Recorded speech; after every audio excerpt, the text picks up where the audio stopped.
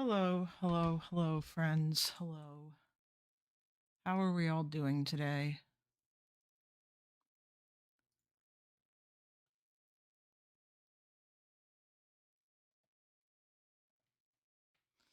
What's up, folks?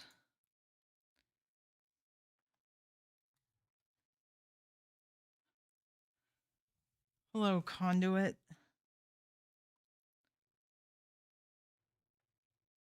Hey, Zangor.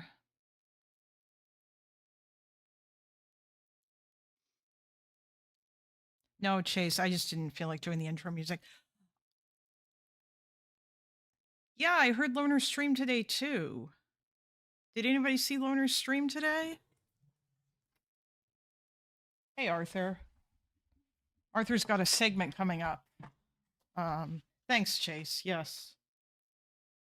The Jays are awesome. I don't know when their first game is. I haven't looked into any of that. I'll have to figure that out. Although I think they fired their general manager, which I guess we'll see what happens. Loner often says the R word. Oh, you mean the hard R. Oh shit. Someone used to tell Spider. It wasn't a stream. Embo just lied to us. What are you talking about? Embo would never lie. I'm just kidding. I know. It was funny as fuck when he came up with that and then told us about it. I thought it would have been even better if he had figured out a way to like to have the stream be a thing and then and then it redirected everybody to a Rickroll. That would have been good. Like if the Discord link was like a fake embed that redirected everybody to never gonna give you up, that would have been awesome. But that would have been more effort than what he was going for. I was honestly thinking about doing some sort of April Fool's joke on you guys, but maybe I'll do that next year if I'm still here. Hi. Can I help you? Aw, you've spent the last little while napping with me. You've been a big sweetie, haven't you? Yeah, I was in Pisco's chat for a moment. I suspect probably most people are going to be there instead of coming here, but that's fine. Just because that Pisco's covering something really important right now, which is not really something that I necessarily could cover because I'm not a lawyer. Pisco obviously knows a whole bunch more about this than me, though. He's covering the oral arguments for the birthright citizenship stuff. Because that case is now before the Supreme Court. And I really, really hope that the court doesn't just allow Donald Trump to strike down something that is written in the goddamn Constitution with an executive order.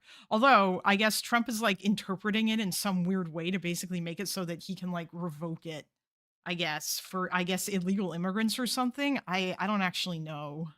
I think that that's what it is, but I think that's stupid, and I really hope that they don't do that. But they might. Aw. Oh my god, he's such a cutie. Yes, you're so cute. Yeah.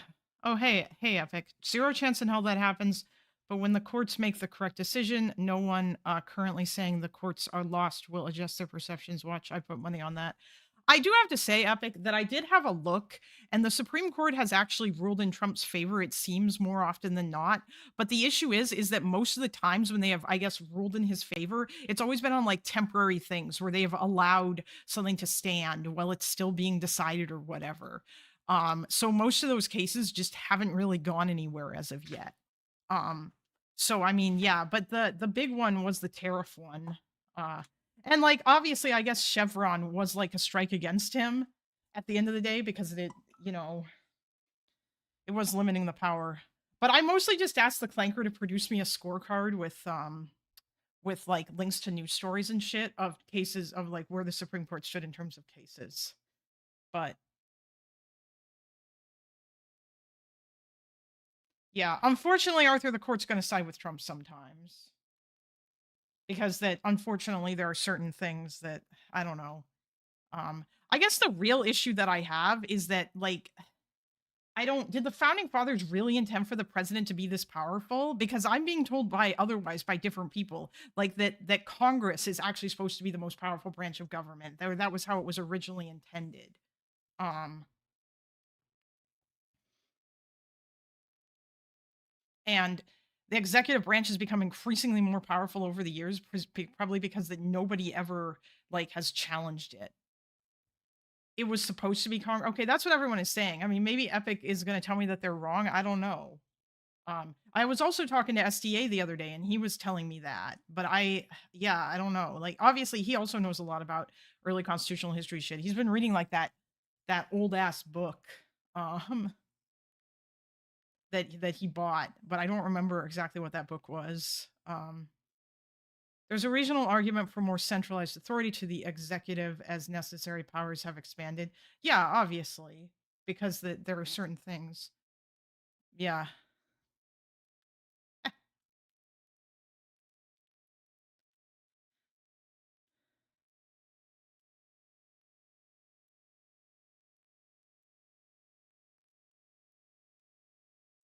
No, no. Arthur, here's the thing. The way that it works, and I guess, and what Epic is saying is true. The way that it works is that what happens is whenever Democrats get into office, they if they are if basically whichever party controls the executive loves executive power. It tends to be the way that it goes. Like, obviously, there's a big team sports. It's not bad when we do it sort of mentality. Except I think the problem is that at least, and this is maybe just my partisan perception, so it could be wrong. um so what you're saying is they ruled in his favor more than not, is that they didn't, and you're just talking about headlines from temporary decisions made pending an actual ruling, which is literally how the courts are supposed to work. They are supposed to give the chief executive deference pending a final. Okay, yeah, you're right. We can put it that way, I guess. The I will. Okay, no, I'm sorry. I have to find the original chat. The original chat that I said. I think the clanker was just like the court ruled in Trump's favor in that they allowed certain things to stand, but in other ways they didn't. And yeah, I don't. But I wasn't. Yeah, it wasn't necessarily just headlines. But no, I understand. I know what you mean. I did look at the articles.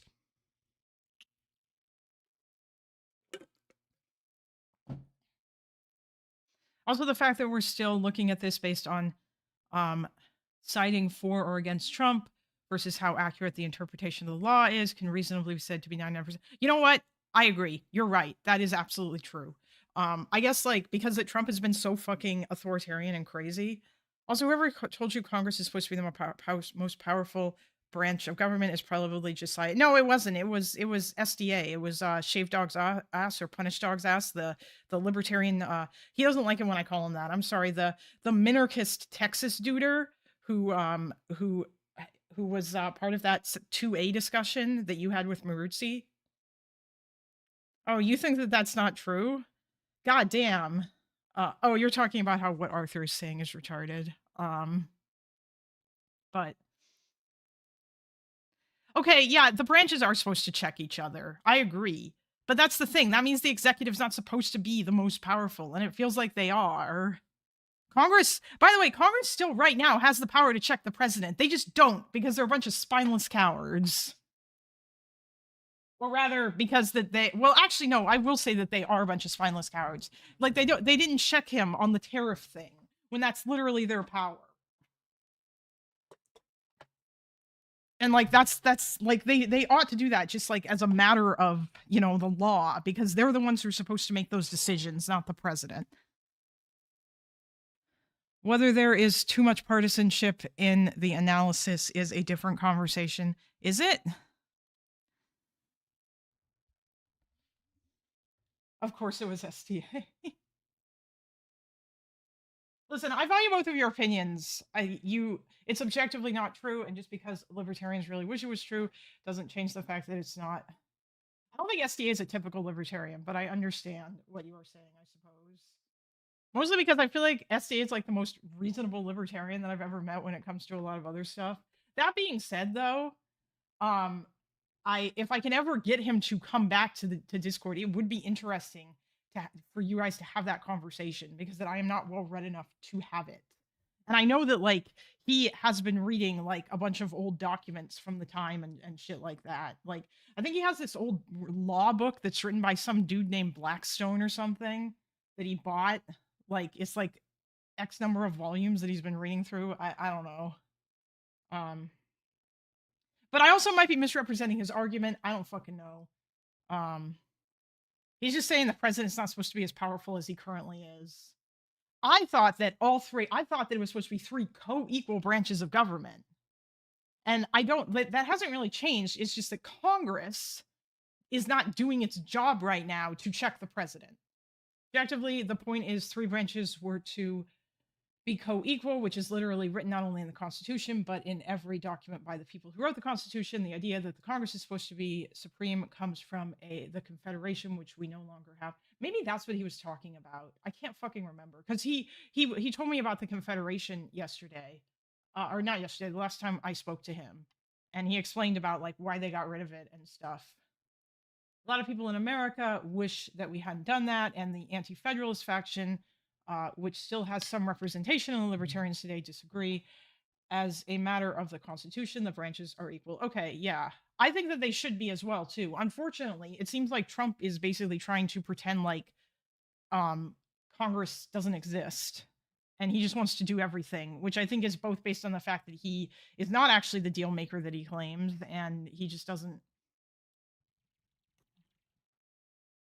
want to deal with those people. Is I think what's actually kind of because he thinks he's a king, and he actually wishes that he was. Yeah, I know the Confederation was a shit show. Well, what does equal mean? It means that they each have the power to check each other. I guess you could say that. I don't entirely listen. Um, listen. After we finish the Zionism bit, if Arthur's gonna come on and he's gonna do the Russia stuff, and Epic, if you want to come on and argue with him about this, you can. I think that might be funny, but yeah, for now we're just gonna do that. But yeah, and I think I've figured out exactly how I'm gonna make my arguments to Lactoid. Initially I thought that I was actually going to concentrate more on the illegal and unconstitutional coup shit, but I've decided no, I am not. Well, what does check each other mean? Like they stop one will stop the other one from doing something like illegal or whatever. So like this is why I hate philosophy. I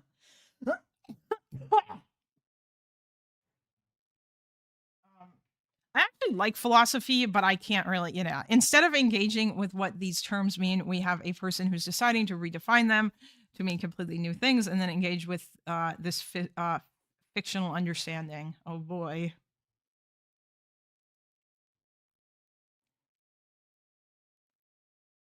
Oh boy. I mean, yeah, I guess that is a thing that can happen. Well, no. Well, yes, that's what you're doing. Oh no. Like with warships the other day. Yeah, but he was memeing when he did that. That was a joke. He wasn't actually being serious.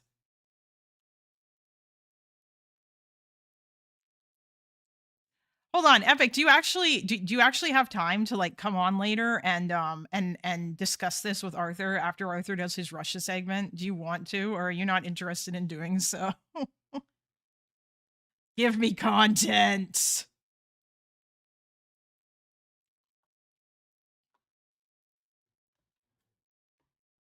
Daily talk with Epic. Listen, Epic is a valuable contributor to this stream. Also, Arthur, I'm going to give you perms.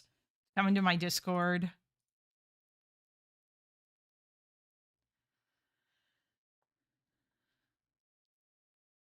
Just so that for when the time comes, but we're not going to do that yet.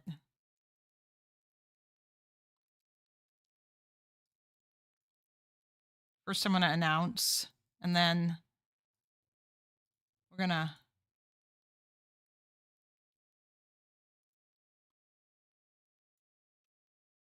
do this.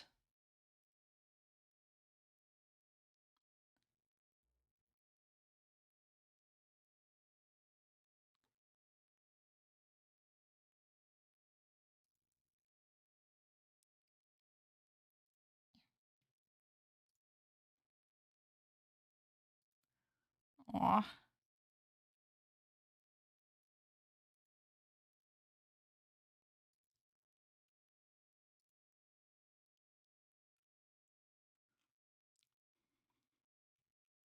Oh, also, we're gonna. Depending on the time, it would be base to watch the Artemis 2 launch. I hope that I will. I will do that today too. Um,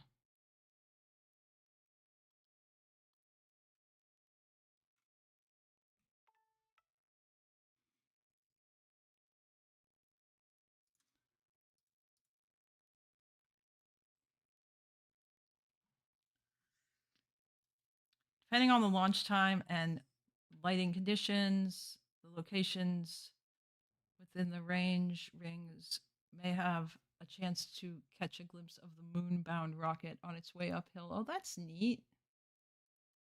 Do we actually know the time of the launch? Like, have they scheduled it?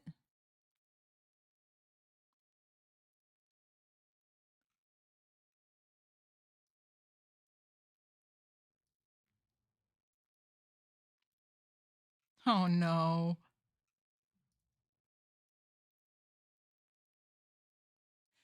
This isn't real, is it? Is this a real article? Newsom's new attack on political enemies. You're gay. Governor Gavin Newsom's aides said that their online insults were meant to ridicule figures on the right, but some critics say they are homophobic. Oh my god. We're still doing this.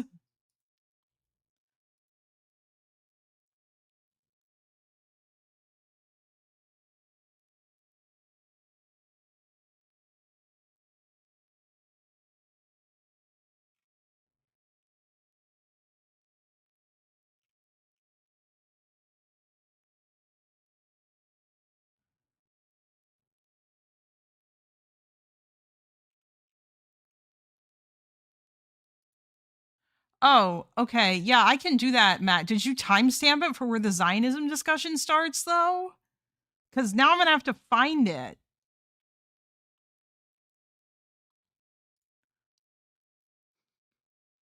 Bring back based 2000s era homophobia news. I think it's in the last hour. Okay. Launch schedule roughly for 12:30 Eastern Standard Time. Wait, that's like right now.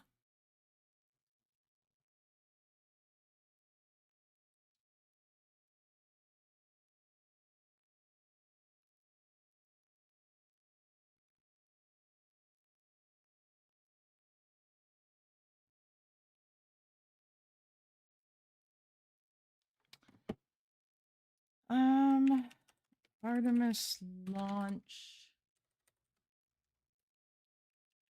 stream.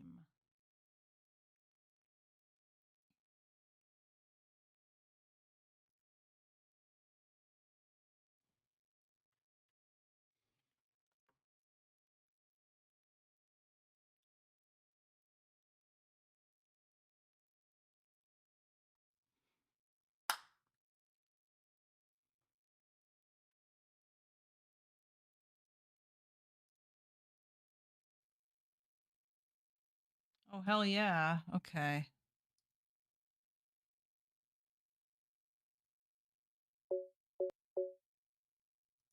Um,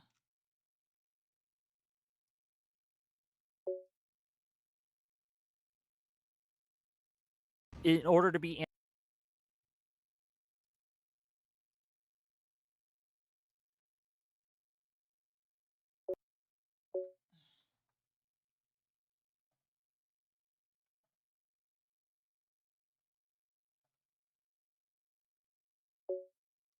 okay, there we go. anti-Zionist. Okay. So I guess this is just going to be quiet until it's time.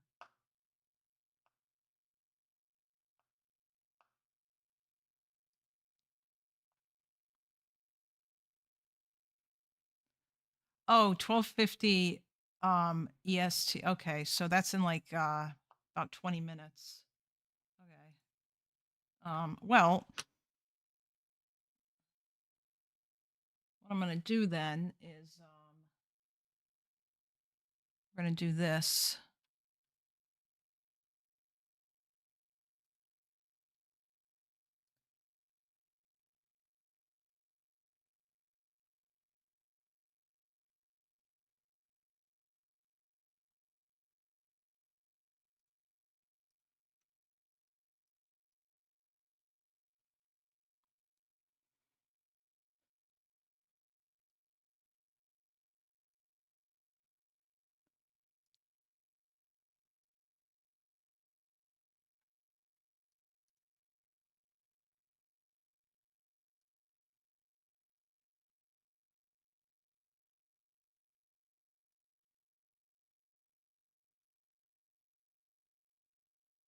Uh,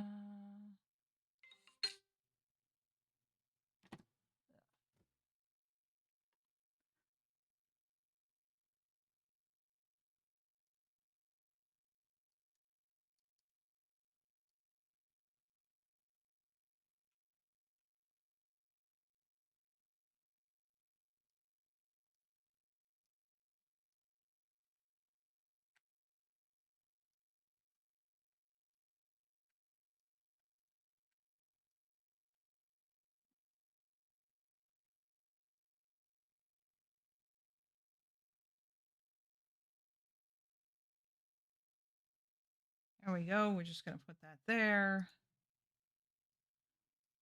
I'm just going to have that there.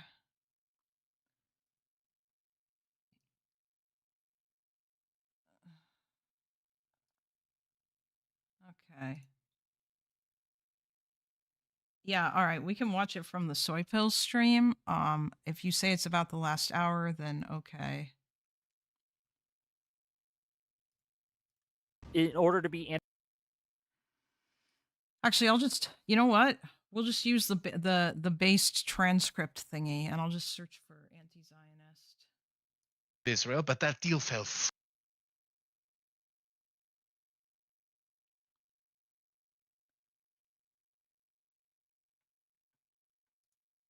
it's not a German. Sounds But it basically, Yeah. basically, it was a Oh, also we need to leave his chat open because I'm sure that there's going to be some crazy shit that is said.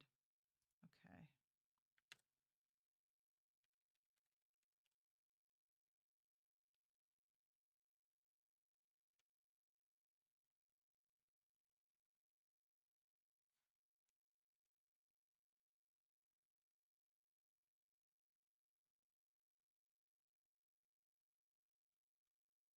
responsible, not just the ones in Israel, but all Jewish institutions everywhere. Hmm. It was horrific, and that in order to be anti-Zionist, you There couldn't it just is. hate. Okay. He's talking about the article, by the way. How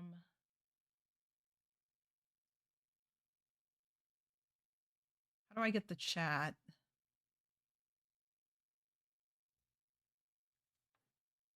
There we go.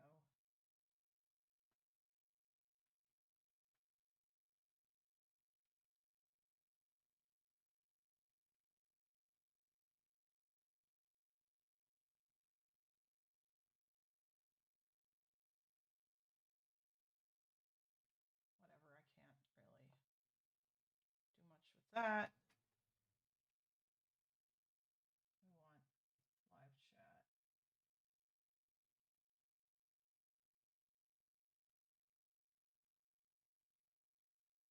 Hate Israel, you have to cheer on Yes. Hamas for the miracle of October 7th. Just the Jesus most Christ. batshit This thing. is essentially Hassan's position, but there's nobody that will call it out. So it's that's just a fight that I don't give a fuck about anymore. I think he's a little more careful about how he talks about Jews. But that's a barely. Yeah, so I criticize this, right, in a tweet. I quote tweet it and I criticize it, and I have people in my mentions saying, "No, that's just anti-Zionism. That's not anti-Semitism." Then the article's titled "Yes, All Jews." Yes, that's exactly. And so, Chad said Destiny was calling Miss Rachel anti-Semitic as if it was a dunk on Destiny, and Soipo was like, "Well, she did share some posts that weren't all that different than Zog stuff." I don't know what posts she shared. Also, I don't want to talk about Rachel. I do not want to talk about Miss Rachel. Jesus Christ. That is the most cancerous discussion ever. Post from NASA in your stream suggestion that has some times, but it's a wide window that they could launch. Okay. Are you calling me a Nazi just because I'm wearing the swastika? The left, this far left especially, a vast majority of. Oh, the official launch begins at 12:50 p.m. Liftoff is scheduled for no earlier than 6:24 p.m. Jesus. Okay, yeah, that's a long ass time. Wait, are they in the astronaut? Are the sorry, are the astronauts in the rocket right now?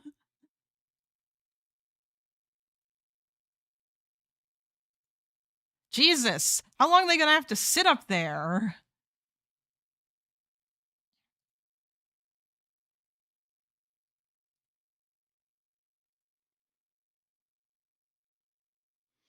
All right. Majority of them would. Anyway, we're just gonna watch this, and we've got SoyPill's chat open because that SoyPill's chat is way more kind of ridiculous. Like we can already see here, Hamas was funded by Israel. Destiny misrepresenting Hassan's position. That is Destiny lying about Hassan. It's not about Jews, it's about Israel.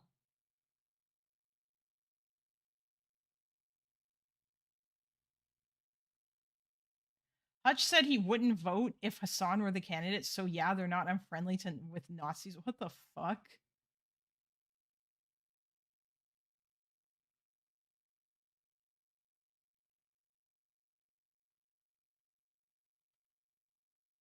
People are mad that they're talking about Hassan. Maybe I'll tell you, I'll let you know if Pisco's chat did move to SoyPill's chat. Mostly because, and the reason why I say this is because that the problem with Pisco's chat wasn't that there was like a bunch of like tankies in there, it's that there were a bunch of snarkers in his chat who would like say insane shit about Destiny, and then they would also transfer that insane shit onto Hutch, in part because Hutch was being friendly with Destiny. I don't know if there's, I think that night there were some, I did see a couple of those snarkers in Wick's chat, but they weren't in there saying insane shit. They were just saying stupid leftist shit. To be fair, if it was Hassan for the left-wing candidate, I would seriously consider not voting to. Yeah. Yeah. No, I know. Yeah, like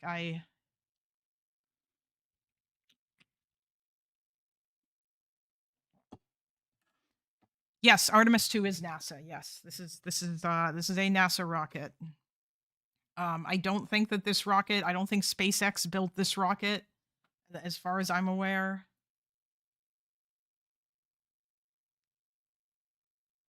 I didn't see that level, definitely not that the degree to Pisco. Yeah, I don't know.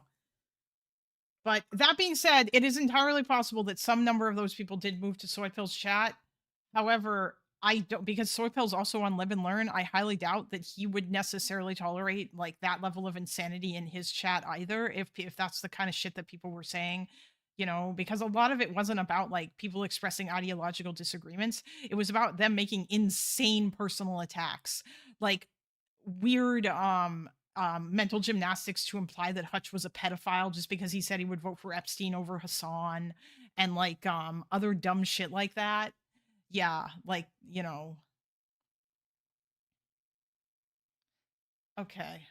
Would have fallen to this anti-Semitism. And I think if we care about anti-Semitism, and I do, that's one more reason. Actually, it seems like most of the people who are in here are probably all just like far lefties who hate Destiny, or not most of the people, but any of the anti-Destiny comments in here are that, yeah, it's probably just those kinds of people, you know, rather than like the snarkers. But there is an overlap between those two, so I don't know. Hassan as president would be hilarious. Fuentes would get impeached so fast and just crash out on Rumble or something. Yeah, potentially. I mean, it's very possible that the same thing would happen to Hassan, actually, because he would probably try to sell state secrets to China, or not sell, sorry, give them to China, and then he would get impeached. More reason, even if it might be politically effective in the short term, no. All right, all you guys saying that they're lying about Hassan's position. Destiny's lying. No, this is, guys, if you believe Hassan isn't like vehemently pro-Hamas, he literally supports Hezbollah and fucking like terrorism. Like, come on. you, SoyPill. SoyPill at least knows that this is true. on, guys. Like, absolutely do not pretend like that is not Hassan's position. I've seen the clips. If you agree with that shit, I don't think you should be in this space because I don't like you. If you're like super pro, you can be pro resistance to certain types of things, but if you're pro terrorist like activity, it's fucking insane. Don't We eat should. that. Based. This Thank is Artemis you. Launch Control. We Oh. are currently 5 hours and 42 minutes and counting from the opening of today's launch window for the Artemis 2 mission. That launch window officially opens at 6:24 p.m. Eastern Time, and teams do have a 2-hour launch window, which means that they have additional opportunities if they don't meet the beginning of that window. Oh, okay. Now joining me is Artemis Launch Director Charlie Blackwell. Okay, so the actual launch window is not until 6:30. Okay. Okay. Or it doesn't start until then? Okay. So I'm not gonna leave this open. Okay.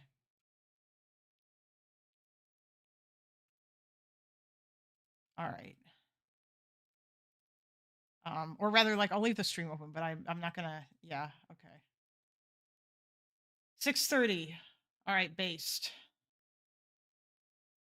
We should. I am curious the Wait, answer. sorry, to Okay, that. go ahead. On Go your ahead. point, Nick. Rob. Would you Yeah, say, what's up? would you say that? Do you think Hassan Piker, is it fair to say that his rhetoric has crossed the threshold into like pretty big anti-Semitism? Yeah, of course.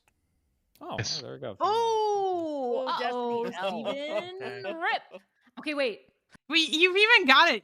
Even these fucking dumb, even these people are in the chat. Clips do not give context. How in the fuck? What's the context? What's the context for saying I don't have an issue with Hezbollah? What's the context for that? There's no context.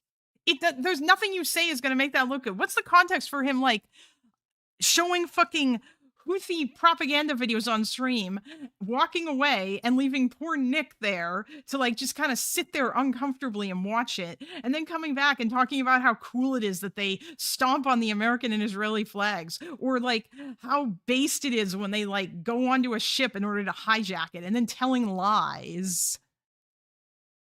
The context is that he doesn't know or care about Syrians. Yeah, clearly. Context, he was talking about their production value for propaganda. The context is if Israel doesn't give Amazon treats, they'll all leave. That's the goal. Yeah, I know. There's literally no fucking context. Dude, what the hell would a rambunctious crew of Americans be doing if we lived under the boot and heel of apartheid state of Israel? Yeah, that's not surprising. There's going to be like a whole bunch of like crazy people in this chat.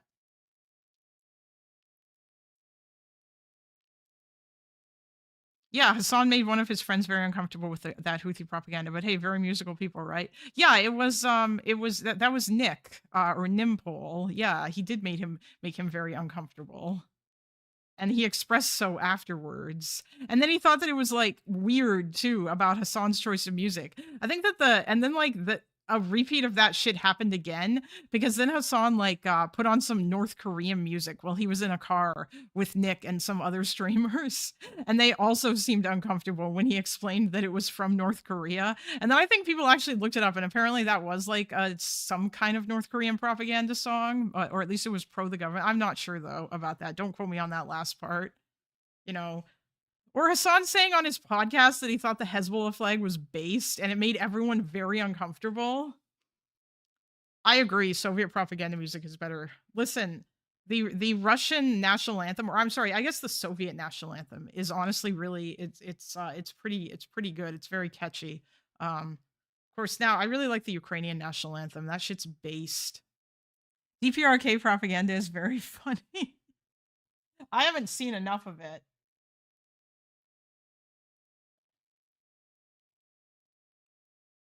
Hassan Piker or Mitt Romney? Who are you voting for? No, me? Romney. Mitt Romney. Good answer. Okay, Yeah, $5 from hey, Rob. look, hey, he invented Obamacare to an extent, you know? Just another black creator trying to steal from us whites again. Sweeper is in the getting L's in chat right now. True. They're getting $5 mobbed. from Rodman. For the two Canadians. Wait, how does that? If you think Hassan's rhetoric is expressed, Oh, hey, it's Spock-chan. I know that dude. Spock-chan is in our community and sometimes in our chat. There he is in SoyPill's chat. Hassan Sweeper's in chat fucking maulding. Understanding why they're mad and crazy does not mean advocating for their ideology or methods. This fucking dumbass. Yes, it does. Or no, it doesn't. But in Hassan's case, that is what he is doing. Yes. When he doesn't call out that shit, or when he calls it out in the most tepid way possible, and he has to get pushed on Piers Morgan to say that, yes, he does condemn what happened on October 7th, and he's got to get asked this question like 20 times. I converted to Maoism after hearing Red Sun in the Sky. Expressly anti-Semitic. Then even further, how do you justify working with him? Because the degree to which he perpetuates it is masked enough that I don't think it's the same type of shit that Nick Fuentes is doing. Even it's fucking horrible. It's Yeah, but that's why it's bad. It's bad because it is masked and because it's like it makes it normal. That's honestly like I don't know if I think that Fuentes is worse than Hassan in terms of like whose anti-Semitism is worse or whatever. But I do think that there is something to be said for the degree to which that the anti-Semitism that Hassan perpetuates is more harmful, or rather the degree to which anti-Zionism is more harmful than anti-Semitism, because anti-Zionism allows you to say a bunch of insane conspiracy theories about Jews like Zog and all that shit. And as long as you replace Jew with Zionist, you're basically allowed to say it and it doesn't matter. And I think that's really dangerous. You know, like it sort of creeps in. Yeah, like Fuentes is honest. Fuentes just says, yes, I am talking about all Jews.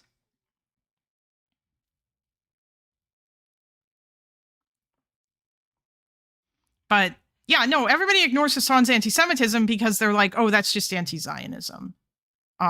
When they don't realize there's a huge overlap between the two, and that anti-Semitism or anti-Zionism is basically, I would say, just a subset of anti-Semitism that's focused on Israel. But yeah, it's still like insane. It's like, all right, you can like every time you call him out for this anti-Semitism. Robbie in chat, I don't. Oh.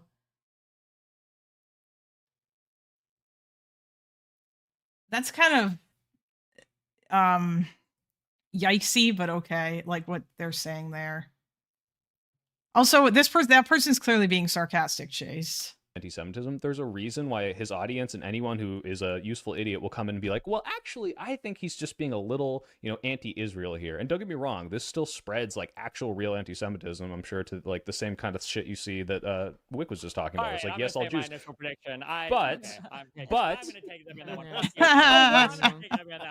Because I literally, because I can say this is, because I'm like, this is bad, but it's less harmful than explicit anti-Semitism. It's more masked. Like, yeah, like, I'm sorry, it's just not as bad. So I don't even know if Hassan is masking. I'm not gonna lie. Every time I tune into that motherfucker's do you stream, think the anti-Semitism that Hassan does, which he absolutely does, and I'm acknowledging that, is just as bad as Nick Fuentes's? It's worse. It's worse. No, what? No, Nick Fuentes is like, Jews control the world and we need to kill them all. And Hassan is like, Israel is training ICE, and we're actually the United States of Israel. And like, everybody who is attacking me are all Mossad agents. Everything is about Israel, and Israel controls the United States. Like, he's literally just saying that half the world's Jews in their country are controlling America. He's just repeating. It's the same shit, except that he replaced Jew with Zionist or Israel, and it's still really bad.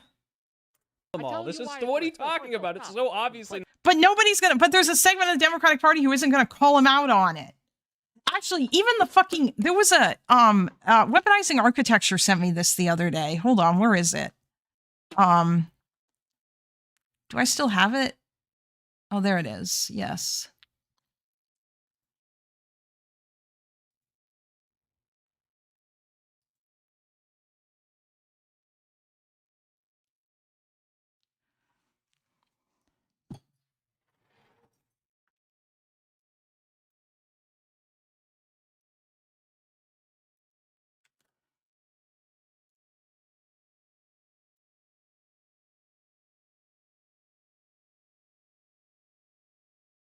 Sorry, hold on, guys. Actually, we'll just keep. Yeah, it's like Hassan Piker rallies spark backlash in Michigan's Democratic Senate primary. So Abdul El Sayed's primary opponents are mad at him for inviting Hassan Piker.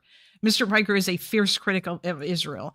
I can already tell, and actually I glanced through this article, and I already know this entire article is basically going to be framing it in the same way that SoyPill was framing it, where it's not, and they're not even going to acknowledge that Israel, or that Hassan is like, that what Hassan is doing is like anti-Semitic or whatever, or like his more insane shit. In fact, they literally go and they get Hassan Mr. Piker stood by these comments in an interview Friday. He said he did not deny there was sexual violence on October 7th, during the October 7th attack, but that doesn't make genocide acceptable. Except he does deny it. He's lying.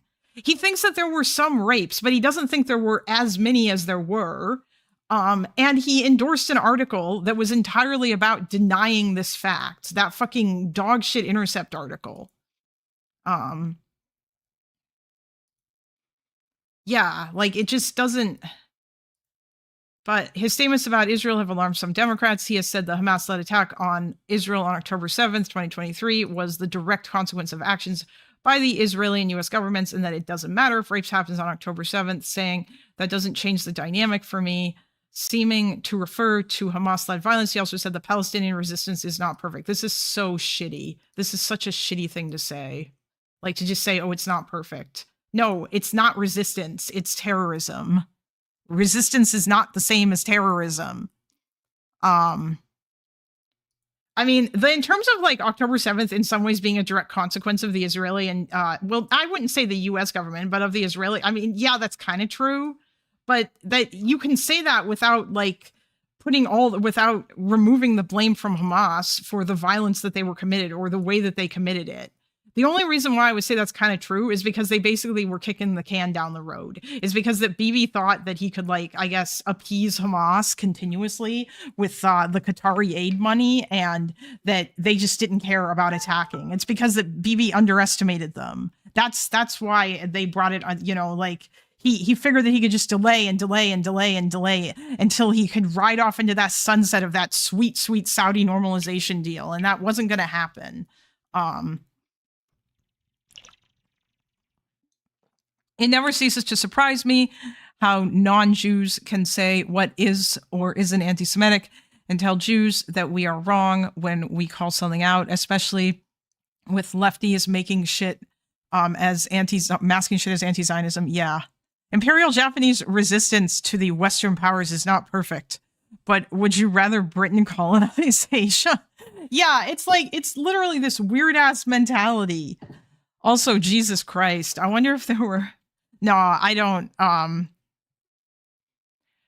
don't know. Was there any like sort of pro-Japan or movement in the U.S. epic? Like there was like a minority of Americans who were pro like Nazi Germany, or no? I would imagine probably it would be more because people who were pro Nazi Germany were probably because that they were racists, right? Yeah, I wouldn't expect that there would be, because this would have been before like all this shit about imperialism, or I don't know if like all this stuff about imperialism was as much of a popular thing. Yeah. Or if there was, I doubt it was that big. Yeah. Oh, well, I mean, what about before Pearl Harbor? I'm assuming that in the news there was stuff about the fact that the US put an embargo on Japan.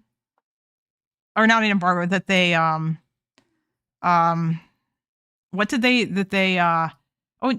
guess they did do that. They basically choked off Japan's access to oil, right? Because of what they were doing in China.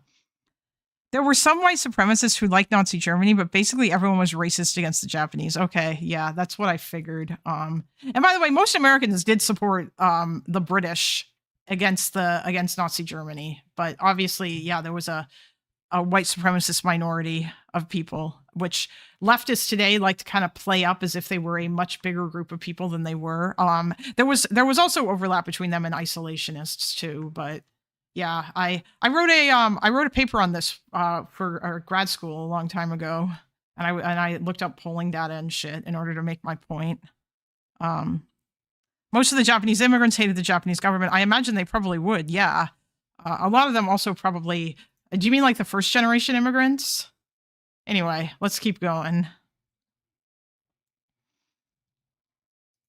obviously not the I've same. never heard. If you can find that, I've never heard Fuentes say that we should kill them all. Choose That would be a position literally that's go more to the likely. fucking go to the speech where he's got the big screen behind him and he's talking about we need to like go to war with the Jewish people. Like, what are you talking about? You understand why it's worse. Even if Fuentes did say that, what Hassan is doing is worse because it's normalizing it and masking it, and it's much more. No, if Libs trying not to support Nazis challenge impossible. Jesus Christ. They think that saying that Hassan is worse than Fuentes is like supporting Nazis. No one is supporting Fuentes. Oh my god. Yeah, this chat's pretty crazy.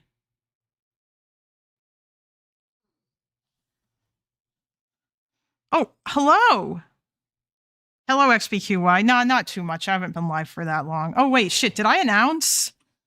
I didn't announce, did I?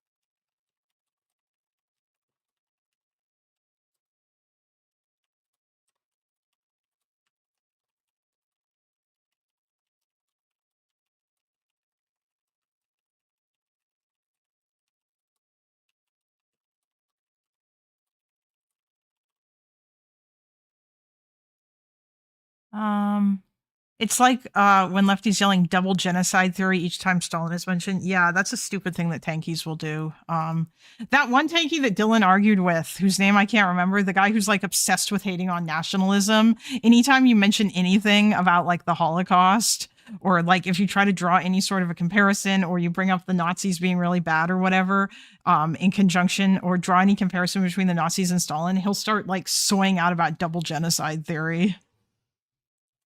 if you Although he won't say it in that way, but you know that that's what he's referring to. you think that Nick Fuentes Because is it runs, if you think that it Nick gives Fuentes' people an audience excuse. Also, Jesus Christ, I don't watch enough about or I don't watch Fuentes. I need to go back and check the Connor conversation because I'm trying to remember that if Fuentes would actually wants to kill all the Jews, if that's what his thing was. Yes, Barandi. Yes, Chase, that's what I'm talking about. I can't remember. I can't remember if that's what Fuentes' position. Actually, I don't think so. I don't think he's ever said that. I think probably no. Fuentes just said he wants the Jews to be out of power in the United States, and I think he would like them to leave. Is what I think that he wants. I don't even think Fuentes would deport black people from the United States. He just said that he was going to control for immigration in order to ensure that like no more people from the third world come in or whatever. And he wants like a segregated society where black people and white people would be separate from each other. I know that that's something else that he wants too. But yeah, no, he doesn't say we need to kill all the Jews or whatever. He might employ hyperbolic rhetoric, but I don't think that he has ever. Yeah. Fuentes doesn't distinguish between Jews who live in Israel and Jews who don't. Well, no, he doesn't. He thinks that they are all connected to Israel because Fuentes believes all these weird conspiracy theories about Jews. He thinks that they did 9/11, so on and so forth. And he doesn't think the Holocaust is real. But yeah, actually, I think Fuentes probably just wants all the Jews to fuck off to Israel, and then he doesn't want America to have anything to do with any of that. Like he mostly wants I think that he mostly wants to like have the American empire exist like in North and South America, and that's it. I'm sure he moderates his tone to avoid deplatforming, but he does think the guy who unambiguously did want to unalive all the Jews is pretty fucking. Yeah, he does think that. So that's another thing, you know. It is actually entirely possible that Fuentes will march all the American Jews off to gas chambers as well too. I don't know. I really don't. I can't say for sure.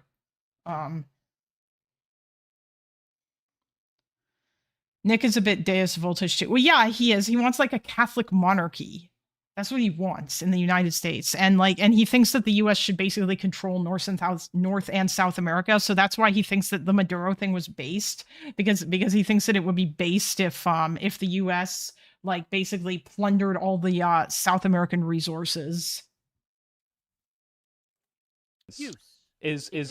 No, please wait. No, this is insane. If you think that the people in Hassan's audience, even the how many explicitly minorities you know anti-Semitic that ones, you say- that answer you my hear question, say, Wick, please. I This is just so wish stupid. they would just come out with This it. is so It'd be stupid. much better if No, they just called me the no, N-word. I don't agree with Wick's that's idea, that's by the way. ridiculous. It's so stupid, No, Wick, I- because no, it's much more do you when they think meant that it. Hassan's audience and per capita is going to be more pro-Holocausting the Jews than Nick Fuentes' audience? They No, would use no. I different think words, but they I would just- think No, a one lot, of these I things think is a so much substantial- worse. I don't care that they're they'd be both more- bad. They This would is be so more stupid. pro-Holocausting it because for the neo-Nazi position is and has been Jews control all of our country. We want all the Jews out. They are in charge of things like great replacement, et cetera, et cetera. But neo-Nazis would never follow Jews to Israel. Hassan advocates for a project of the destruction of the state of Israel. He would support military action to do it. Yeah, much the same that he I'm sure supports China Hassan doing would say whatever the fuck nuking they're Israel doing. is base. This is terrible. He's fucking Sure. anti-Semitic. I'm not saying he's good. I'm saying one of these I things do is so genuinely- much fucking worse. Go ahead, Kraut. I don't I know. do if Nick genuinely Fuentes would believe advocate that for a nuking six- Israel. I do Sorry, genuinely What? believe that a substantial amount of Hassan's audience are just they would believe anything that he tells them. That if he told them that the sky is yellow, they would believe it or something like that. I think a lot of his audience are also just lonely, horny housewives, if that makes sense.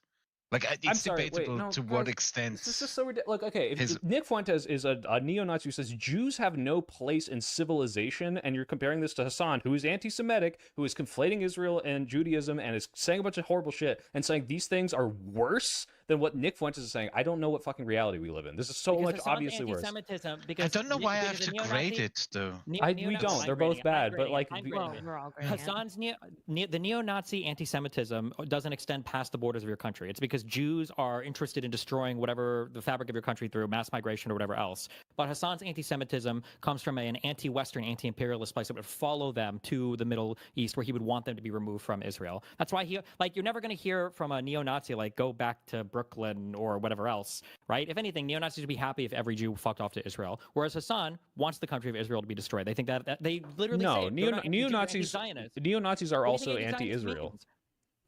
No, they're anti-America working with Israel. No, you're thinking of Christian nationalists No, that they're are also specifically anti-Israel. looking at this, but neo-Nazis fucking hate Israel. What are you talking about? Neo-Nazis when you say anti-Israel, Israel, insofar as they exert influence over the United States or force the U.S. to get involved with wars. That's why they say America first, not Israel first, because Israel's making us go to war with Yeah, but they Iran. also want to kill all the Jews because of that. That's what I'm saying. But why does that matter if they're they want if the Jews left them alone? Yeah, but they think that the Jews control everything and are evil. What is this distinction? If we're not drawing a distinction there, then there's even less of a distinction between Hassan's perspective, which is that Zionism is inherently what did he say on CNN? An ethno-religious supremacist nationalist project. Wait, Hassan said that on CNN. Oh, Jesus Christ. Okay. Wow, look at all this misrepresentation. Destiny is so brain decimated by Hassan, he literally pretending Nazis didn't hate Jews that much. That is not what he was doing. He's saying there is a difference between neo-Nazis like Fuentes and the Nazis. They are not one-to-one. In fact, I dare say that Nazi racial theorists would probably be rolling over in their graves right now if they saw how impure the current neo-Nazi movement was. I like CNN, but yeah, I hate.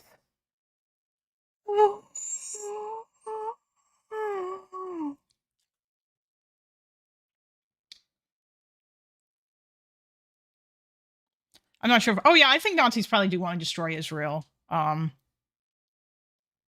fact, I think it's very likely that Fuentes does, because Fuentes is, unless he's literally just doing it to pull in leftist people or whatever. I think that Fuentes probably is just I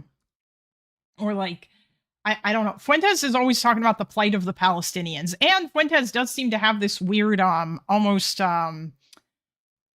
admiration for like radical Islam. Like he talks about how like the society the Taliban set up was based and stuff. He himself isn't a Muslim and he wouldn't want Muslims in his country, but it seems like he's cool to let them do their thing. Whereas apart from usually when neo-Nazis talk about Israel, all I generally hear from them is them like talking about how like them being like, it's such a double standard. They're allowed to have an ethno-state and we're not. Like that seems to be the main thing. I'm sure he blames the Jews for the death of Jesus. Yeah, of course he does. That's a really old school Catholic thing. Like, and because you know the Catholics were the Christians that ruled over all of Europe until the Reformation. And 90% of Jews are Zionists, so he would call for basically the elimination of. Yeah, I know Fuentes wants a radical Catholic theocracy. I'm aware. I've heard him talk about it. In fact, I was there. There was a really based moment where Destiny essentially got him to admit that that he doesn't actually that he thinks Americanism is a heresy in the Catholic Church and that he doesn't actually want the U.S. Constitution and he wants to get rid of it and he doesn't want it. Yeah, because I think it's important to remember that. This is when we need Loner the most. True. Of 90% of Jewish people. Like, what did he say before? What was it, 2 days ago? He said, I'm doing my best to fill his shoes, guys. Although not really, because I'm kind of want to do my own thing, but yeah. He said they should all go back to the Russian Oblast for Jews, like way off in the east. Like, I don't know. Show me it. I'll grade it. I'll grade it next to the. Wait, did Hassan say that? That's insane. Nick doesn't hate Nazi Muslims. He's friends with Sneeko and Tate. Yeah, I know. And Myron too, I think. Yeah. No, well, a lot of those far right crazy dudes who have supposedly converted to Islam are all friendly with Fuentes, because that they all kind of basically agree with him. Or they all agree with Fuentes about like keeping races separate and shit. Although I'm not sure if Sneeko believes that anymore, but I don't know what the fuck Sneeko believes. To the Jews don't belong in Western civilization, and maybe they are equal. This is why you can't make these gambles, right? So the statement that I just said, right? So SoyPill's chat literally agrees with this, right? How is that wrong? That's true, right? So your chat even agrees. Oh wait, hold on. What was it? Which is that Zionism is inherently like what did he say on CNN? An ethno-religious supremacist nationalist project. Like, and 90% of Jews are Zionists, so he would call for basically the elimination of 90% of Jewish people.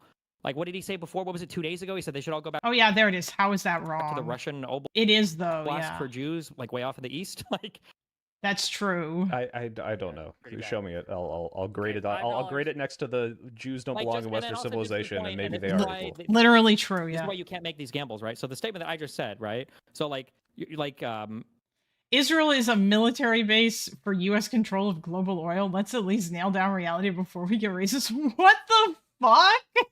What is this brain rot? I mean, I've seen people say this shit before, but did Destiny forget the time Nazis tried to conquer the world and exterminate Jews? No, those aren't the Nazis that he's talking about. Those Nazis would hate today's Nazis also. We have 0 bases. Yes, that is correct. The United States has 0 military bases in Israel. I looked that up before. Hold on, does America control Israel or vice versa? It depends which leftist you're talking to. If I bet the person who said that in chat is a Vosh fan, because that is the line that Vosh pushes instead of saying that America controls Israel, or that Israel controls America rather. But it really depends on who you ask, because sometimes they'll just say both. It's fucking stupid. SoyPill's chat literally agrees with this, right? How is that wrong? That's true, right? So your chat even agrees with these. What are they agreeing with? What guys? What are you agreeing with? Zionism is an ethno-supremacist, religious supremacist project, and that isn't Zionism ethno-supremacist? No, it's not. Only if your understanding of that is a child's notion. Well, you've. Kahanism! Stop it! You're confusing them. Kahanism! You would say Kahanism is like Jewish supremacy. That's not Zionism. Hell, even fucking Chaim Weizmann and all of those motherfuckers weren't fucking Jewish supremacists. They were just like, let's be honest about what we're doing here, guys. We literally came in here to build a colony, and now these people are fighting back against us, as one does. And in order to, and we need to fight back first so they don't kill all of us. Like that's it. That's how he framed it. It's not. It wasn't like he was like, oh man, we need to kill all the Jews or whatever. Or like, we need to kill all the Arabs because we're so much better than them. That's not what was happening.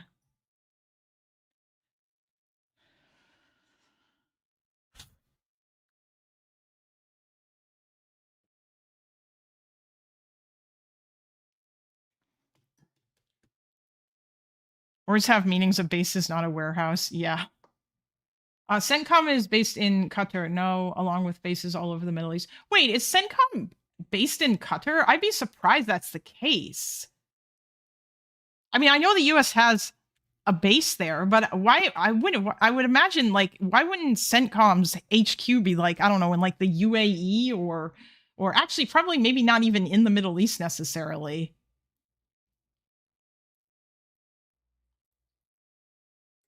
Well, you've read Somebody a lot having more on country Israel than that's I not have, so I can't say, but it Well, no, seems to how me is it that saying it's not saying it's a supremacist is by ethnically protecting a country? Is it has to be an ethnically supremacist position? Oh, Central Command HQ is in Tampa, Florida. Okay. Oh, wait. Oh, okay. Okay, so all of the headquarters for the various different commands are on U.S. soil, right? Like Indo-PACOM is in Hawaii, I believe you said before.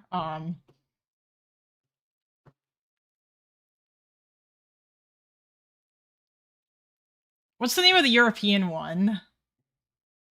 CENTCOM is the Middle East one, and then Indo-PACOM is the Pacific one, the Indo-Pacific one, I should say. Or is CENTCOM also the EUCOM, Eurocom? That is what you should call it. There was a unique command called the Joint Staff that's based in Tokyo. That's multinational command between the US and Japan, but typically, yes, major commands are located within the United States. Okay, cool, based. I figured.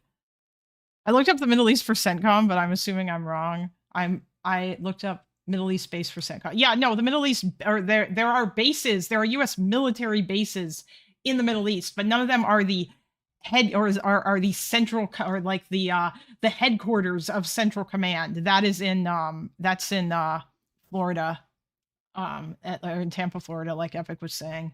Eurocom. Okay, that seems normal. As we all know, JankCom is located in the donor class. I need to get that emote or that soundboard. I gotta up my soundboard game, and I need to figure out how to pipe it through.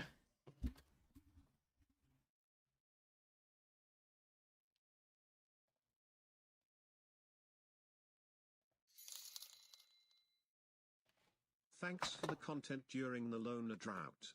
GG Kalinda. Oh, thank you very much for the $10. And thank you for the 1 membership, chap.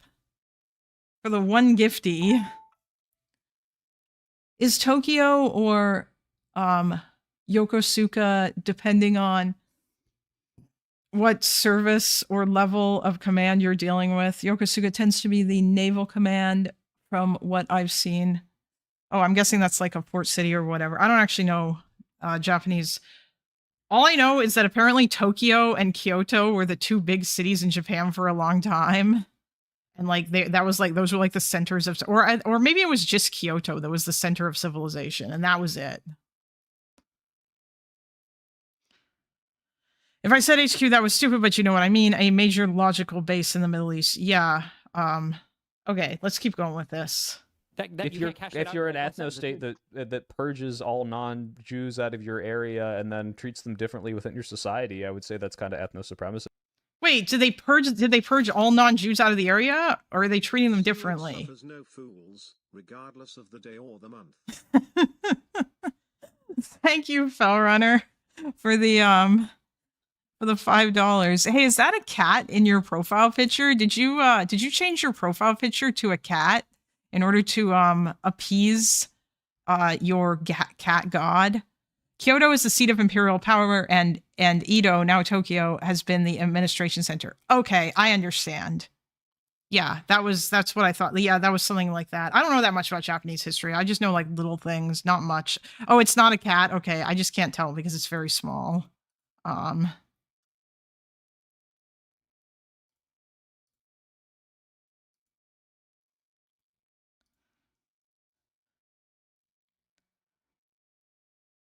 Oh, no, it's not a cat. Jesus. Okay, I see. Now I can see it. I actually went and looked at your thing.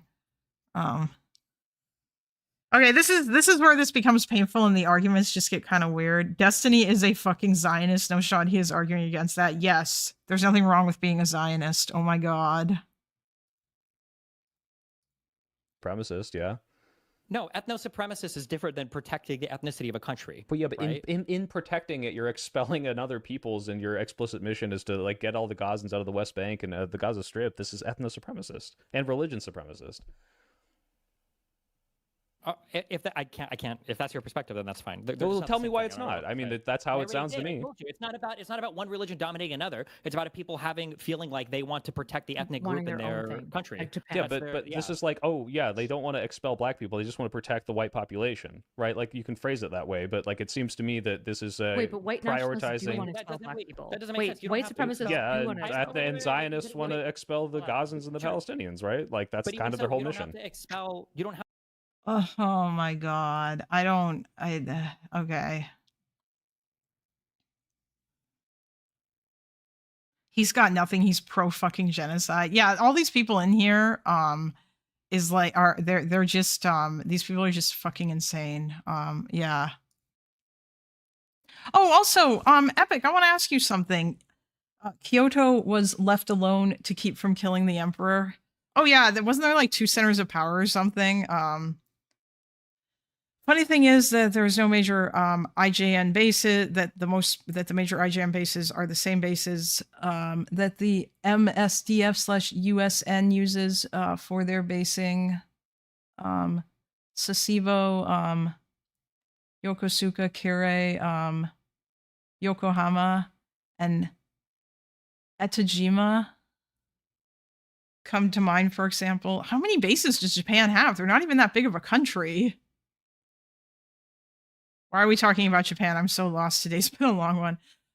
Because that people in chat were asking where Endo-PACOM was, or where Central Command HQ was, because that someone in SoyPill's chat here, because I'm watching the stream now from his perspective.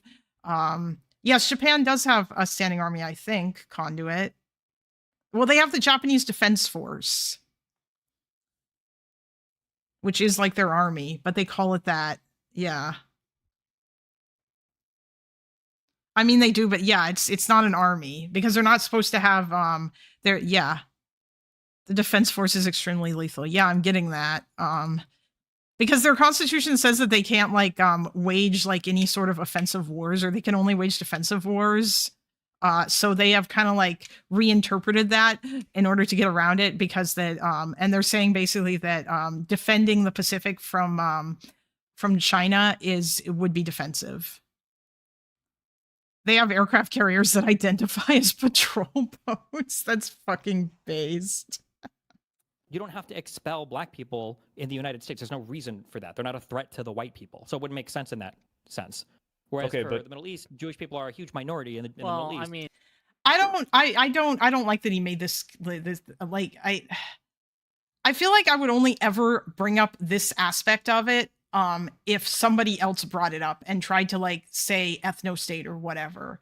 Because like on the one hand, yes, this is true, but at the same time, I'm not sure that going there was necessarily an optically good idea, like immediately going there. Like, yeah. That's their official title, but it's funnier to say they have patrol boat gender. Don't worry, Kalinda. Yeah, I know. I've seen this. It's just it's been a bit, or rather, I watched this the night that it aired, but I watched it afterwards. Like after I got done with the Marketplace of Ideas panel and I went offline, I would listen to this as I was winding down before I promptly went to bed at 2:00 in the morning, which was not a good idea. I mean, there's a different. Yeah, but now you're justifying it, but that doesn't mean it's not true. I'm just saying that the desire to protect the ethnicity comes from a different place than ethno-supremacy. It comes. This is true. It does come from a different place, and I do think that's important to point out. But I would not be jumping to like I would not go to the, it's like this argument doesn't work in America because black people aren't actually a threat to white people or whatever.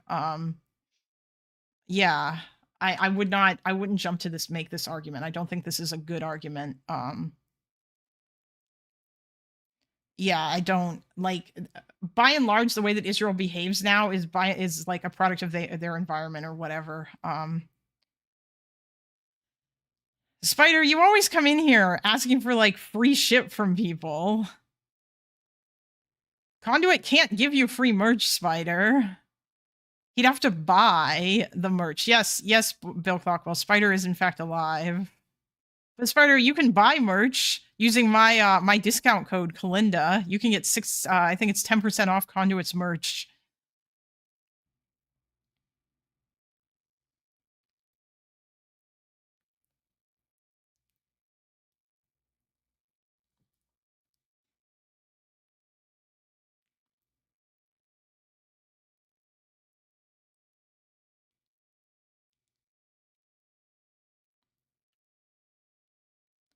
They also call their air supremacy fighter an air defense plane. That's so good that they're just kind of like getting around it. Just slap the name defense on everything. But yeah, Israel is by and large a product of the environment that they exist in the Middle East, and their strategy towards things is like they take a defensive posture. You know, and I mean, and yeah, some of that is the Arabs basically gave them an opportunity to take more, and so they did.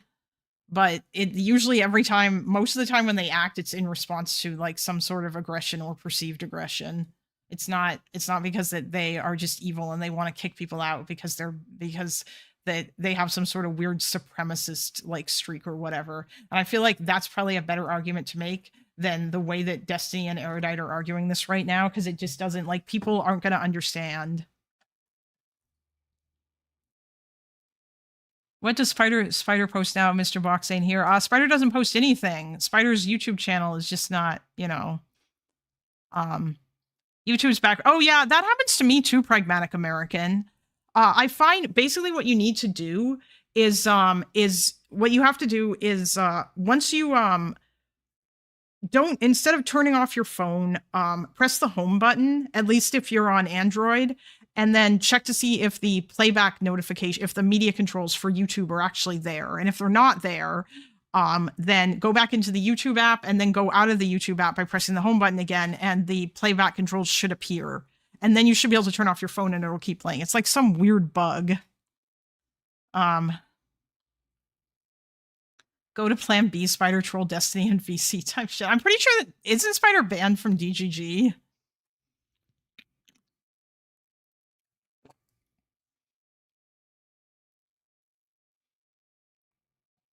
Yeah, no, Leah, I know. Yeah, the way that Jews were treated in the Middle East is really bad.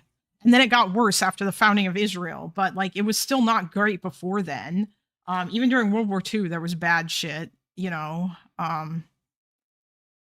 It comes from a place of there's an ethnicity that a country wants to protect. This is a distinction without a difference to me. If you're having a pro-ethno fucking position and expelling a bunch of people that are not of your ethnicity because, like, well, it's not because I'm better than them. It's because they're dangerous to me. Like, but they didn't expel all of them. Although it takes Destiny forever to say this. Don't trust these Jews to tell you how they've been persecuted. Trust their persecutor. Yeah, true. Oh, by the way, Epic, you said something interesting that I think maybe some of the Israelis might have disagreed with. And I feel like maybe that might be an interesting conversation to have. I think you said that you agree with America cutting off arms to Israel. Or is that more of a pragmatic thing because you're annoyed with how much American arms Israel gets and like other countries like Taiwan and Ukraine need those arms instead? Is that a... Pragmatic American, unfortunately, Spider likes to behave in like meme ways that basically allows him, yeah, of course the Israelis would disagree with that. Well, yeah, I know, but that's why, I feel like maybe their level of disagreement with it might change depending upon where you're coming from with it. You know what I mean? Like, by the way, I don't even necessarily entirely disagree with you if your reasoning is because that, because that, like, America needs that shit to give to other countries and for itself. And Israel also probably doesn't need all the shit that the US gives them, because that they can make a lot of their own shit, and also they've just got or rather they probably don't need the money. They could probably, a lot of it they could probably buy. I just don't see why the Israelis can't pay for their weapons like the Australians and Saudis do. Oh, okay. You know what? That's fair. I think that's probably a fair point. Israel is like not a poor country. And I certainly don't see why we should continue to give Israel aid if they're a country under existential threat, like Taiwan or Ukraine is. Oh, yeah, because they're not. Yeah, I see. I assume you meant to say if they're not a country. Yeah, they're not under existential threat anymore. They haven't been since basically other countries weren't trying to destroy them or whatever. Like right now, it's literally only Iran, and Iran isn't next to Israel. So all they can do is fund terrorist groups who are never going to be able to destroy Israel. Linda, the only streamer who doesn't prank you on April Fools. Wait, did you fall for that? Were you not reading what people were saying in mod chat? I thought that was funny as fuck. He is our streamer now. I'm glad. Israel is a fat glutton that ate all our damn arms shipments. I mean, they do get like too much. Come here. Hello. Or rather, they get too much for free. What happens in mod chat stays in mod chat.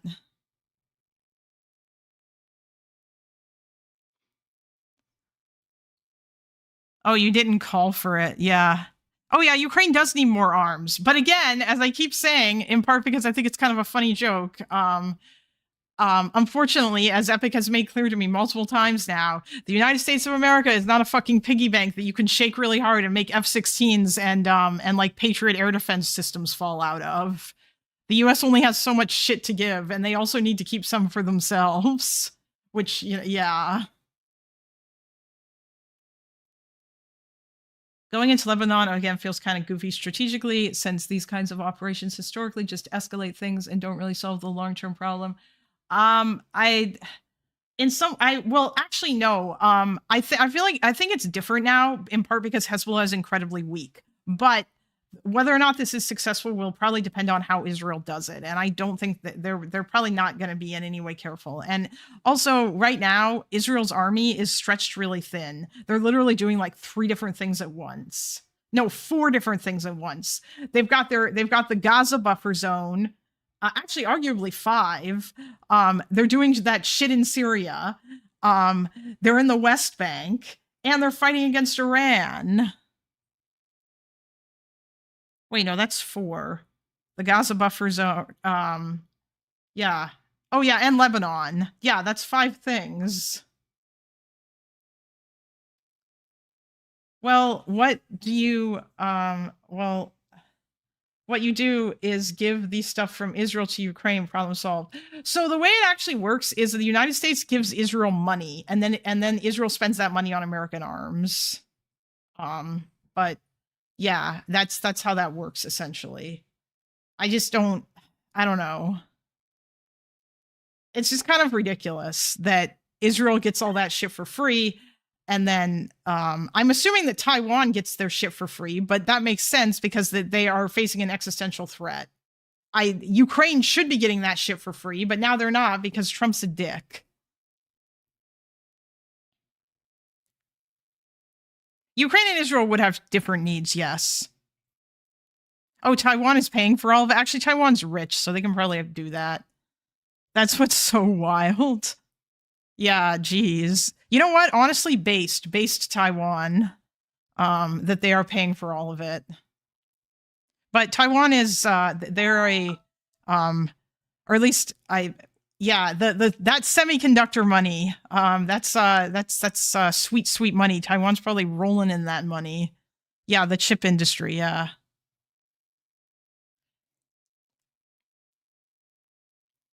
From what I've heard is the bigger problem is the stuff that Israel pays for. Their top priority always, Isn't the meme with Israel getting aid is to entrap them to buy more American rather than go domestic? I mean, I've heard that. I don't know how true that is. It might be partly. Actually, wait, no, that is partly true, isn't it? Because Israel was going to build their own fighter jet.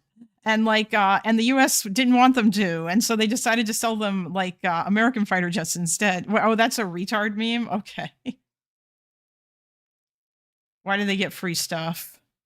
Well, you see, Spider, because that a long time ago, all the Arab countries surrounding them were their big enemies, and they decided, fuck that. Oh, that's just on. Okay, well, wait, wasn't Israel gonna build a fighter jet though, or they wanted to? This was something that people in chat were talking about.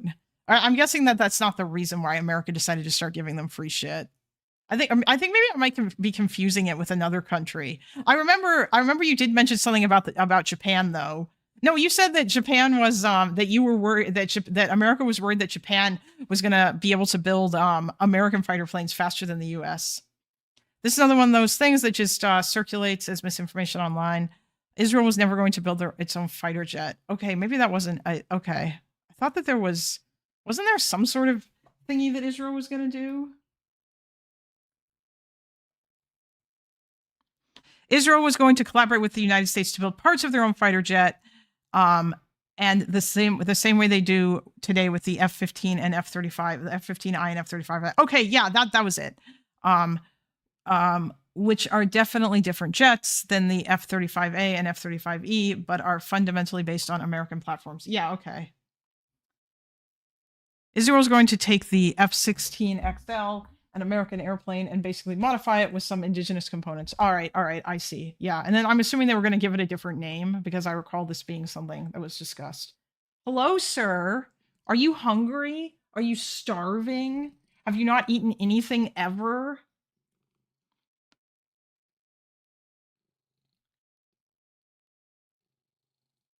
Is the Merkava tank an Israeli made tank, or is that a tank that Israel developed in conjunction with the US? If Europe have to pay for Ukraine and Taiwan pays, it only seems fair. Yeah. Well, Europe is going to be helping Ukraine pay, but the extent to which the Ukraine is going to be able to pay is that Jesus Christ. Let us all pray to whichever God we worship that that Orban gets voted out of office on April 12th. Because my God, Viktor Orban and his fucking Russian spy government. Black people commit too much crime. That's the only reason I want to get them out, guys. That's what it sounds like.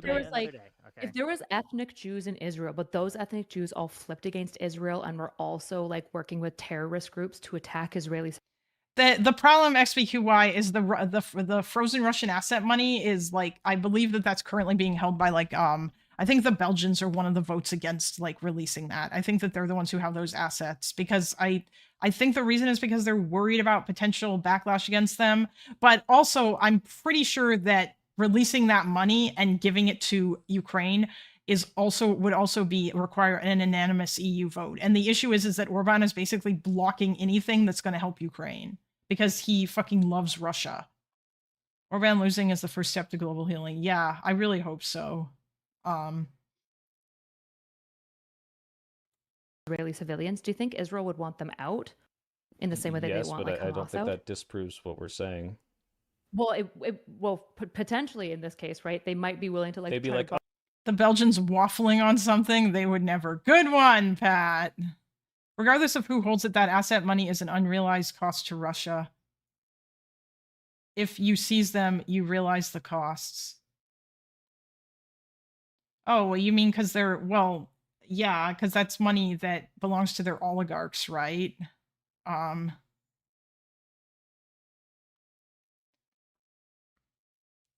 least I'm assuming, yeah, that would be oligarch money, yeah, because that was all assets that they were keeping outside of Russia, I'm guessing. And now my understanding is that apparently, because Russian oligarchs, which means you could be moving Russian negotiation position closer to the hardline one. No, that's CBR. Wait, why would it move it closer to the hardline one? Oh, you mean because the oligarchs are going to be mad that they're going to lose all their money? Be like, oh, yeah, in the same way a neo-Nazi would be like, you're a traitorous white that's willing. Oh, the official Russian government account. Okay, yeah, that's something we can discuss later, but, you know, I don't know.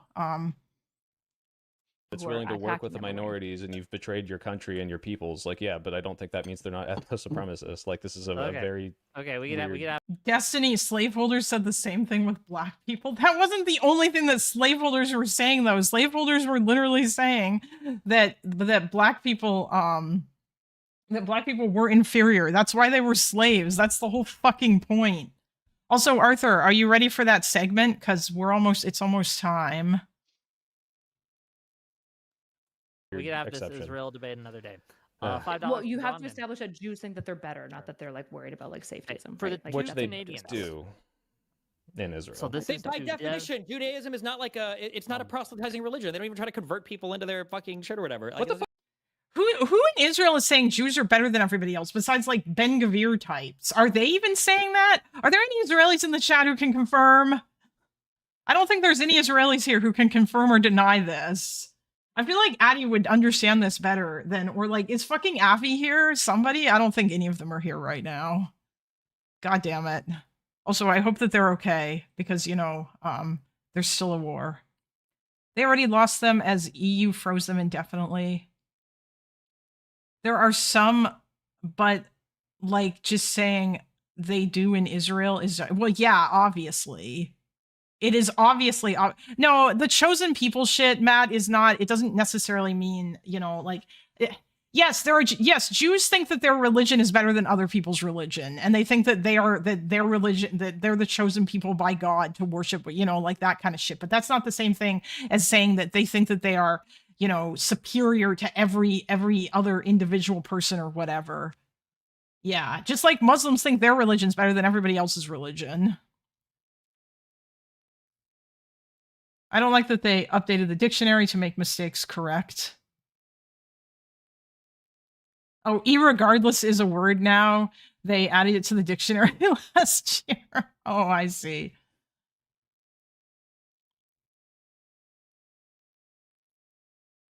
Oh, you're lying. April Fool's. Gotcha. What the fuck, dude? Dude, what do you think birthright is? That's what they're constantly trying to do this shit. They're not trying to convert people to Birthright is Judaism. literally exactly not that. Birthright is Yeah, bringing they want people them to that have come in and they try to make them more culturally Jewish and more religiously Jewish. Wait, like, what do you think? What is the birth part in birthright? This is something that I don't know enough about birthright trips to talk about this. I think that Addie told me a while ago that there are multiple orgs that do birthright trips, and not all of them are crazy propagandizing people, but some of them are, and it really depends on like which org you go with. And yeah, because I mean, literally some of them will take you to the West Bank, for example, but that doesn't mean that others will or whatever.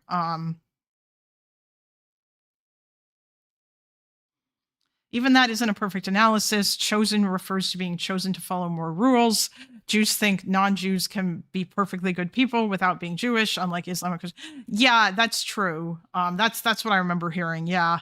Also, I think in some ways it's also chosen to follow more rules and chosen to suffer. Or at least I've heard like some people make that statement. Because, you know. Is Avi the one telling me Muslims are going to take over Europe and we need to treat it like Dubai do? Yeah. No, XBQY, Avi is someone in my community. He's not Dr. Avi on Twitter. I don't know if Dr. Avi is saying that about Muslims taking over Europe or not, but he's not the same dude. They're like the Dr. Avi, the guy who was like one of Israel's strongest soldiers on Twitter. No, from chat. Wait, who in chat has been telling you Muslims are gonna actually wait, I'm sorry. So in this chat, Avi's name is Unapologetic Zionist, okay? And also don't take anything he says seriously because he's a prolific shit poster.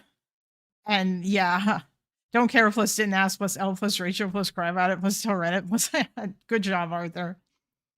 Yeah, he's a memer, okay? He got banned from Loner Corp for saying he supported settlements, but he was obviously memeing. It's just the problem is we can't fucking have people in Loner Corp who say insane shit and then say that it was just a meme because we can't fucking tell. Never take a Jew seriously. Yeah, but why trust Jews to explain their religion? True! Dr. Avi is the Trump voter, different from unapologetic Zionist. Yes, Nim, they are two different people. Unapologetic Zionist is an Israeli who lives in Israel, and he's an Orthodox Jew who is at least personally conservative. But I think that he is moving more, or I don't know. He's like it sounds like from when we actually had a serious conversation that he doesn't actually, or that he's not actually conservative really, or at least he's not politically, or he's kind of moving away from that. Yeah. I was conflating them both and didn't know they were different. Yes, they are different people. Not gonna lie, I thought that was the same Avi. Oh, really? Okay, no, they're not. They're not. Hello, Dante. Dante can vouch for how cool Avi is. Dante and Avi are buddies, even though they, have opposed views or whatever. Yeah, Dr. Avi is the Trump voter who is anti-abortion, and part of the reason why he voted for Trump is because he thought Trump would be better on Israel. Lannis says the same stuff about Muslims in Europe sometimes. Yeah, I'm sure that he does, Chase. I think that that Lannis probably absolutely does believe that about Muslims in Europe. Lannis also said it to me. Yeah, I know. Lannis has some wacky opinions. But I don't know. I think it's interesting to have Lannis here because it's kind of fun to have a wide ideological spectrum or whatever. Oh, hey, Vanaloven, you are here. Huh. So this has been interesting. Vanaloven, do you know anything about the birthright trip stuff? Oh, tonight is Passover, so a lot of your Israeli / more observant Jewish viewers probably won't be around today. Oh, yeah, that's true. Yeah, like Avi definitely won't be here. And Addie is probably doing family stuff because Passover isn't necessarily, yeah. Yeah, I canceled my cedar plans to take care of my cats, and now I'm depressed and alone. Oh, I'm sorry. I was the only one in my shelter. Damn, that sucks. No, what I was asking is, oh, you went on a birthright trip? Okay. Don't trust them. They are both Jewish and a former soldier, which means you can't trust them twice because Jew plus army. Oh, yeah, Vanaloven, of course you didn't go on birthright. Actually, I guess maybe you wouldn't know. I don't know. Toby said she did go on birthright, though.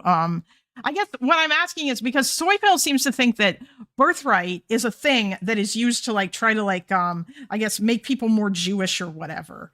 But my understanding was, at least from what I recall Addie saying, or from what I recall Addie telling me, there are multiple birthright trips. Like for diaspora Jews, that birthright is not, or there are multiple birthright organizations, and different different organizations have different views.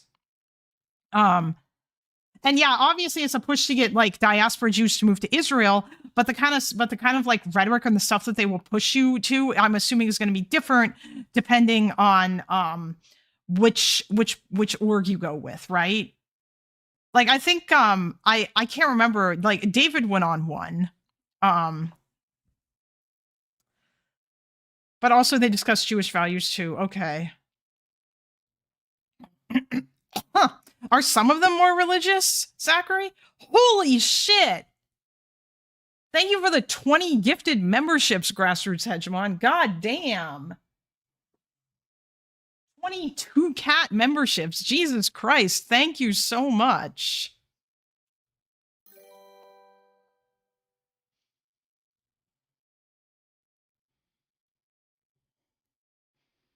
That's very nice of you, Jesus.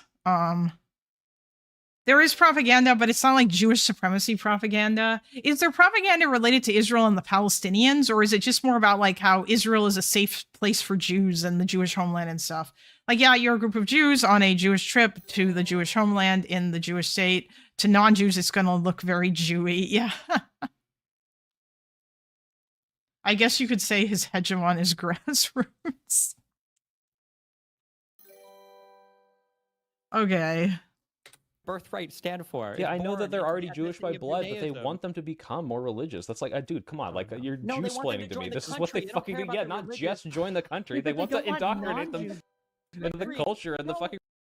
Are there birthright orgs that are like what SoyPill is saying, or is that just not it? My understanding was that there were multiple different birthright orgs, and that some of them go to the West Bank and some of them don't. Oh yeah, I know IDF soldiers will join the trip. I know.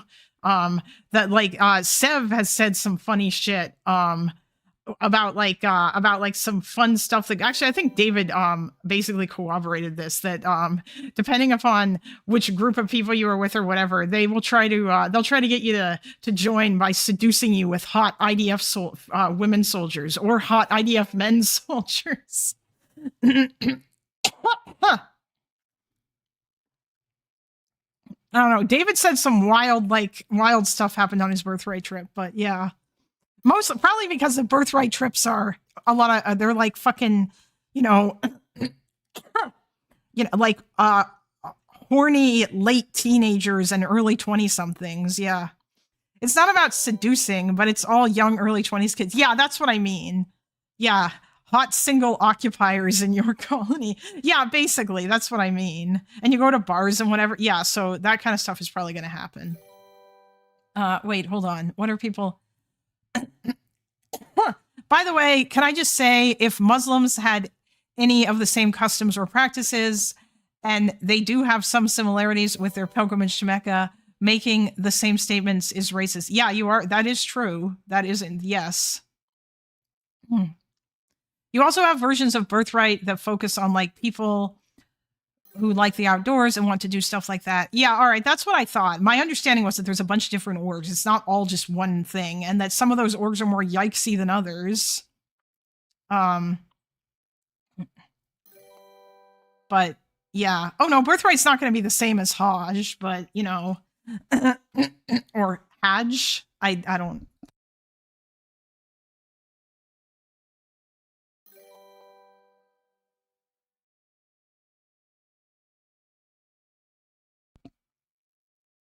The Jewish girl I knew hooked up with an IDF conscript there, and then he got obsessed with her and followed her / stalked her here to Germany. Oof, that's pretty yikesy. The JASDF helicopter babes. That's funny. But yeah. Like, even for non-Jews, the soldiers are kind of exotic and sexy, especially when you're young. Yeah, of course. If I remember correctly, it's all the same org, just different kinds of trips you can sign up for, but I've never done it myself, so it's not positive. Okay, maybe there is just one. Oh, okay.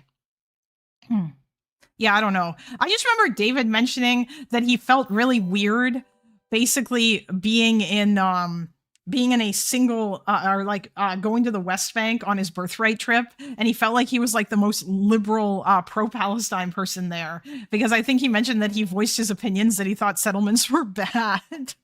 And like everybody else disagreed with him. But that's also because that David went right after October 7th. And so like a lot of the other people who went on that trip were going to be like, crazy right-wing Zionist people.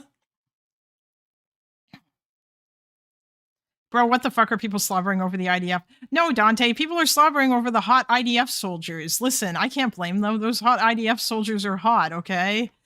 Yes, North. If I'm still live at 6:30 when the Artemis 2 launches, we will sit here and we will marvel at the wondrous engineering as like humans once more go up into space and then decide to go to the moon. You did say IDF baddies more than anyone.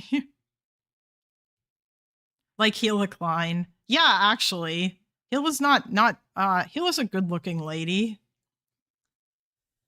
Dante acting like he's not one IDF babe in a tailored uniform away from switching sides. The fucking religion. They do this all the time. This is a leftist They literally talking point. no, dude, Destiny, please, no, Destiny. Look, I'm literally Jewish. They literally do this. They pay people to go. Wait, SoyPill is Jewish? Okay. I mean, I don't know. Maybe he's right. I have no idea. Is Birthright something that's run by the government, or is it a private thing?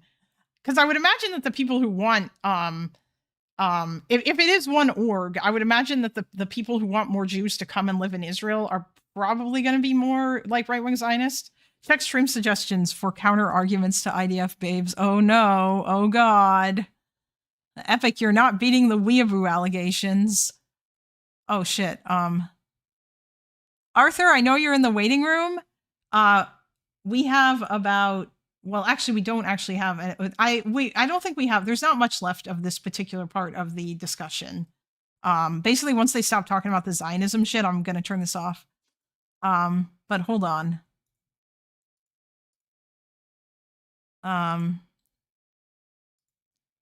Arthur, congratulations. You are now a senator, meaning that you have perms to come in my room.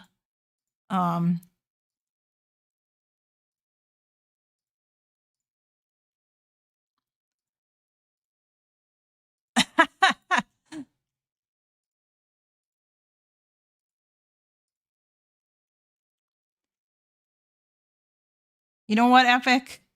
You are not beating the weeaboo allegations. This is what he's posted in chat. These are, that's adorable, though. Is this like, this is the kind of stuff that they put on their plate? You know what? Listen, anime is cool. I like anime. I haven't watched a lot of anime in a while, but anime is pretty awesome. There's quite a few good anime. Woke. Epic joined the military to go. Oh, Maiwa Shinderu. Yes, I remember that meme conduit.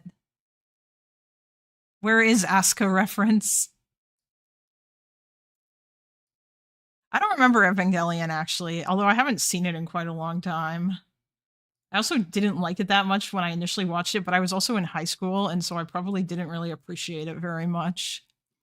I'm just saying no one else has helicopters. That sick looking is all. Anyone else is fair to try. They do look. These are actually really nice helicopters. That is pretty based. Oh shit. Other people are now posting stuff in here. Can I have God Empire of Dogs in your Discord? I promise he'll do literally nothing, and yes, this is a bribe. Wait, you just want me to give you a role called God Emperor of Dogs? Sure. Do you want to be the only person who has this role, though?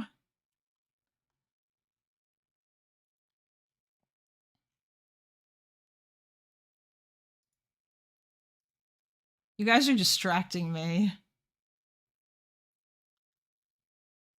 Taiwan showcases their F-16 V jets with new sniper targeting.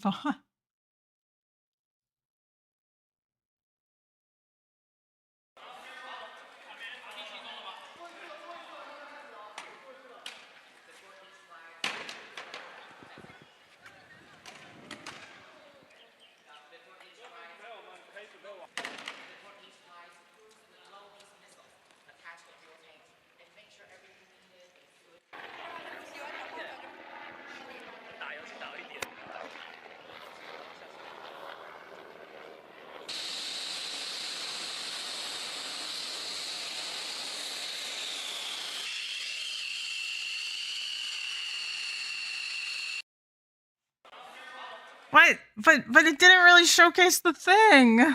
Okay. All right, stop it. Stop linking me shit. To go to synagogue in Israel and even here because they want them to become part of this Jewish cultural movement. This is just a thing. I'm not even saying this is a bad thing, but the idea that they're not promoting their religion is just ridiculous. Of course they do this. The point of Birthright is to bring Jews back to Israel so that they can disrupt their demographic majority so that they can absorb more Arabs that they have. Odin is the only king of the dog gods. Hey, I could give you that role too, Epic. Yes, it is. I'm not disagreeing with this. This is not an either or. This is not either or. But they do that. They promote this as well as part of Birthright. They literally promote religious teachings. Okay. This is just true. I don't know why you're arguing with this. Hold on. You guys can debate this another day. $5 from Gronman for the two Canadians. So this is to Dev and to Erudite. Who do you think is more extreme, Hassan or Avi Lewis, the new head of the federal NDP, in terms of policy? Oh, God. I don't know any. I don't actually know what Avi Lewis's policy is, but I imagine it's all just like a bunch of cringe socialist shit. Can we have some hot men to balance the stream, Kalinda? Does anybody have any This is where people using the idea of religion badly in the Jewish context gives me a headache. Yeah, Mr. Hobbs is the king of dogs. I'm sorry, I don't make the rules. Oh, is that your dog, Grassroots? I can post my army photos. Oh no.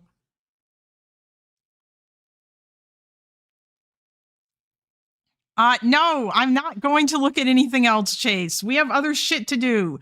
After we've gotten through that shit, then I will look at the stuff that everybody is sending me. Lewis asked me if just watch Top Gun so much hate. Actually, true. I am going to watch Top Gun. I think that's probably a good example. You know, Tom Cruise is a conventionally attractive dude. He's easy on the eyes. And I'm sure that there's other people in that movie too that are also hot, along with his female flight instructor. Does SoyPill think they promote the Jewish religion in synagogues equals Zionism is ethno-supremacy? Maybe it's because we interrupted, but I don't understand how he links these points there. Hold on, let me go back. Well, actually, wait. No, no, he's saying that I don't know. The ethno-supremacy point does not work.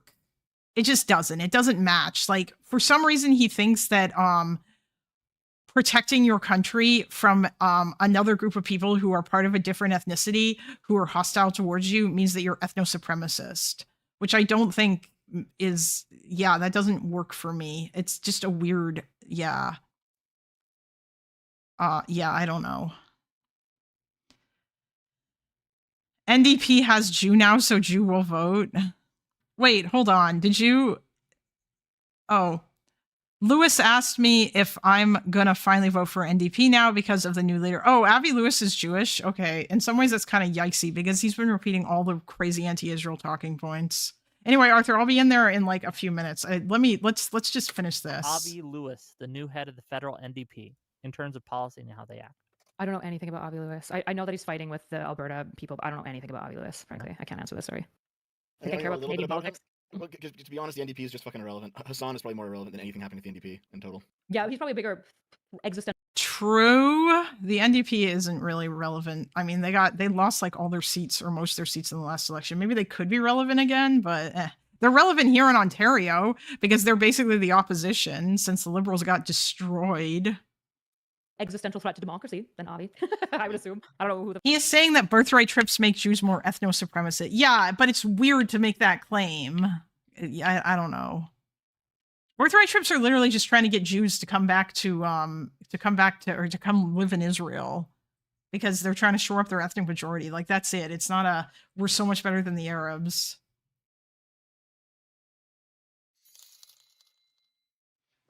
Remember, Epoch Fail is in the Air Force, so not only is he a weeb, he's also a furry. Wait, did it just say epic fail? What the fuck? What's going on there, Brian? What's with that weird pronunciation? Oh, who the yeah. Thank you for the $5, Barabas. I don't know anything about Avi. €2 from Avi from Saxon to say Avi Lewis for the wind. Lex loves Wick ? I don't know if he does anymore, but $5 from Real Determinatus to say SoyPill. It is unironically better for you to sit on that money or donate directly to candidates than give it to PV. Hell, invest it. Anything but PV. I'm not talking about like money. First of all, I do not have the money to like change elections. I'll donate like $20 to a candidate that I like. What I'm talking about is like, hey, a bunch of my audience is like, what do we do? What do we do? We're looking to you. And so it's just trying to foster a connection between Israeli Jews and the diaspora. Yeah, that's fair. I mean, is it true that they try to like, I guess, encourage people to go to synagogue or whatever, or that there is any kind of religious bent to it?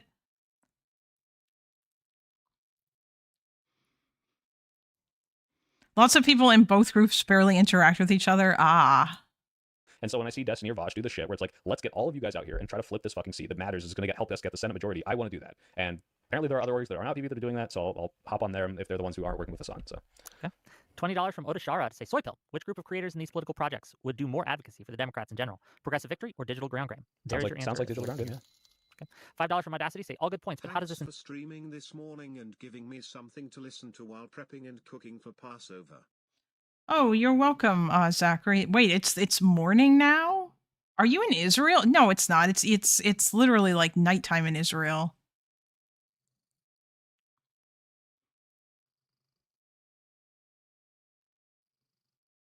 How does this ensure we give Israel another $578 bazillion, dudes? True. $10 from Odeshara. Quote, who cares if they whine and moan, end quote. You should care. The type of rhetoric will create either unenthusiastic voters or moron third-party voters. There needs to be enthusiastic support for Democrats. I think we all agree there. $5 from Audacity says, I feel like I'm watching the dudes who don't shower accuse the dudes who don't wear deodorant of sneaking up the joint. And then $5 more from Audacity say, Hannibal wins though, Wick. Thank you, the Giant, and you're welcome. $20 from Metalworks. After watching the mini convo FD Signifier has had with Sitch and Adam and watched vids of his basically promoting black socialist movements and associating assimilation in the US to promoting whiteness, I don't think he's with us. Yeah, he's ridiculous. $5 from Ovi. Erudite. What is working is exactly what Steven is doing with Adam Kissinger. We need the left to fight against evil. Adam Kissinger? Adam Kinzinger, you mean? What is he doing with Adam Kissinger? I don't know. I don't know, but he just owned you. That guy just owned you for sure. Yeah, because he's against me, even though we're basically aligned. Even though we're basically aligned. Hello, Mina. We're about to do a Russia segment in a bit, but yeah. This is almost over. There's like a little more part of this, I think. Don't call out your name, so you're owned. $5 from $5 from Straight Shot to say, liberals cede Israel, tankies cede communal property. What the fuck are you talking about? This is an easy win. So I guess if we liberals give up Israel? Did you see the video yet? Which video? Which video are you referring to? Russia is the real content. This is pain before it. By Anna. Oh, I must have missed it. I will, Oh, I see. There's a bunch of stuff in here. Oh, there it is.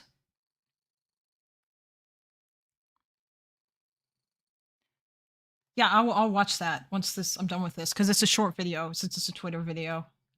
Then they'll give up communal property? Israel was promised to liberals 3,000 years ago. We're not giving it up. I don't know. $10 from Natirius Doa. I live in Los Angeles, and none of us normies think Newsom is a genocider. Most of the normies I know like him because he's standing up to Trump. That seems like a bigger factor to me. Yep. I guess this is a reference to the Enemy Charlie thing that you were saying earlier. Sure. It's just like there just is a lot of like socialist. I don't even want to speak for Enemy Charlie because I don't know their exact specific positions. I don't know if you've ever. Those people are in San Francisco, at least according to what Epic has told me about California. They've ever talked about Gavin Newsom. They're just like, I don't know, just in LA, there are just a lot of these types of socialite people that are like socialist, campaign socialist types that can easily be moved in one direction or the other based on. Charlie took a smiling photo with Newsom. Uh-oh, Thomas Ellie, you're poking the bear. You're trying to say that the USAF is the army? I think you mean they're all military to you. I think Gavin Newsom is based, and she's on board. I'm gonna call cap on that tweet because every single person I knew in California fucking hated Gavin Newsom, so I'm calling super mega cap on that tweet. Fair enough. I don't know anyone in California. I was gonna say all the LA people I know hate Gavin Newsom, but maybe I just know a select crew of LA people. Gavin gets a lot of shit for his like homeless policies and his inefficiency, but like he's he does fight on 50. So if there's anything you don't. Wait, hold on, Epic, is this true? Do a lot of people in California dislike Newsom? Or actually, Destiny lived in Glendale, so I think that there was lots of conservative people there. Maybe that was why he got that impression. I don't know. You don't like okay, I'm gonna project all of California's bad stuff onto him too. So yeah, I'm gonna speed through these so we can get back to the discussion. $5 from Mr. Gene. Middle ground probably is going to move away from genocidal power-hungry people. That's just as bad as Republicans. $5 from Vishy. Newsom has won 3 elections at the state level with overwhelming majority, so I don't think that bears out. Okay, yeah, it must have just been the community Destiny was in, because I think it was a more right-leaning community, maybe. But his disapproval rate is high among lefties, and then obviously the entire right hates him, so the disapproval rating is higher than normal. Ah, I see.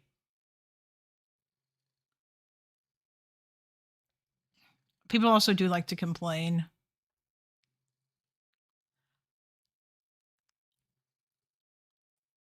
One, I'm getting wings for dinner. 2, my line is if that ContraPoint's critiquing power quote applies to a creator, they're out of the.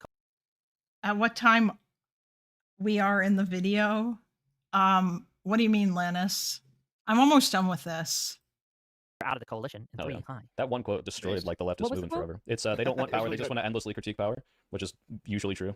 It was a good. Yeah, it's a slight modification of. That agree with that we definitely don't want in the coalition. Fair, a lot of leftists also like to hate leftists. So it's a slight modification of they say firebomb a Walmart, but then don't. Yeah, well, that was the kill shot tweet to their entire ideology. Okay, $5 from. Destiny is from LA, and LA is southern hotbed of communist nonsense. Northern California, we have San Francisco for that. Oh, okay, yeah. Well, he's not from LA, but yeah, like that's where he spent a lot of that's where he stayed. He lived in like Glendale, which isn't that like a suburb of California or LA or something. The big red county is Orange County.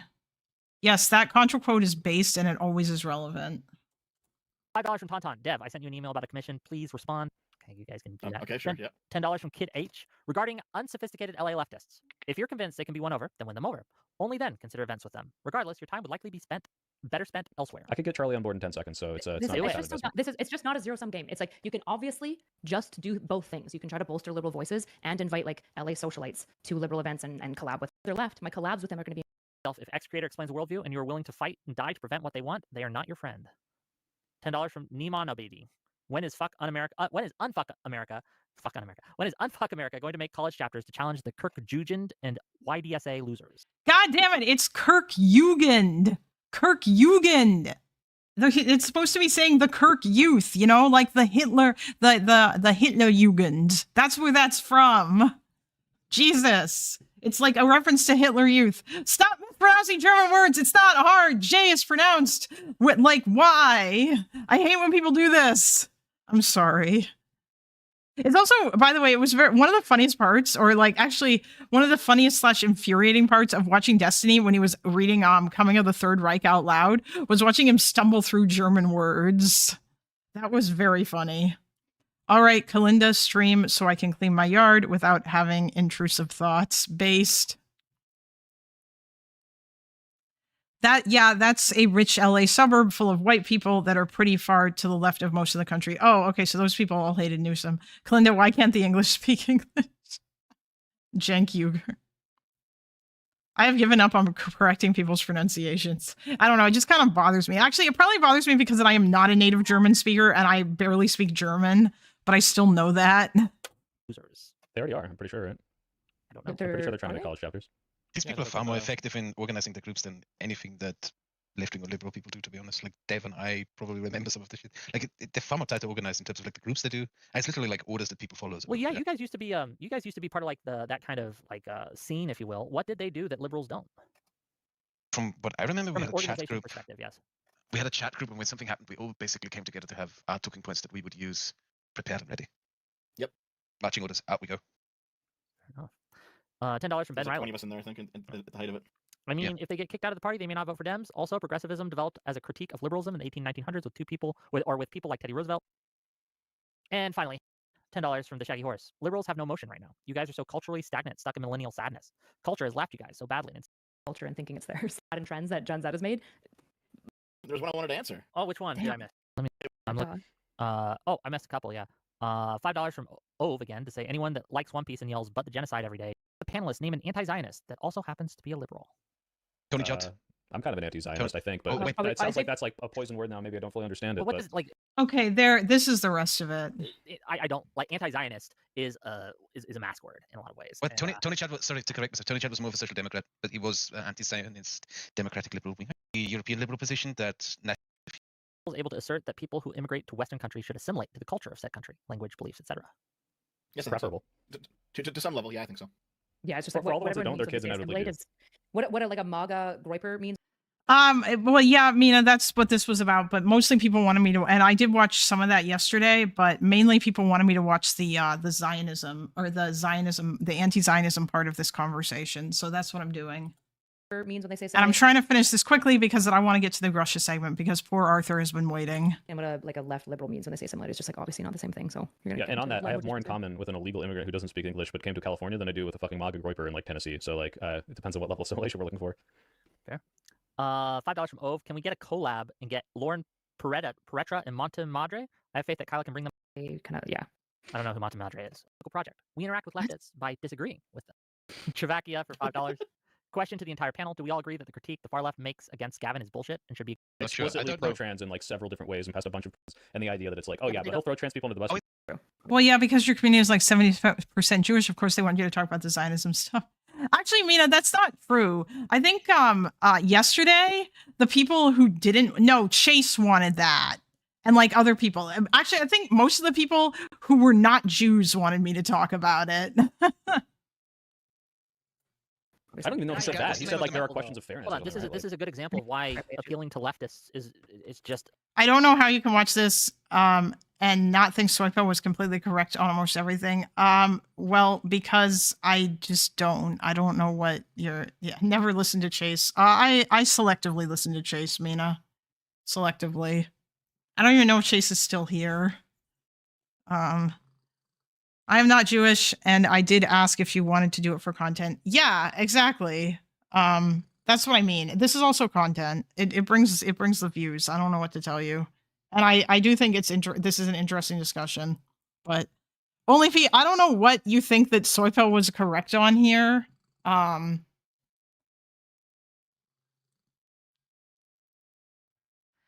Don't blame the Jews. It's always blaming the Jews. But this is not content in the way I thought it would be. Oh, well, yeah. I mean, I think it's about to get more interesting, but yeah. I wish someone would ask SoyPill if Palestinians should have their own ethnically mostly Palestinian state. Yes.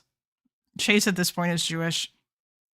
Chase just likes linking rage bait shit, which for some reason is almost always about Israel-Palestine, which is incredibly annoying. Jews want y'all to talk about us less. It gets really weird how people talk about us and then ignore what we actually say or think. I am trying not to do that, but I know you don't think that I'm doing that. SoyPill claiming there are 17 million Syrians in Germany was a certified Xander Hall moment. Just a fool's errand, because as soon as you say something that's off script, it doesn't matter what you've done in the past. You're done. Can you point to the person in this call that wants to appeal to leftists? I'm saying it to the audience, who in my chat, there are plenty of people who are disagreeing with me, okay? Sure.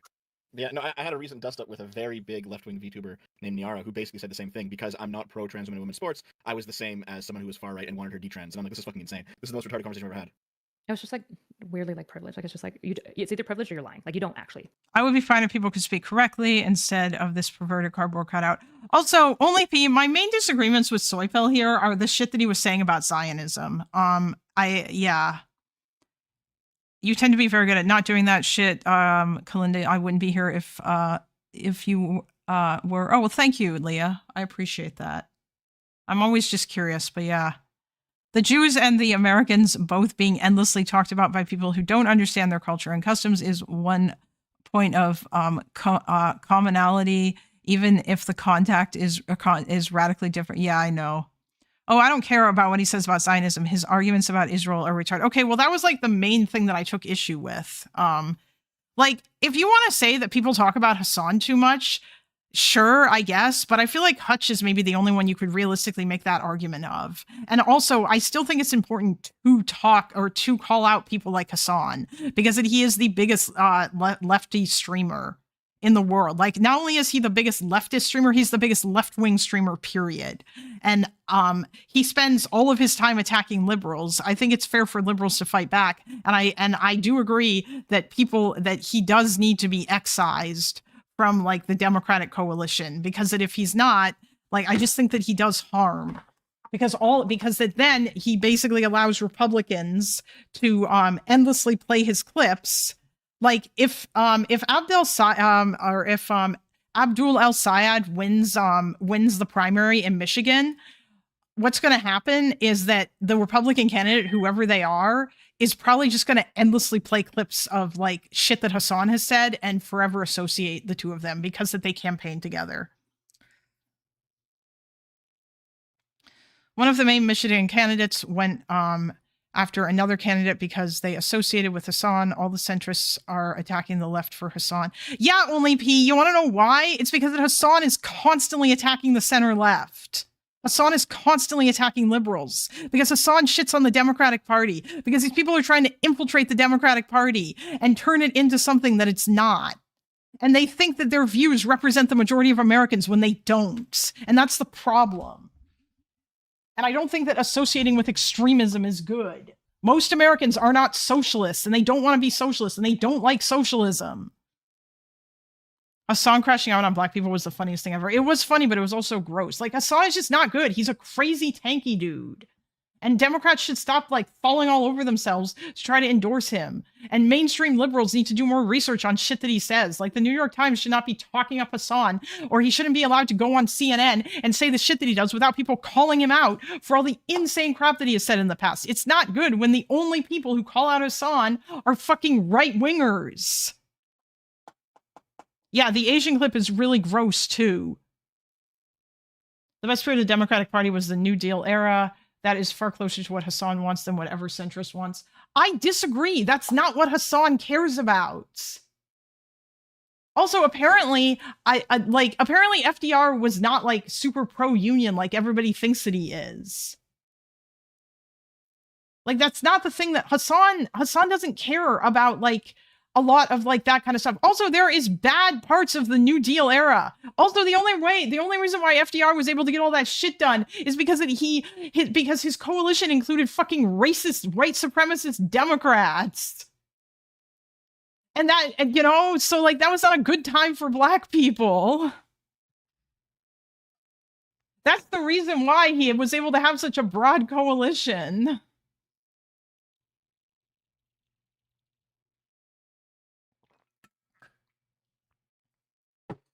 The New Deal is only for the white man is a real slogan, by the way. Yeah, that was my understanding too. Is that like racist people? They just got it wrong, or they like, or like if you were black, you really didn't benefit as much from the New Deal as white people did. Say what you want, but racists got stuff done. Plantations, train schedules, the New Deal, etc. Fantastic shower. Oh my God, Van Loven. Anyway, I'm going to keep playing this, and I'll be right back, because I need to feed this kitty. Actually, obviously mean that. Them. If you think about it for like 3 seconds. $5 from Fancy Teeth. Why is this so hard? These people are saboteurs. Why are we helping them? True. $5 from Real Determined. Wait, pause on that one. Wait, so like, if anyone's asking me like, hey, should we like capitulate to like a Hassan point, or like, should we prop up Hassan's movement? The answer is obviously fucking no, because I think it's insane and terrible and harmful, and there are saboteurs. The question is, should we let them help us if we think that would benefit us more? Not, are we propping them up? Yes. In what, Correct. This is the question. This is the practical question. In what way would we let them help us? Like I said, if they are willing to come and work with us, I think that's a different question than if they get together a political movement and say, we want liberal creators to come out and help us with this. I think those are two separate questions. Does that make sense? Well, probably in part depends on what they want help with. Like, if what they want help with is like, yeah, it's always going to be policy. It's always going to be the question of like, well, what are we doing? But right? If you want me to support your leftist candidate, no. If you want me to support a Democrat against a Republican every single time, yes, of course. But the rule of thumb here still stands for me is that 9 times out of 10, you keep saying it's going to go badly for I'm going to source somehow. Like, how? What do you mean? I don't really understand because that. you being seen working with these people is going to be so cancerous. It's like they have a stench, and that's going to rub off on you. And really? You have to take I feel like moderates are so much more like they're just like less animal-like as an audience. Like I feel like if I spent a lot of time with progressives, and like leftists, but I'm like sufficiently pushing back more or less on all the things that we disagree on or whatever, I don't think anyone would be like, I mean, I like that Kyla girl, but like she talks to FD Signifier. I think as long as it's like, yeah, I mean, I disagree with FD Signifier on significant enough things, right? The real question is, do we help them in like political campaigning in areas where they're like robbing and stealing us of our culture, and do we let them take our language, and more importantly, do we take on their language? And the answer obviously has to be no. Liberals should have a backbone and a culture and a community and stand by it and defend one another and protect each other and support each other and blah blah blah. I don't think so. I think a lot of moderates are turned off when we work with leftists and things like that. I think that a lot of them will just abandon us if they do that.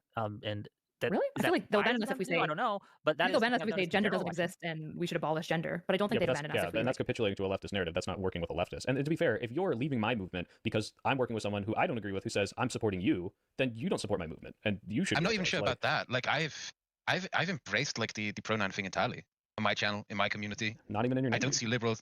I don't. Well, yeah, I have. Okay, I'm not talking liberal. Okay, and it's like I've completely adopted that because there are a significant number of what is the word, genderqueer and trans people in my community, and to make them more comfortable, I said, yeah, fine, I'll adopt this for you.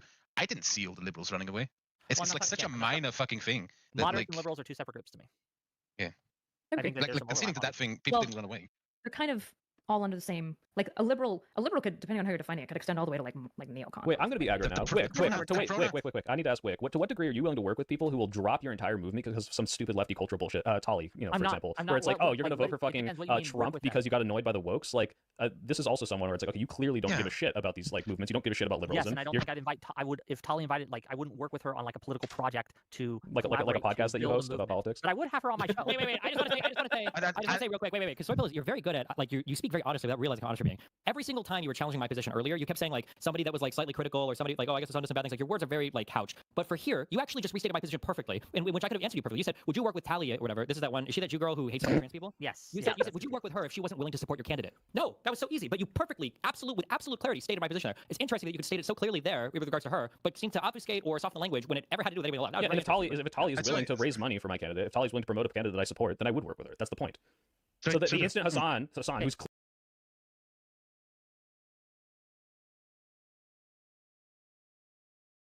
Or hello, Tally. It's interesting. I was actually about to ask Epic whether or not, like, if he was familiar with you at all, because Tally, it's interesting. Yesterday we were having a conversation, Epic Fail and I, or Tear Gas in the chat about like the certain attitudes and things that the Democratic establishment did not push back on enough that turned off independence. And I think by and large, he was kind of talking about people like you, or like people who were turned off by the woke shit. Oh, thank you for the 5 gifted memberships, Vaz. Although, Tally, honestly, in your case, I get the impression that I'm not sure, like, what the Democrats would have, it was near the end of the VOD. It was like the last, like, hour 45 or something. Yeah, it was at the end, basically. It was near the end. It was like the last thing that we talked about. Yeah.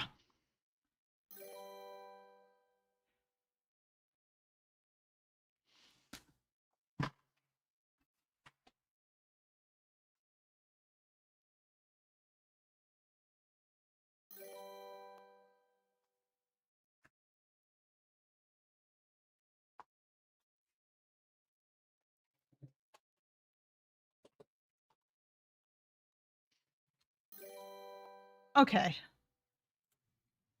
Anyway, I think like I guess the general basic point here is that what SoyPill is saying, the point that I think is important to come across is that I don't think that the Democratic Party should capitulate to what leftists want, which is not which isn't like whether you work with them or not. And I guess like whether or not you're willing to work with a leftist, I think really depends on what kind of leftist they are. You know, like Vosh before 2024 like vote blue no matter who Vosh. I would say yeah, work with him. That's fine. Even if he has said yikesy things. But I don't and because he's not a tanky, but Hassan probably not ever, because Hassan has constantly been shitting on the Democrats. And TRA is a lobster evolving into a crab based. What the fuck? I got a gifted. Let's go. Based. Who's clearly indicating he won't support someone in the general. Epic's never gonna get a gifted. Epic, you must have turned that shit off. I feel like you're in this chat so much and you've never gotten a gifted. Although the gifted thing is weird because it's not done based on whether or not you actually get whether or not you're it's not done based on whether or not you're in chat. I could honestly care less about whatever benefits you get there. Okay, you know what? That's fair. I mean, all it is basically just emotes. And I don't use emojis, and I don't really see the point. But if other people like it, that's nice. So, yeah, well, that's fair. That's why, again, thank you for the membership that you gifted yesterday. If we is not someone you work with. Show, If he's willing to, yes. If we mean work with, as in put together like a coalition, right? To kind of like, yeah, obviously. That's what. Destiny has just informed me that if I were to get a lab mic, the best lab mic to get would be a Rode professional lab mic, and that any Rode lab mic will be good. This sounds insane because I bet that I'm going to look this up and it's going to be, hold on, Rode lav mic. What do we think the price is going to be on this shit? Oh, actually, never mind. I thought this was going to be way more. Actually, maybe not. Hold on. Rode Wireless Professionals. $200. You know what? That's actually not that bad. I thought this would be like way more.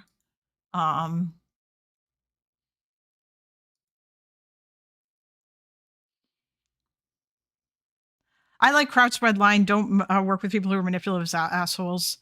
Like, imagine not making excuses. Oh, Kraut's other red line was don't work with people who don't support Ukraine, which, yeah, based.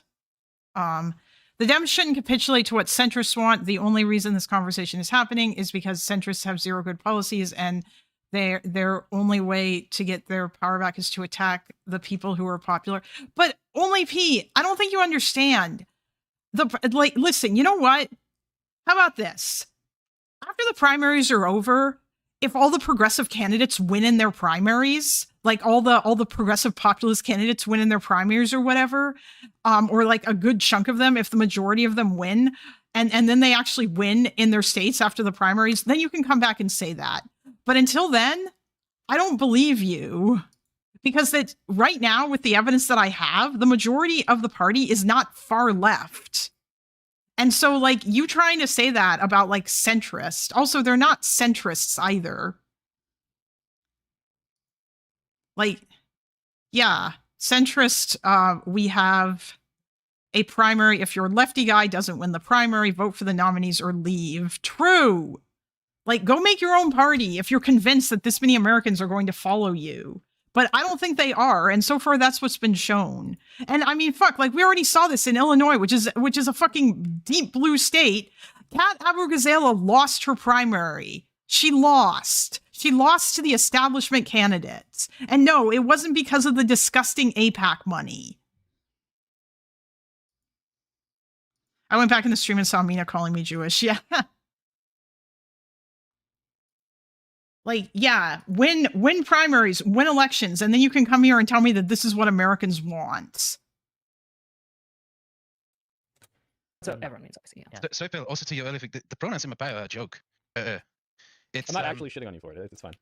I mean, Kat didn't win her primary, only P. She lost to Daniel Biss. Daniel Biss won that primary. Daniel Biss is a center-left establishment Democrat.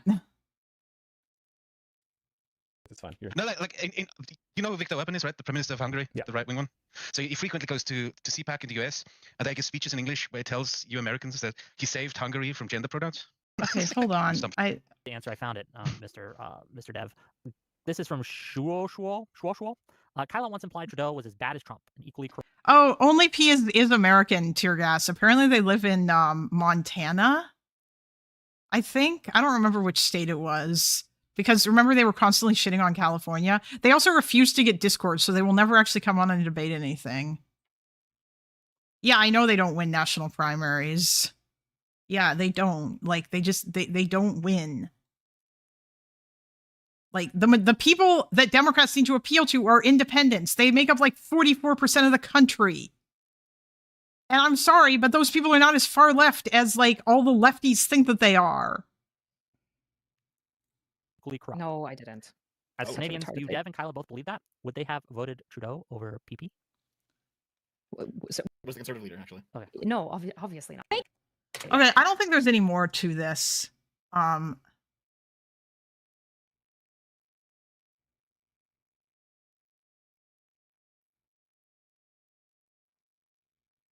You don't wish the Cat would win her primary, Lana. Oh, wait, yes, you do, because you think the Republicans will win. Yes, most voters did think that Kamala was too woke in 2020. There was like a fucking perception of this. And by the way, I don't think that that's the only reason why she lost. I think the main reason was because of the economy and because she could not decouple herself from Biden. But like, there was absolutely like, there was certainly a chunk of people who also like, it did not help her that people thought she was too like woke and too liberal.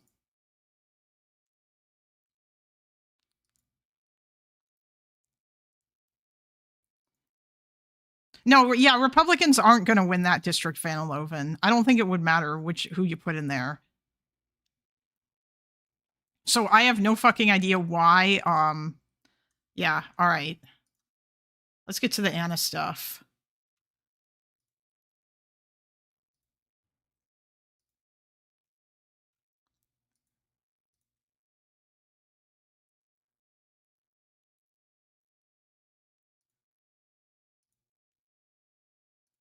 Wait, hold on. Spider just posted this and what the fuck is this? Io, blessed be. Wait, is this it was the Pope wearing this? That is so fucking based. Look at that.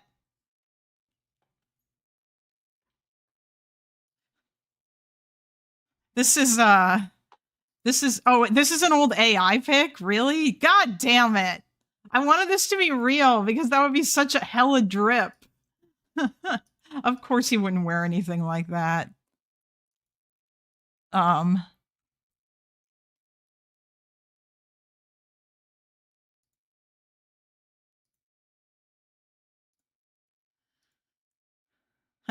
Based Zelensky. That's a cool outfit that he's wearing. I don't know. Is that some sort of traditional Ukrainian garb or something? I'm guessing.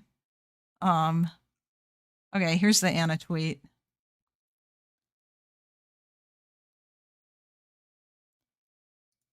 Devin and I, East West FM, went on a little trip to Zamiv, Kharkiv region with Dusha Kharkiv volunteers to deliver the items from the Warm Hugs for UA fundraiser and food refugees and locals in need here. Yes, garb is a funny word. Here is our report on the trip, featuring an incredibly cool priest, Sirhi, in charge of the whole community, elderly refugees from Bakhmut, cute kids, and yours truly, who isn't drunk but is suffering from a massive headache and terrible brain fog after multiple days of zero sleep, being annoyed by the sun. Gotta smile at the pain. Gotta smile at the pain, however, because this is very wholesome. A special thank you to Boxloner and his community, especially Minaism Speaks and the Omni Liberal and DGG, as well as everyone else who donated and made this possible. That's yeah. And to Devin Sunloose for filming and for providing excitement and providing everyone with excitement of an American dropping by. Oh, okay, here it is. First of all, This is 6 minutes. didn't expect people Also, damn, Anna's always she's always got like really cool. The hair dye is adorable. Who's Loner? Yeah, I know, right? to send me songs, okay? That was cute.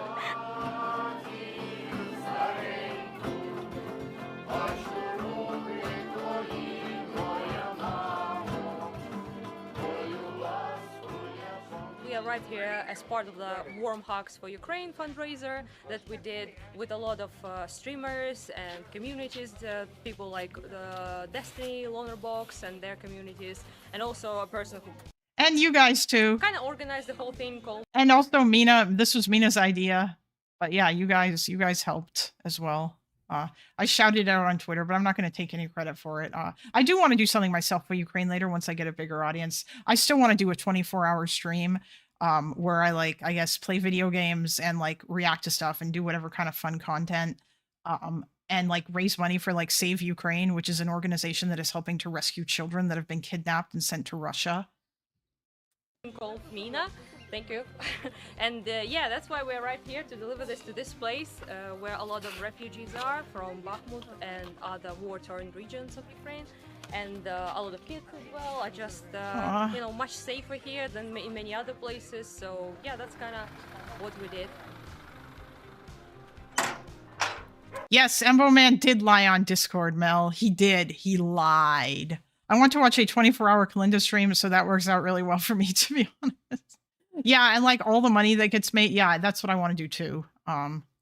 Yeah, I think that would be cool. And if I can get a big enough audience, I guess, like probably what I'll do is I might try to schedule it so that I can get embedded at least for part of it in DGG, because I think that that would help to like bring more people so we can raise money. I've been missing messages this whole time. I thought Kalinda was reading messages from another platform. No, do you have your thing set to live chat, Basil, or do you have it set to top chat? Because you might be missing messages.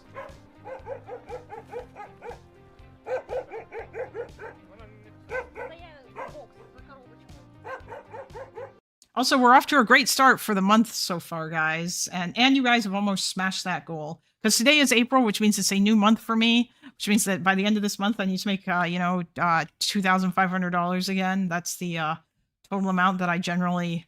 Well, actually, that's a comfortable amount. Really, as long as I make enough to live rent, or to make for rent, and like, as long as I make like, I don't know, 2,000-ish or a little more than that, then that's generally good, but yeah. Basically just did this little tour of going to people's houses and delivering aid to them and just, I don't know, seeing how they live and talking with them. Everyone's very grateful.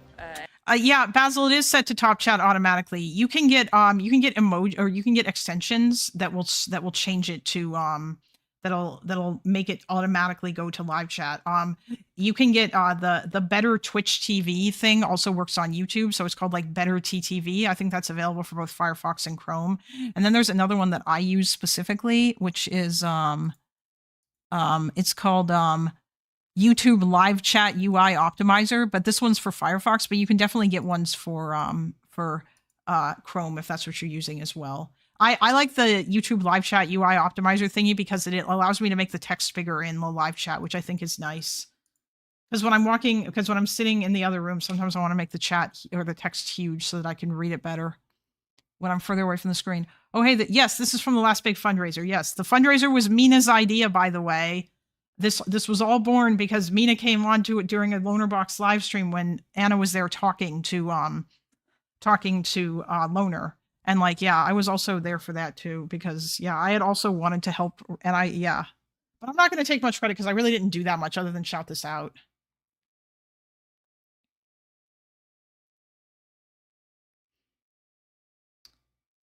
Which browser do you use, Basil? Oops. And it was overall a very nice experience, and I'm very glad we managed to do that. So we met up with a very cool priest, who we will show you, and he drove us to he lives here, and it's his community that he looks after. Oh, you use Brave? You should be able to get Chrome extensions. I can't remember which one Brave is based on, but you should be able to use either Chrome or Firefox extensions with it. So he just drove us around various neighbors and people of his. We visited an elderly lady who has brain cancer, very, very terrible stage already. Okay. She is immobile, so we delivered the box to her. And also we visited a lovely elderly lady with a... Fuck Chrome. Yeah, Chrome. Brave is Chromium based.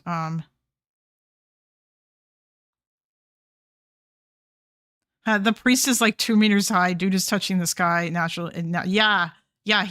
guy is tall as fuck. The elderly. That does sound. Yeah, that sounds really sad. Especially since I don't know if she has anyone, which is even more sad. Yeah.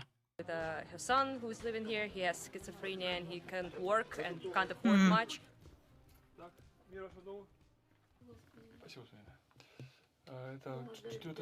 Stage 4 cancer. Metastases in the head. We are looking after her. How are you? Do you need any help right now? Yes, tissues. Tissues, please. Tissues, got it. Here they go. Or here they are.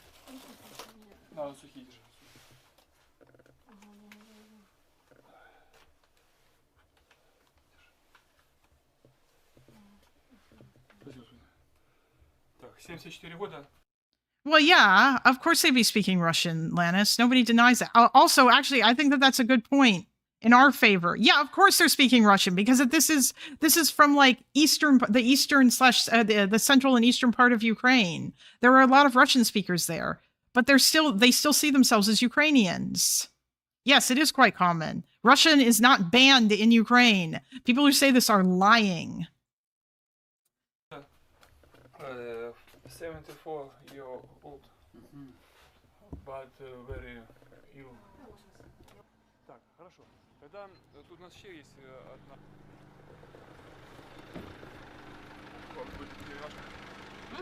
Damn, that guy is tall. Russian is only banned in this chat.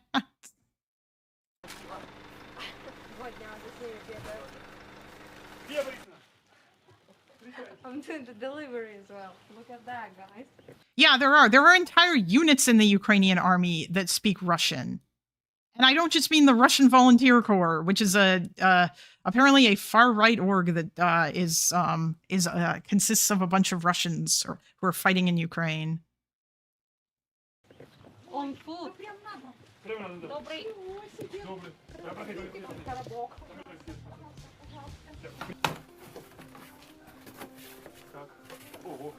Wow, gifts aplenty. Там тут power bank.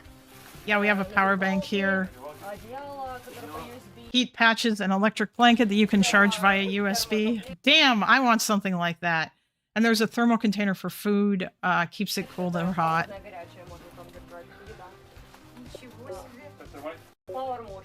Strong power bank too. Let's thank them. Thank you very much. Let's do an Ukrainian too. Together with her mother. Oh. She was preparing these gifts. Spoke with the humanitarian aid orgs. Oh, there's Sirhi the priest. With the kind people. Just to get these very useful items to you. She will explain what's there. Also a charity organization, Dushka Kharkiv, led by Roxana and Maxim brought us food packages. Yes, this guy's rocking that cool Orthodox beard. Eastern Orthodox, I guess, or Ukrainian Orthodox. Yeah. Душа Харкова, Роксана, Максим. Зробили це продуктові пакунки прекрасні. Тут і мандарини, і апельсини. Tangerines, oranges, healthy food, porridge, and everything. Поэтому все це для вас. That's all for you, made with love. So what shall we do? Gratitude. Поэтому ми беремо. That's what we will do. Thank you very much. And give hugs. Firstly me, not kidding. That's your first. Then hug Maxim and Devin.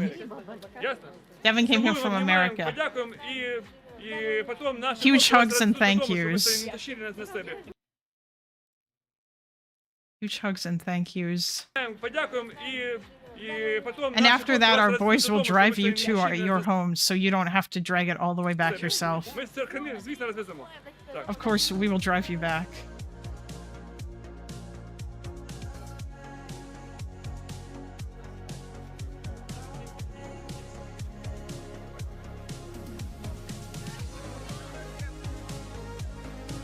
Yeah, no, yeah, Atlantis, I'm aware. I'm aware there's not much difference in terms of like the Russian, Greek, or Ukrainian Orthodox. Yeah, I know. Huh. Except, unfortunately, the Russian Orthodox Church is being used as a political vehicle by the Russian government. Each box represents over 100 middle fingers to Russia. True!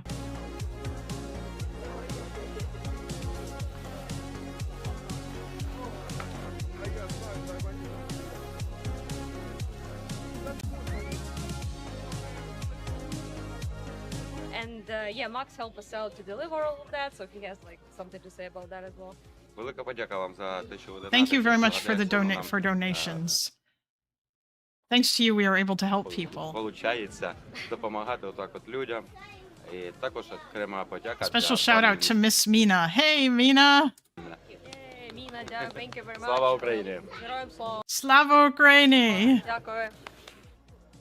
I don't know, it's heartwarming, not much else to say. It's just nice to see the direct impact and people being like surprised by the goods we brought up, power banks especially, and yeah, just helping out and seeing and giving stuff directly is a little bit different, you know, than just someone else is delivering it. So yeah, it's always a nice experience, and this is a very cute community, very wholesome, and people really seem to look after each other here, and it's only nice that we also can look after them just a bit.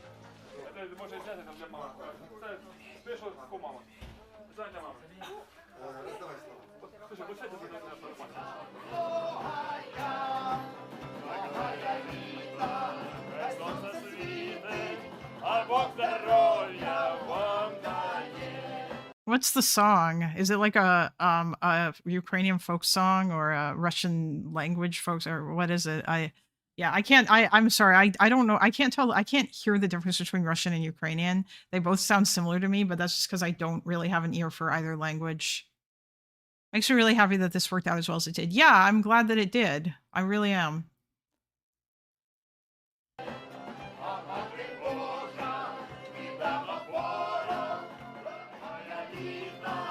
Wait, isn't this land is your land? That's what it sounds like.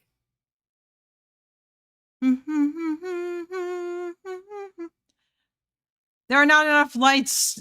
Stuart is asking me why. True, need more likes.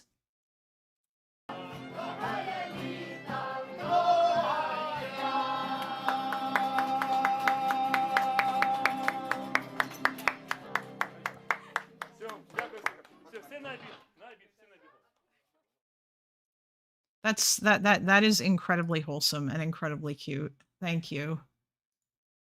All right, now, okay.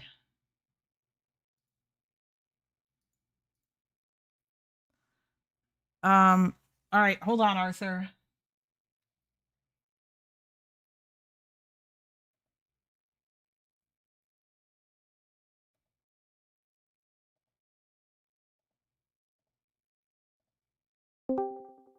Hello? Are you here? I don't even know if he's still here. Hello? Oh, hello, you're here. Excellent. Okay, I was just charging my headphones because they would have died otherwise. Oh, okay, base. So blessing and Base. Hmm? our segment? Yes, it's time. Incredible. My opponent just resigned. I'm free and ready to go. I suppose. Okay, awesome. So let me reorganize my stuff a Okay. little bit. What are you going to be So telling I us don't- about or talking to us about today? Is about the protest? Well, the original idea was to update on the. Was to update on the protest that was going on, and they also asked about elections. So Yes, I I did did. some cursory, like refreshing of my own memory to speak about it, kind of off the cuff ish. This is gonna be like a full on PowerPoint presentation. But it's gonna be like a little structured. So on the protest, where is my? It's right here. Thank you. Telegram links. That's very nice. Oh, people are posting the Russian democracy flag in the chat. Good for them. Did the blue and white flag ever catch on in Russian opposition? By the way, I added that as an emote because it's not actually an emote that's available on anybody's phone, so I just added it. Yeah, did the Free Russia flag ever catch on, Arthur? Timer set for like 30 seconds as to whether or not it count on. The discussion about the white, blue, white flag versus the traditional tricolor is alive in the Russian opposition space. It depends on basically how much you want to change and or shift like the Russian political entity. The more radical people would go with the change of flag, and then there are the people who are more quote unquote moderate, or I would say with a bit of a tongue-in-cheek, people who are more electable, I guess, more centristy people. Yeah. Would either advocate for going back to the 1990s flag, which is also a tricolor but slightly different hues, or sticking with the current flag but just reclaiming it, as it were. Okay. 30 seconds failed, but it was a minute. That's fine. Thank you for that info. That was useful. It was good to know. Yeah. Anyway. This channel that I'm looking at in Telegram is Russian on-the-ground journalists. I've talked to some of them even in person. So I can attest that they are not, you would call bought and paid for, I suppose. And they get a bunch of footage from like physically on the ground, and generally the other telegrams that are more established, even media outlets that you might have heard of, like Medusa, they often cite to these people or to a couple others that I'm gonna potentially look up later. Okay. So set the scene. TikTok, middle of March, the rumors start to swirl that Telegram is going to be banned. The kids are upset about it, and they start, from my understanding, from not having TikTok at all, and I refuse to get it, is that they just rather spontaneously started to organize into like an online community called the Crimson Swan. Oh yeah. Which, by the way, comes from the Swan Lake, and yeah, and that song Cooperative Swan Lake by Noise MC, but we don't have to go too much into that. Anyway, go on. Potentially, I don't know if they like claim that kind of lineage. Sir, maybe. that's what Roman that's what NFKRZ or Roman said, that it seems like that song is really big in Russian circles. At that song, which basically is calling for the death of Vladimir Putin, by the way. So that they'll play the Swan Lake Ballet on TV like they did in old Soviet times. But yeah, anyway. Yes, with the Crimson Swan specifically, it might be the case that they're calling more upon the imagery of Crimson Sails, which is a huge, what is it, like a homecoming, I guess, event for Russian high schoolers, especially in St. Petersburg. There's a novel about it. Or rather, Okay. there was a novel that was later adopted as a cultural thing. But anyway, those people decided to just try their luck at organizing protest, because those people were, I guess, young and naive, question mark. Some of the organizers were, from reporting that I haven't put up here, I've just been reading it, right? I have been somewhere between underage and like 20, specifically. So they're younger than me, which is insane to me, but good for them. The more experienced people in kind of both my social circle and the political opposition space, like YouTube, whatever it might be, like media people, they said, we basically wish those people luck if they can get approvals, but we don't expect anything serious. And it seems the more experienced people were right.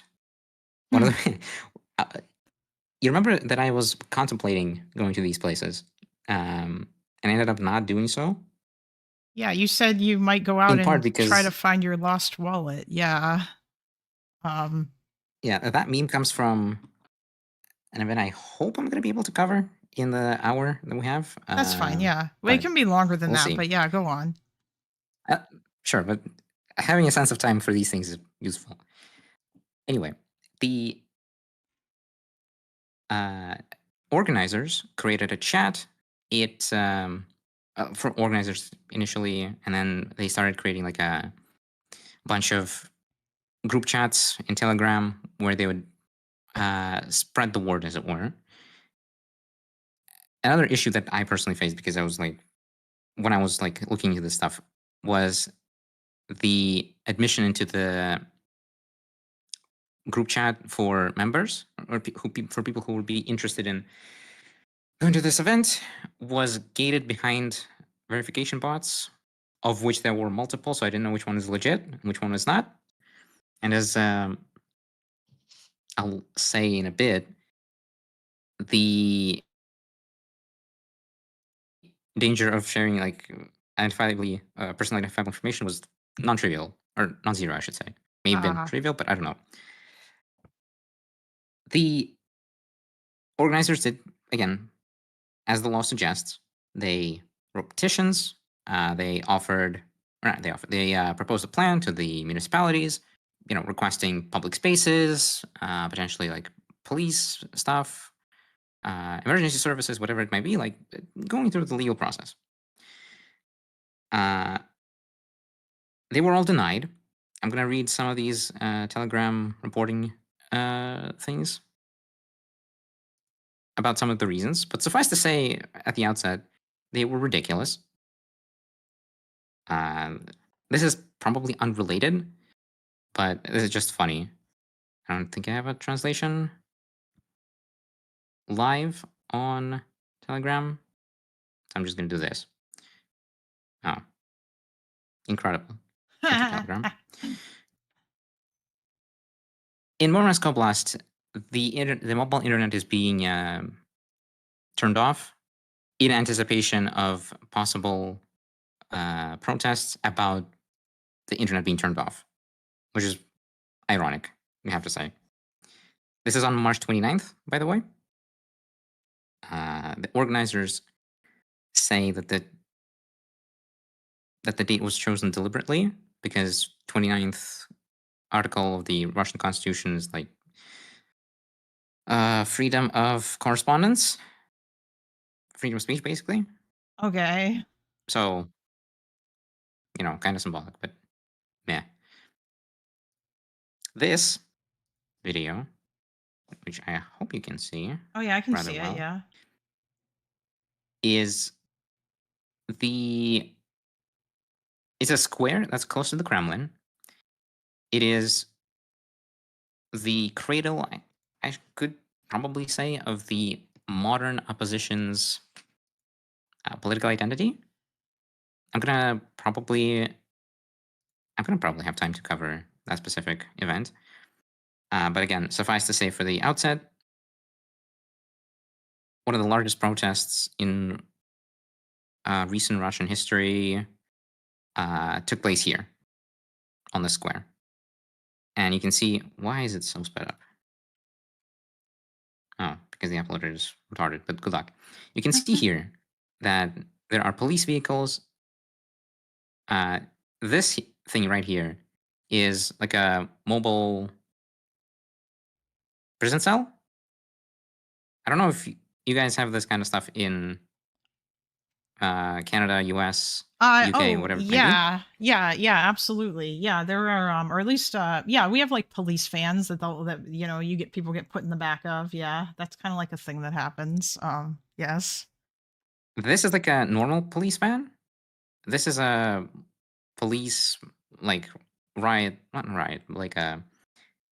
This is somewhere you would put a bunch of people you detain. Okay. I have not had the privilege of being inside one, but so I can't describe how that works. Although I know people who have, Oof. which is funny. You can see that the square itself is like closed off. There are police officers shooing people away, right? Mm-hmm. So despite the permission being denied, both to the Gen Z kids and the more serious people who organized the presidential campaign of the actual opposition person, whom I told you about, like 2 or 3 Russia segments ago, Boris Nadezhdin. Yes. The guy who was he wasn't allowed to run properly, but the process of gathering signatures was like a huge political thing. Yeah. Right? And some of his staffers were thinking they could organize something on the same date, although not in this specific location. Wait, hold on. Zangor is saying in chat something about the vehicle, those police vehicles being like garbage trucks. Is that like? Yeah, wait, is this a reference to something? I don't understand. Or is the Oh, the yeah. prison? Yeah. No. This is a linguistic meme. Oh. You see, trash, like the word for trash, musor, is the same, or like a slang term for cop is also musor. So a garbage truck literally could mean a thing that moves trash around, or the same word for it in Russian would be potentially a thing that, like a cop car. Oh, okay. That's kind of funny. Okay. Yeah. It took me a second because I'm occasionally retarded, but I got it. Yeah. Also, humble brag, you can see on these flags, this is Moscow River Transport, because we have boats run around our city. It's kind of cool. Wait, really? Is that is that like a type of public transit that you guys do? What, boats? Yeah. Yes, like river boats. boats. Look at it. Neat. You can see the station name. You can see a little ticket booth. It goes right into the square. Oh. Yeah. Although it is kind of retarded because it's very slow as compared to other options. And it's, from what I understand, it's pretty expensive for the city, but still, it's cool. Yes. Yeah, well, I think Venice has, well, of course Venice has those too, but yeah, XBQY asks, so Kalinda, is this Telegram channel against the regime? Yes, I would assume so. The people who run it have opinions, but they mostly do just like factual reporting on the ground. Oh, okay. Or So like this getting is very close to. This is attributed to some other channel, which I can't quite read. Which, good luck. This is gotten from somewhere else, but this channel like aggregates oftentimes the on the ground reporting, okay. which is useful for other people. This is from this very square. This 72-year-old lawyer, a public defender, was arrested there. Oof.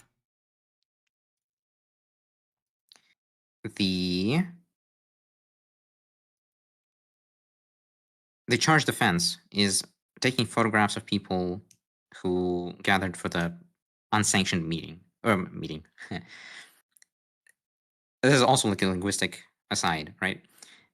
The word protest in Russian does exist, but we for some reason often call it meeting, i.e., like literally a calque, I guess you'd call it, like a word stolen from English. But you would use like neutrally for gathering. For us, it's a it loan means word. a I think protest. those are words that's what you call words that are taken. But yeah, okay. Potentially. Similarly, the same event, although in St. Petersburg, you can see a guy with a flag gets arrested. There you go. What? These But are, by the he's way, literally he's just out protesting his love of Russia. Why is he getting arrested? Okay, I see. Does he have? Is it the old tricolor flag with the more muted colors, or?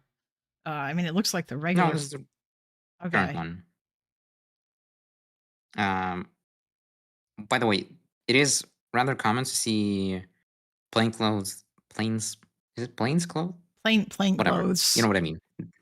Plainclothes police officers who do attempt to carry out arrests. I may have some pictures of one of these officers who were pestering me and a group of other people. Oof. At a Navalny event. No, if I find it, I may post on Discord. Okay, cool. It was really funny because the guy was like super obvious. He had shades. He had COVID mask in the summer in 2025, I think, or 4 even. But like no COVID, and he would like very deliberately raise his phone into your face. Like, okay, dude. Although our comp detectors told us we had like 5 more people at that gathering of like 20 who were plainclothes officers. But we could also be paranoid. Who knows? Yeah, you can see the square itself is closed off. Like random retarded bullshit. This is a video from, I guess the best way to describe it is like across the river from the thing we just saw. Basically. And you can see that there are police officers over here not letting people go places. And this guy right here is arrested. And you can see these plainclothes who take him to the police van. And he's giga fucked. Or not giga fucked. He's like a little bit fucked. I want to say he's got. Oh, and one of the people who had a press badge was arrested. Oh, Vasterman and Chaz says, is 3 people an unsanctioned protest? Is that still a thing? Like, we're basically, I'm assuming that they just, some guy had a flag and he was in the square, and so they just assumed that he must have been doing an opposition protest because Yeah, I guess. That seems insane, but okay.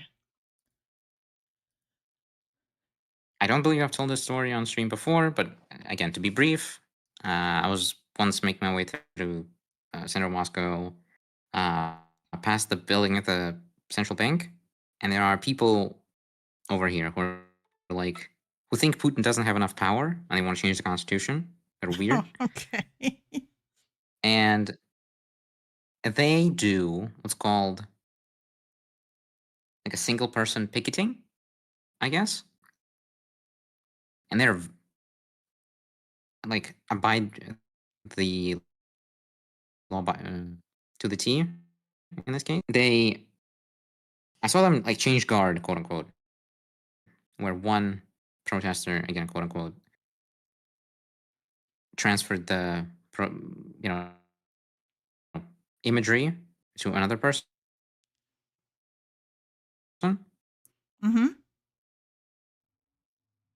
And that's how it went.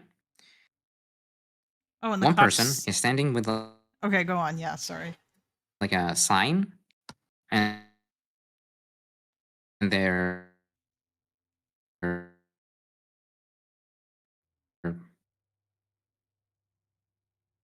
the flag of that organization. Wait, you just cut out a bunch there. You said the other person was standing with a flag and And the they're... sign Huh. runs out. I'm like seeing that they're taking stuff off, and I'm like, hey, I could help them get out of the protesting time, I guess. They said, no, don't, unless you want $100 ish fine. $80, $100, somewhere around there, exchange rates. I was like, well, okay. I'm not particularly keen on, so I'm not going to touch you. But like, what's going on here? She's like, well, this is a single person picketing. I'm allowed to do it for 1 hour, exactly on the clock. I'm supposed to do it all alone. No one is allowed to help me with this. You are here talking to me like a civilian, citizen. That's fine. That's allowed. But if you touch any of this, you're going to become a protester in the eyes of the law. You're going to get a fine. I'm like, okay, well. And this is what this guy is potentially doing. You can do this kind of stuff for 1 hour without registration. Wait, hold on. More Stop. than one person? Arthur, can you hear me still? Yeah. Okay, sorry. Yeah. The stream is like cutting out hardcore. Or like rather, I'm dropping like a fuckload of frames. And also now your stream for my end is coming in really badly for me too. What the fuck? Am I having like a lag spike for my internet? Yeah, I reduced quality to 480p and still buffering. Yeah, it's being fucky. Hold on. Is this like...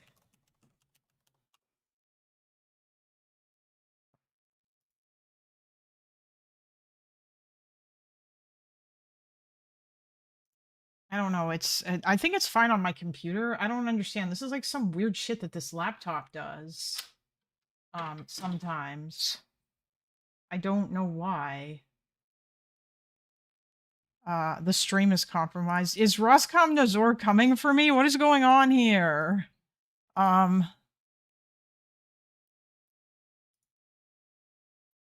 This is a great time to plug a VPN. I don't think that'll help. The Russians are got you by the ass. Like, I don't understand why my frames are dropping so hard right now. Yeah, it's still happening. I don't... Fucking hell, man. Well, memes aside, I opened it on my phone, and I'm not seeing any dropped frames. Well, I saw one. Yeah, no, and I'm getting YouTube is not receiving enough video to maintain smooth streaming. Yeah, it's fucked. Okay, hold on. Maybe I can...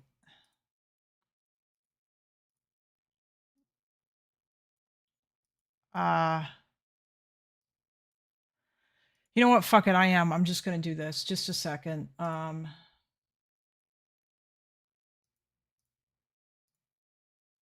I'm just gonna hold on one sec.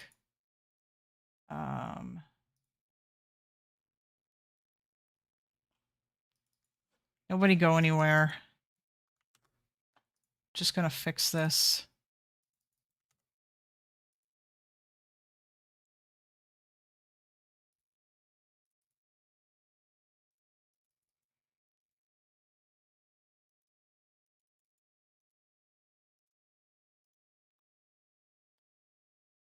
All right.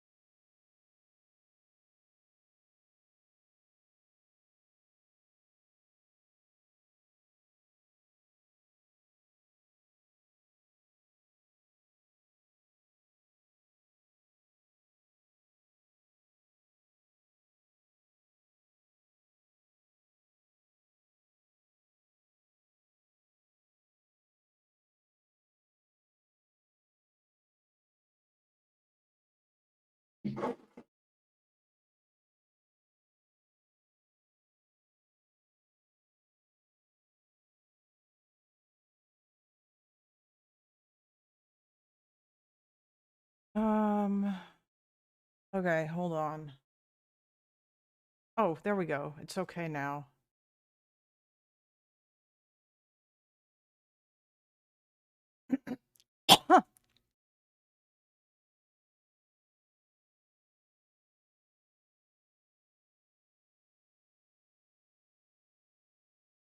Just a second, chat.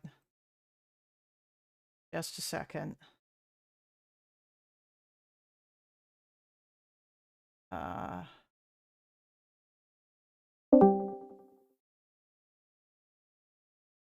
Okay. Hello? Hello. I can hear you now. One sec. Hold on.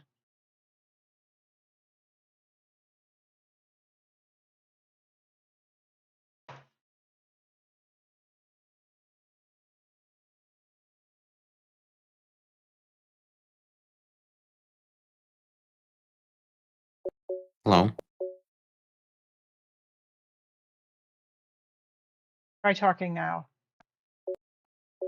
I don't know what's up, but Oh you my sound like God. you're in a barrel. Just a sec. No, you don't.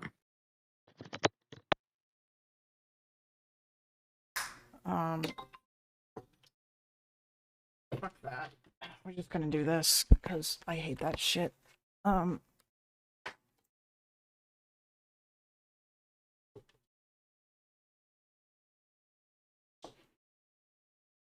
Hello? Hello. Okay, there we go. Chat, can you guys all hear him? Talk, Arthur. Bonus meme. Yes, there we That is go. entirely unrelated, and I was just reading while the stream was down. UC California and University of Tafta are considered undesirable organizations in Russia now. This means that anything and everything that has to do with these organizations is basically not allowed to be used in a legal capacity by Russian citizens or indoor entities in the Russian jurisdiction. And supposedly, there is a case where this happened. It was very bad for people. Oh, yeah, they got a what is it, like a civil offense? An administrative civil offense? Oh yeah. Misdemeanor, maybe?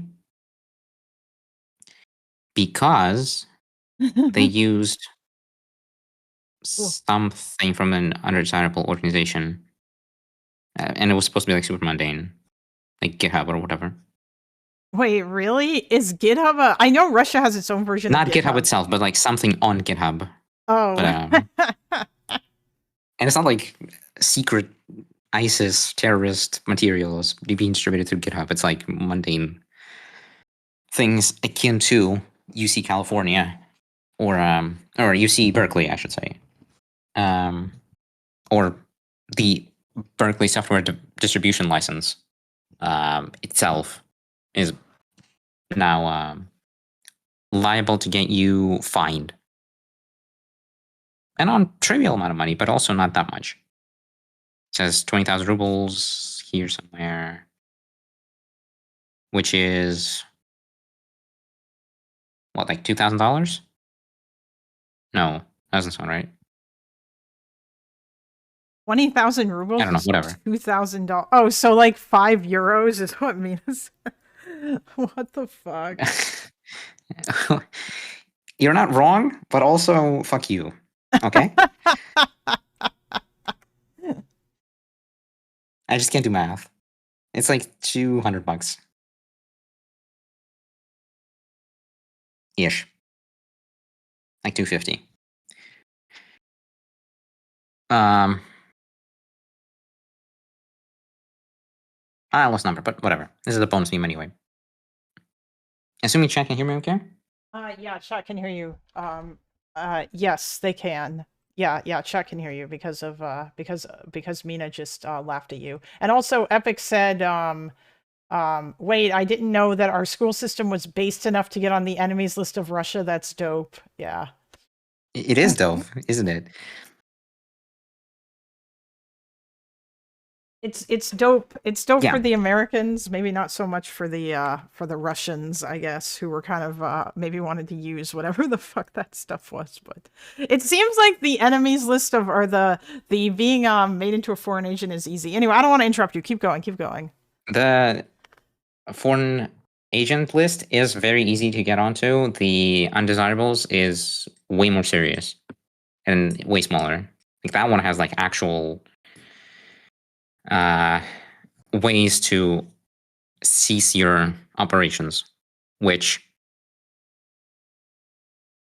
you won't have heard this from me, but we may run into this topic later in the story.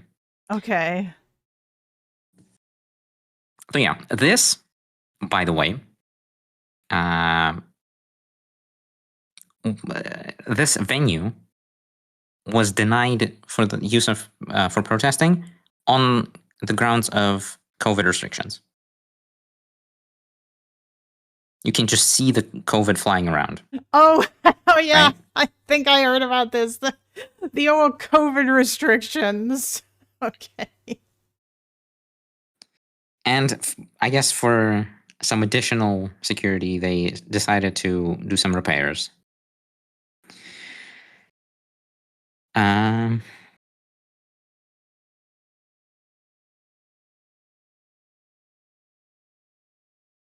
Not enough social distancing. Actually, true. Correct. Why the fuck are these plainclothes cops not social distancing enough?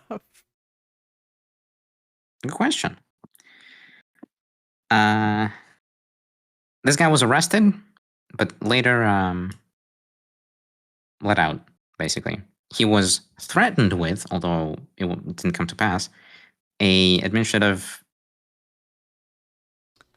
charge and the draft office, which is very Ooh. telling.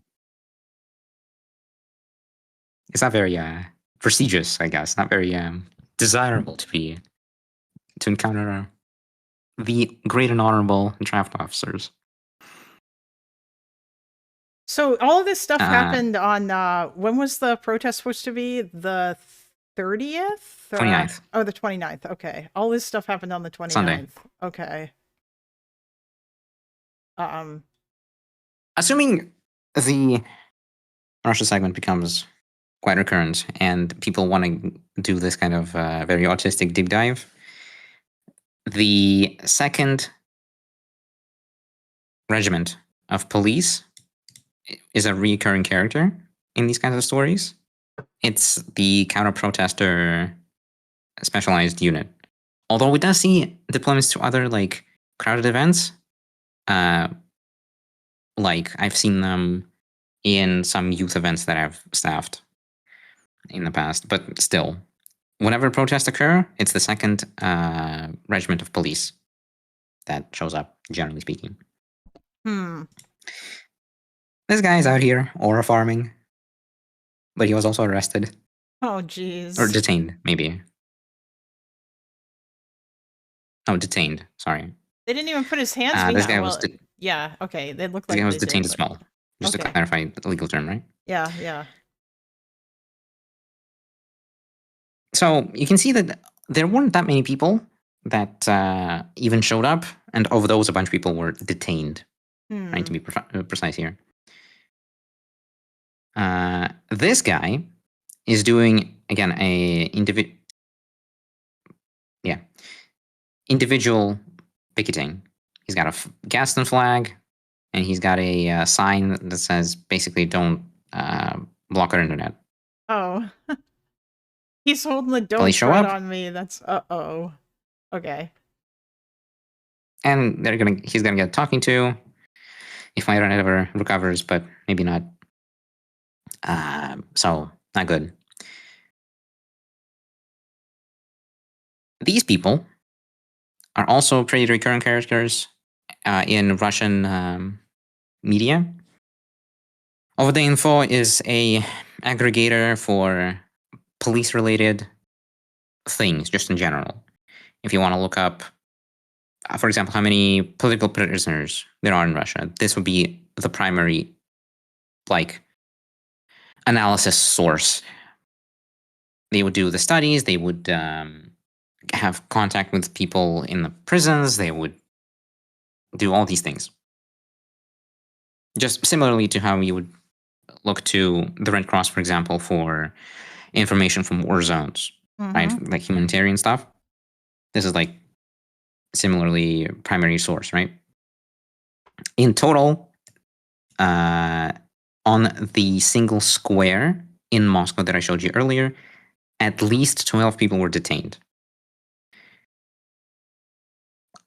Whether you want to say this is like the extent of things, or some people weren't caught, this is not that many, and you didn't see that many people in the square itself, so it tells you about the enforcement and the seriousness of it. Yeah. This is in Penza, which is a smaller-ish town, not town, city. This is the venue where the protests was proposed by the organizers, and they were denied because, quote, there would be master classes for rollerblading in this location, which is based. Oh, is that the code that they use to? Okay. No. No. This is an official response from the city. Oh! Saying people would be rollerblading here. I in don't a see any organized event. Okay. Okay. You can see the actual document here, in case you care. Jesus Christ. I'm guessing there was no rollerblading, and that's what those pictures were meant to illustrate. It's a little difficult. Yes, to rollerblade in winter. Yeah. Okay. This, I guess, in contrast to the previous things, is a protest. You can see there are not many people, but not one, that has to do with tree cutting and construction in some ways, right? Okay. Which I'm bringing up mostly as a side meme, but also just paint a little bit of a more nuanced picture of protests in Russia. If something is important to the higher ups, it will be shut down, and you'll have 12 people detained in a mostly empty square. If it's whatever, for the higher ups, i.e., if it's like a local issue, for the most part, that is something that can happen. Although that's not a guarantee. There are other stories that have to do with local issues and have had national media attention, and also have had harsh response. But I'm not going to go into those because that will be a distraction. Okay, that's really interesting, although it's not necessarily super surprising as I think about it now that would be the case, just because I'm assuming that the way that this works is that when you apply for a protest permit or whatever, you are applying to the local authorities, yeah, I don't really. Or does it all go up to the people? Oh, gee, wait, what the fuck? Why are these guys wearing military gear? Who are these dudes? These are the 2nd Police Regiment. Or, well, in this case, it says OMON on them, but I think they're part of the organizational structure of 2nd Police Regiment. And this is in Moscow, in that square. Just some more footage. Oh, okay, so they didn't just have plainclothes guys there. They also had military-looking cops there. Okay. This is Police Rapid Response units. Oh. OMON stands for Special Militia. No. Unit of Militia for Special Uses. Damn. If I'm being literal, but you know what I mean. SWAT. Yeah.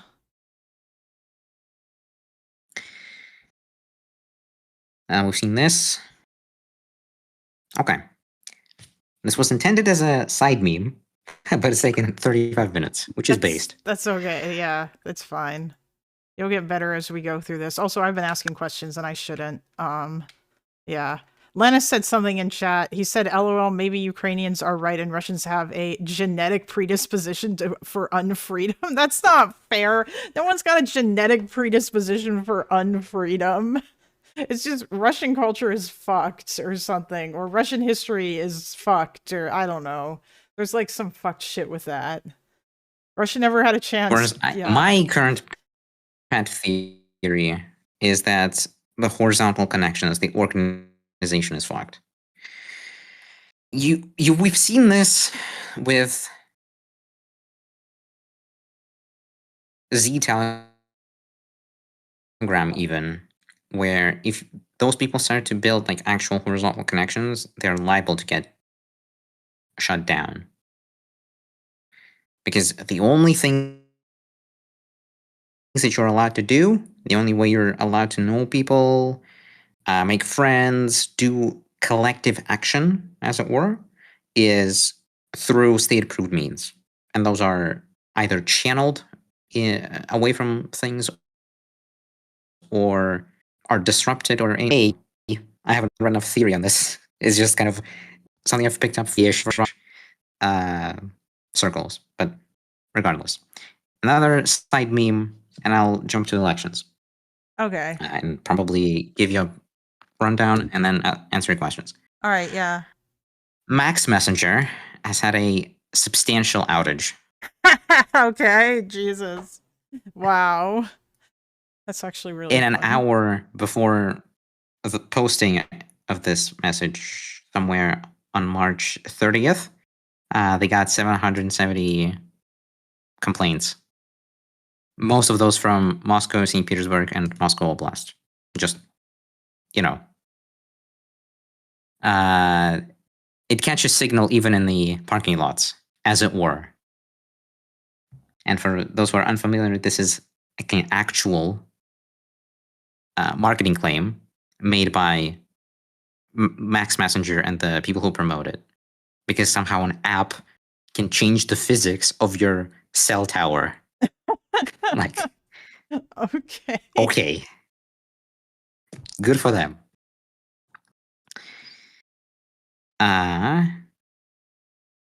Oh, this is actually a follow up, which I forgot about. The person who was detained at the Bolotnaya Square in Moscow was reportedly beaten by the police, and he got a, what is it, like petty nuisance or charge, something like that. Public Mischief. nuisance. Oh, mischief. Yeah, yeah. I think it's mischief. It's difficult to connect to the two legal things because I've learned them like separately. I've never like translate properly those things before. Yeah.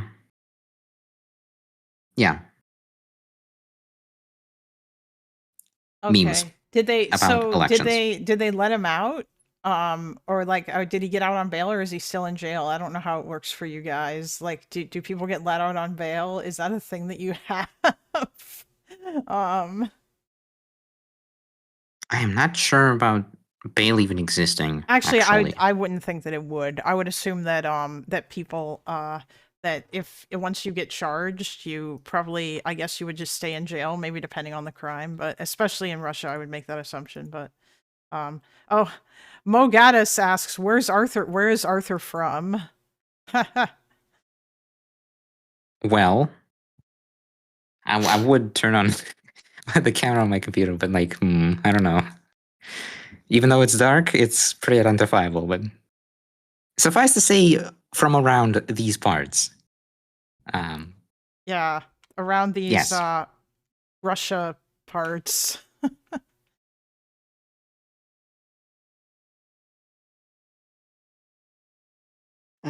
Elections.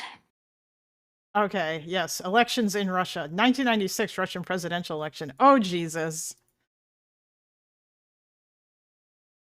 This is probably better. Okay. Just brief history for a context. 1980s, Soviet Union. Shit's fucked. Nobody likes it. And the Politburo is falling apart. Instead of it being like a collective governance organ for the most part, meeting of those power brokers from like ministry or power ministries or the party apparatchiks or whatever it might be, like coming together and making a decision. Like you've seen HBO's Chernobyl. Yes, right? yes, I have. Good show. You remember the scene when Legasov comes to Moscow and talks to Gorbachev? Yes. Yeah? Yeah. He had a full cabinet. Yes. By like the end of the 80s, or even in the 80s themselves, more often, sorry, I should clarify, it was not uncommon for important decisions to occasionally be made by waiting out the people who are supposed to be in the meeting, so they're busy, for example, or calling those meetings in secret, or doing this kind of sneaky procedural bullshit to avoid having the people you don't like, you as the meeting organizer who's trying to do shit, from even attending and being a nuisance to you.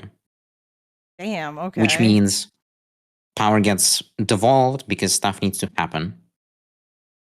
It just kind of naturally devolves down to regional ministries, or like you could say like the constituent republics, be it Russia, Kazakhstan, the Baltics. I want to say Ukraine, although I don't have any example of that on hand. So in that vacuum,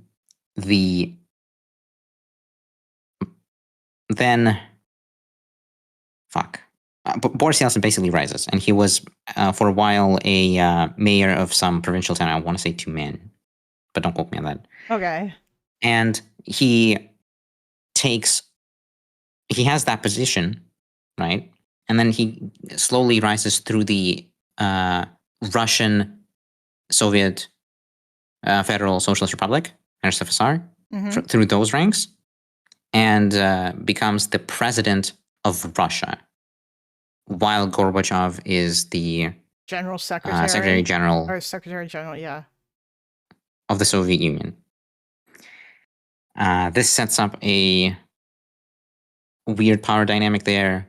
This is about like 1989 at this point, when the Soviet Union is like falling apart at its seams, but it had like the how do you translate that even?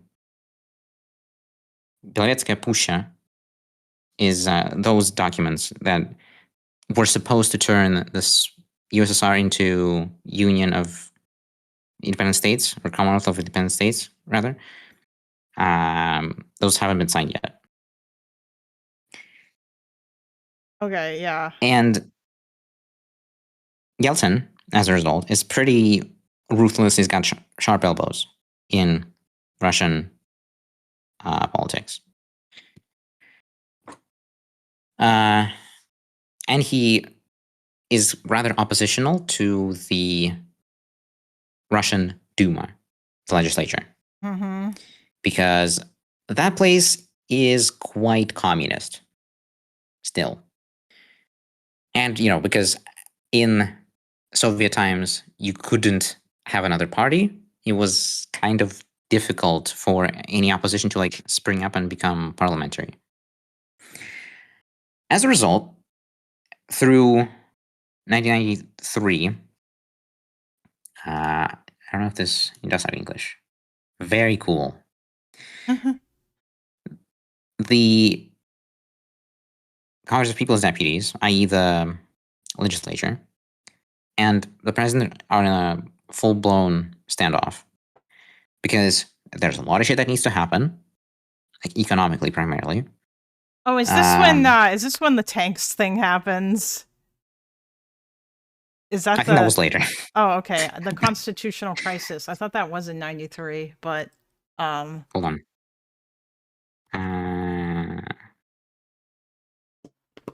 Or I know it's in the early 90s, basically. No, I'm retarded. I'm so sorry. Yeah. There were, from memory, there were 2 times when there were tanks in Moscow. Wasn't there also during the coup on Gorbachev as well? Or the attempted coup? Yeah. Where they played Swan Lake Summer on 91. the TV for multiple days? Yeah. Okay, You're right. This is when the actual parliament building was looking like this. Yeah. Yeah, it got shelled by the tanks. I feel like if I fed this into AI and told it to upscale and make these Abrams, it'll be pretty Ukrainian. Oh, yeah. That would actually be... That'd be funny. Or not just Abrams, whatever. I don't know. All the tanks that the Ukrainian army currently Leopards, uses. Challengers. Yes. I think they have T-72s still. Yeah. But, yes. This is... Like, shit's fucked. Shit's properly fucked. You see here, this says September through October 1993. Whereas this was April. But it is tied to the same events. Okay, yeah. Stuff is in the country is bad. Hold Yeltsin's on. team... Epic, if you want to argue about that, we can do it after this segment, because he's just going to tell me stuff about voting in Russia, which is going to be helpful to me. And I'm going to go back and listen to this, listen to the VOD, and make whatever notes that I want to make for the lactoid debate. Yeah. But go on, Arthur. Yeah. Yeah. Shit's fucked. The executive team, in this case, does need to be like super vigorous, including on the economic matters. So while they do work with the legislature where possible, like they do so in good faith, right? It's or I should say, I'm getting this from sources that are biased in favor of Yeltsin, so grain of salt. Okay. The reformers were trying to work with the legislature, but the legislature wasn't budging for reasons that were, let's say, not timely. Like they didn't want to do an economic reform by, let's say, cutting pensions or letting the prices go into free fall and like readjust to market rates, because they were communists, right? Yeah. Yes. They were kind of tied to that kind of command economy situation.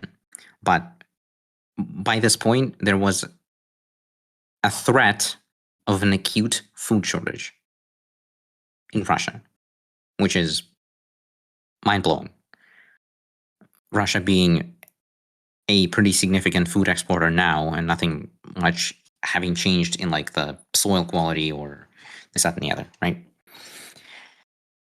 It's also kind of insane that the Soviet Union was dependent on food imports for a while there, but that's a whole nother story. And to resolve this question of shit being fucked and the legislature standing in the way of a progressive executive, a referendum was proposed.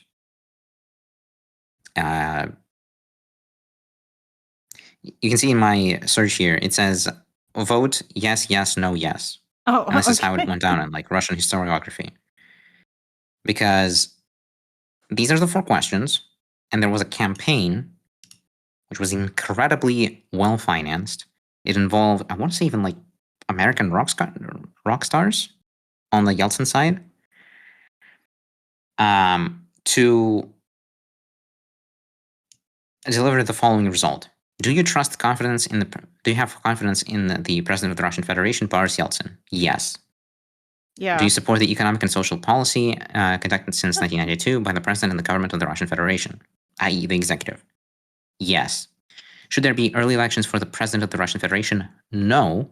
And should there be early elections for the people's deputies of the Russian Federation, i.e. the executive or legislature? Sorry. Okay. Before you continue, I just want to throw this out there just to clarify, Pragmatic American in chat. You said even with Ukraine, the Soviets had to import. Well, Ukraine wasn't part of the Soviet Union. At this point, it wasn't the Soviet Union anymore. Ukraine and I think all the other countries left in 1991, or at least Ukraine left in 1991. They held their referendum and they left. This happened after the attempted coup by the communist hardliners against Gorbachev. They were like, fuck no, we're out, because they were afraid that things wouldn't go back to normal. Is my understanding. This specifically, yes, but the Soviet Union, from my vague recollection, and I haven't checked, Soviet Union itself, while Ukraine was part of it, did indeed import food. I don't know why. Oh, okay. Also, asterisk, I haven't looked it up. Going from memory. Good luck. Right.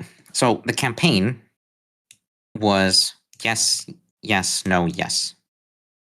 So Yeltsin wanted to reshuffle the legislature with snap elections. And this was a massive campaign. I don't have any... So they did it. So they voted no to have like the parliamentary elections down there at the bottom. I heard it said result quorum not met. Yeah, or early elections for people's deputies. Okay, so he wanted that to be yes, so that he could call elections. Yep. Oh shit. Okay. All right. The reason why I bring it up is because there was a structural rigging by Yeltsin, in the sense of him having access to financial resources, to media channels, to these kinds of things. But the count of the ballots were basically accurate. Okay. And I want to separate different kinds of voting manipulations into two camps. One is administrative pressure or media biases or structural, quote, unfair advantages that are not legally foundational to the system. So,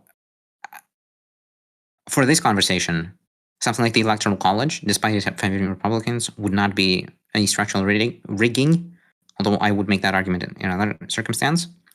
But something like forcing people to gather an unreasonable number of signatures or a weird number of signatures or something like that would be structural rigging. Does that make sense? Yes. Okay.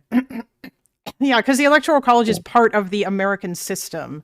But what you're talking about is forcing people to gather a bunch of that does not sound, that seems like that's fucky wucky. Also, I noticed those results are interesting there. Yeltsin won 54% to 40%. That's a compared to today's Putin numbers. Yeah. Okay. Yeah. Oh yeah. Votes for 59%. No. I was talking about the election. The election that you had, the tab that you had open for the election a second ago, where Yeltsin got like 54% of the vote and his opponent got 40%. Yeah. This? Yeah. That seems a more reasonable number in comparison to today's Putin wins like 80-something% of the vote or whatever. Yeah, if this election is rigged, this makes more sense. Or like, I guess this is, if you're going to rig an election, try to at least make it believable. Yeah. This, I'm going to bounce between the Russian page and the English page because they're slightly different in structure. Okay. You can see that this is a broad field. Oh, yeah. You don't need to know all these characters, but even Gorbachev ran for president of Russia in 1996. I did not know lost that. spectacularly. You can see. Yeah. 0.05%. Or sorry. 0.051%. Yeah. 0.051 or 0.5. Yeah. Or 0.5%. This guy's going to be a recurring character because he's super memey, but also kind of evil. This guy's interesting, and he was basically a wrench in both of these guys' plans. Because on one hand, he's like a strong hand, but he's also kind of conservative. But he's also a Soviet military officer, but also not super communist. So him having a bunch of votes here, split the vote in the first round. And to explain a little bit how the elections work in this time period, and I think legally even now, but it like doesn't matter, obviously. I will be forcing Hobbs to wear instead of having like an American style vote where people show up at the polls, they cast a ballot for their preferred candidate, and that's the end. Whoever gets the most votes in that time period wins in that vote. However, here we have this kind of broad race where people get like 300 votes, right? Some guy gets 300 votes. He is participating in the first round, and then everyone besides the first two is eliminated. Yeah, okay. And then there's an election between these two. That's usually how they do it, I suspect. That's called a runoff election, I believe. Yes, yeah, it is, yes. Yeah, so the other people aren't spoiling the vote, per se. This will be relevant later, this structure. There was a lot of shenaniganry afoot with Boris Yeltsin's campaign. It was, again, the pro-Yeltsin people will say that a lot of this was kind of the spirit of the times. There's like a story, for example, about there being a Xerox box full of cash that was moved into the campaign headquarters from like the American embassy or whatever the fuck. And the Boris Yeltsin people are like, well, ish, kind of, but also not really. In the sense that, yeah, the box did exist. Yes, it did contain the money, but no, it wasn't from the American embassy. And this was kind of the normal way to settle payments in, the crumbling Russian economy at the time. So there was this. There was also the media stuff still going on. I wonder if this has a... No, not you. God damn it. I guess I may as well, right? This is an old concept called in Russian Semi-Boyarshina. 7 boyars.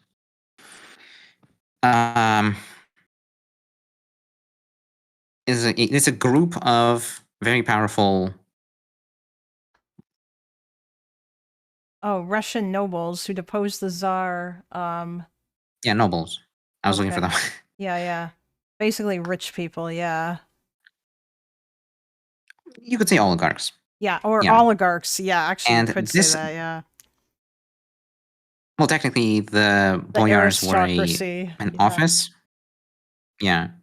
Not just rich people. It was like an office with political power. Oh, okay. I was trying to compare it to the Magna Carta, but I forgot what the name of the people were. But yeah. And this became those guys were like regular noun. lords, like feudal lords, because that would have been in feudal where like they didn't want the king to have too much power. Yeah. Yeah.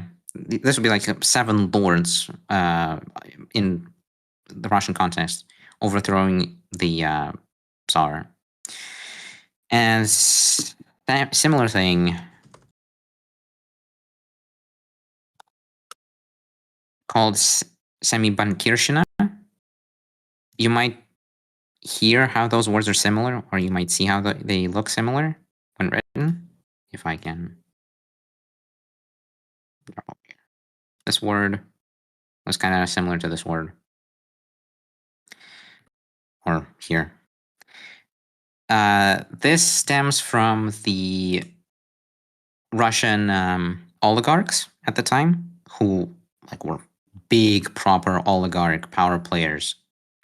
People who owned banks, primarily, media, and sometimes, or not sometimes, oftentimes natural resources. They were able to throw their lot in with political actors and therefore make or break careers. Okay. These guys supported Yeltsin because a strong executive, right, that doesn't have that much inherent democratic support, but that support can kind of be generated, is better for the oligarchs than the chaotic, weird communist shenanigans that the opponent, Zyuganov, where is he? Right here. This guy. Also a recurring character. At the time, he was an independent, player in Russian politics, but I'm not seeing it on your screen. Putin came to power. Unless you're... I still see the 7 bankers. You can't? No. Actually, is your stream frozen? It might be, which would be not good. Hold on. Huh. There we go. No, it came up. No, it came back up. It's working now. This guy. Yes. At this point in 1996 and earlier, if you want to dig into it, he was his own actor. He could make decisions, retarded as they may be. But he's a communist. He wanted to perhaps not restore the Soviet Union in the geopolitical sense. He wanted to at least restore the mode of economic organization under the Soviet Union, right? Yes. So state mandated pricing, state order plans, this, that, and the other, which the oligarchs were not particularly keen on, for obvious reasons. And therefore, the oligarchs decided to support Yeltsin with their media channels. You can see here oil, bank, media channel. That's channel 1 at this point. Another channel that is now trash, but used to be actually pretty good, as in they did reporting, they were relatively neutral, even under Gushninsky rather. You can see oil here, bank, right? Another bank. These people. Okay, so those guys threw their weight behind Yeltsin, and they helped him to win by basically making it so that all the media in the election was like pro Yeltsin. I can see that in the table of contents there too. Yeah. There was fraud. There were violations of Xerox affair that I referenced earlier. Blah blah blah. $500,000 in a Xerox box. Very based. Damn. Okay. I want to be paid in a Xerox box. If that's the amount of money. But anyway.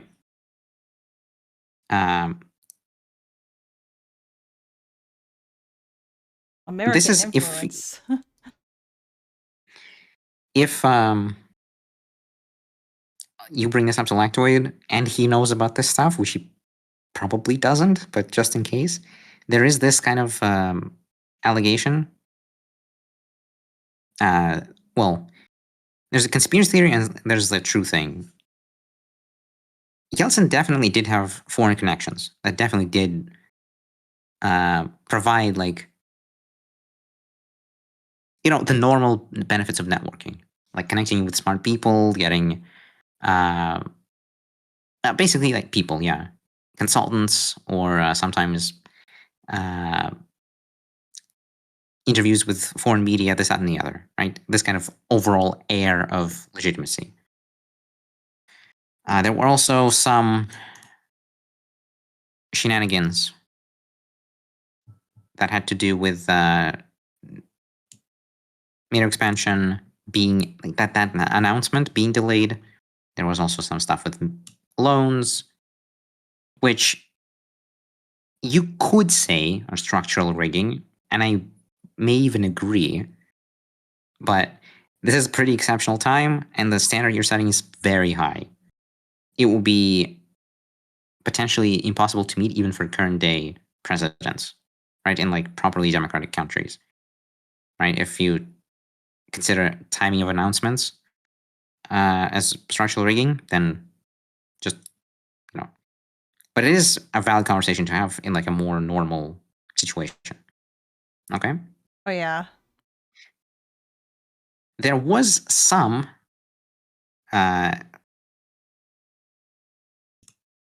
stuff to do with violating campaign laws and like fraud happening. They weren't big though. They weren't election determinative. Okay, so you'd say that this election was, despite faults, not like this was like Yeltsin won the election, like I guess fair and square. Aside from the, the fucking by the count at the ballot box, yes, okay, he did win it. Yeah, apart which is from the starkly different from the stuff that's going to come in the future. Okay, yeah. And hopefully, I'm going to be faster about it. I hope. Jesus. Okay, that's 1996. By the way, Yeltsin at this point was not very healthy. Even during the campaign, it was rather evident that he was not doing well. I want to say he even had a stroke in office. Stroke? I think. Wasn't he like a supreme alcoholic who drank way too much? Isn't this a problem? I think so. I think he drank, but I don't know how much. I wasn't there, as it were. Yes. And therefore, what's called the family, Семья, which involved like his daughter and like among other people, they looked for a replacement who happened to be Vladimir Putin. Oh. And that's how Putin gets into office in 1999. He was nominated as the acting president. Where is it? Yeah. He was deputy prime minister with Stepashin, who's another dude who's not relevant in this case, as like a trial run. And then Yeltsin officially resigned and turned into a meme phrase. I'm tired, I'm leaving. Oh, okay. Let me see if I can find it. Oh, well, whatever. Yeah.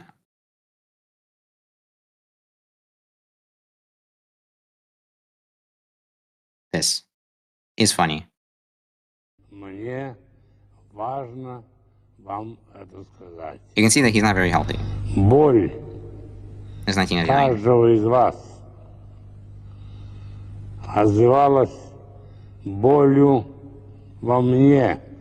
Damn. Without even needing to translate, you can hear how not good this guy is. Yeah. Which reminds me a little bit of Donald Trump. Yeah. A little bit. Where's the phrase? Ухожу. Oh, there you go. Задачи. Я ухожу. I'm leaving. Я сделал все, что мог. I did everything I could. Мне на смену приходит новое поколение. A new generation is coming to replace me. Поколение тех, A generation of those who может сделать may do больше more than I и could. лучше. Oh, sorry. Oh, more and better than I could. Да, более важно. Anyway, the actual clip of I'm tired, I'm leaving is a meme. Okay. It can be your sign-off message. Yeah. If you want to do like really memey things. Okay, But I anyway. understand. Yeah. Okay. That's funny. The 2000s election, similarly to 1996, were free-ish, perhaps structurally rigged still, because the media still were favoring the incumbent, i.e. Putin, but there was no rigging at the ballot box. I'm not going to go over the 2000s. It's not super interesting. Okay. Then there's stuff that is relevant to go over. Also, I'm hopelessly over an hour. It's fine. It's I hope okay. that's okay. No, it's okay. Actually, Epic, are you still here? Because Epic wants to come in and yell at you about the court shit. If you wanted to have that discussion, but I do, but You can- let's finish off the yeah, you can finish elections, this. and then we can That's fill it out. fine because that'll be useful to me with regards to yeah. I'm hoping this will take us to the Artemis launch because I want to watch that. Because I think I don't know. Apparently, Destiny is live right now, but I think it's just I think he's just doing another Unfuck America thing. Oh, chilling before going to LA for UCLA event tomorrow. Oh, so he's just playing video games, I think. Of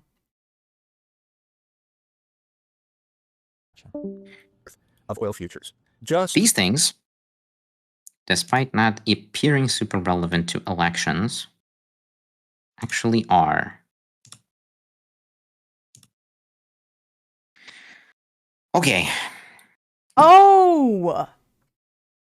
Wait, is this Yes. the thing where like a whole bunch of people died because the Russians burst in and killed Yeltsin and got so apocalyptically drunk that Russia defaulted on its debt. Yeltsin got so apocalyptically drunk that Russia defaulted on its debt. I don't know if it's true Russia defaulted on its I don't know. Apparently there's a lot of stories about Russia being super drunk. Or about Yeltsin being super drunk. Like Yeltsin almost lost the nuclear football because he was drunk. Yeltsin seemed kind of drunk in that sign-off message that you played. Yeah. Or maybe That's maybe. post-stroke, so that's not. Oh, okay, okay. But still, you probably don't want that kind of person holding the largest nuclear football ever. Right? Yeah. Or not ever, but like at the time. These things are relevant to elections in two ways. One, a hostage crisis that involved, that happened in the center of Moscow, ostensibly like the heart of the country, and lasted 4 days with people, dead and injured. Not good. Jesus. Did they? Oh, was Uh, this all like terrorism by the Chechens who were trying to get their independence from Russia? Is that what this was? Or was this? Yes, ish. Oh, okay. I think. Maybe not actually. Oh, all This right. was like some Islamic terrorists whom I haven't looked into. Oh, okay. I think the school This one was. school, yes. Yeah. School Okay. has to do with Chechens. Okay. This obviously shakes the country, these two events. And people are looking for security and stability at a time when a rapid change is happening, and it especially hits the commoners, as it were, quite harshly because when you have, at one point, like 2,000% inflation, annual inflation. Yeah. Um, Apparently crime was a big problem at that point too, like just regular crime. I don't know, or at least I watched the Sarcasmatron video about the American origins of Putin's madness. Or no, it was the other one, the Shut Up About NATO Expansion one, where he talked about a bunch of this stuff. But yeah, yeah. the 90s were not a good time for Russia. The late 90s, especially, it seems like. Mm-hmm. Although this is early 2000s. Okay, yeah, or the early 2000s. Specific Yeah. thing. Okay. But still, shit's fucked, and people want stability. They want to trade off some of their freedom, which isn't yielding the benefits, but it is creating costs in the form of, market prices readjusting very sharply from what they're used to, while their paychecks either not keeping up, or they're fired because their job was economically unproductive, or this, that, and the other, right? And since they don't have the capital to, for instance, participate properly in the privatization scheme, which I'm not going to get into, but like, suffice to say, everyone in the Soviet Union was supposed to get a part of the Soviet legacy in the form of factories, since it was straight property, state property, and now it was being privatized. And people didn't really understand the value of those things, so they easily traded them off to others who were more shrewd, thereby generating the first wave of oligarchs. But tangent aside. Yeah. They didn't see the benefits of freedom, they did have the costs. And therefore, enter Vladimir Putin, who's like, we're going to fight terrorists everywhere. If they can find the clip, even. Oh god, we're about to see Putin when he's like not a billion years old.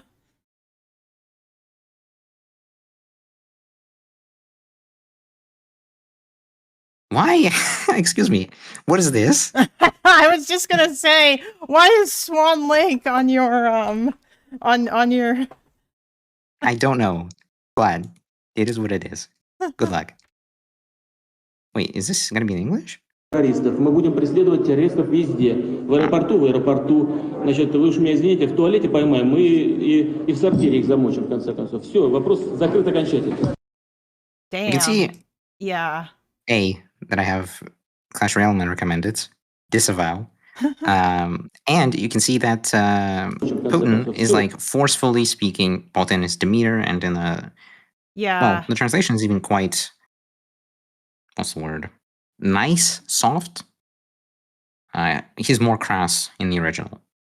So that appeals to people. So he gets elected in 2000. I think this quote is from earlier. Maybe. I don't remember. But point being, that's his like overall vibe. Terrorism happens. Not good. Mm-hmm.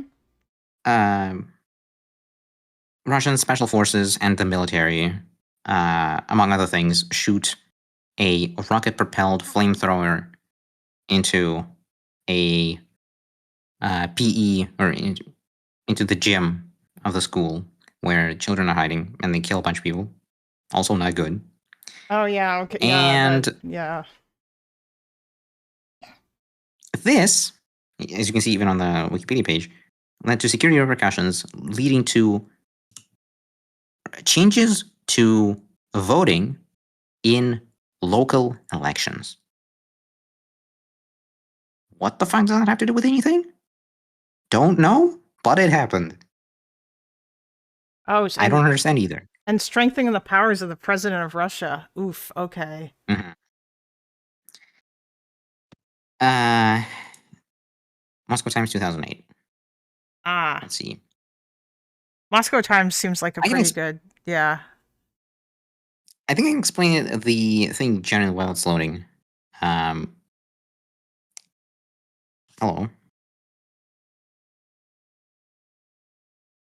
I'll need to read this. Good luck.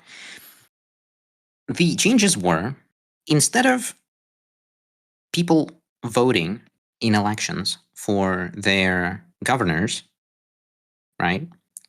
Those people will be appointed. Oof. Yeah. Yeah. Octo just said that in chat too. That's okay. Kind of weird. Instead of I don't know what that has to do with terrorism, right? Instead of addressing the actual issue at hand, i.e., security services or being incompetent, or the Second Chechen War being not good, like casting a shadow, not being properly resolved, the president who has this kind of security aura around him, the general public perception of him being as this great strong man who's gonna take the reins and guide the country into some future, instead reduces the scope of public political expression. Right? This is the kind of structural rigging that I would include as like actual vote rigging, right? Because this does not need to be a fundamental part of the system. This is a fucky wucky situation. And this kind of stuff starts appearing in the next elections whenever they become relevant. Okay, so Putin uses this as an excuse to grab more power because it's the old freedom versus security shit, even though arguably that doesn't have anything to do with security, but okay. Yeah, I see. That's actually insane. It is insane. I'm glad that we agree. I'm going to skip through 2004 and 2008 because time, really. Okay. And go to 2010 or 2011 even. You didn't get this from me. I've been hacked. Chad. Okay. This does not exist on your screens, and or it doesn't exist on my screen. This is a undesirable organization where is it? This.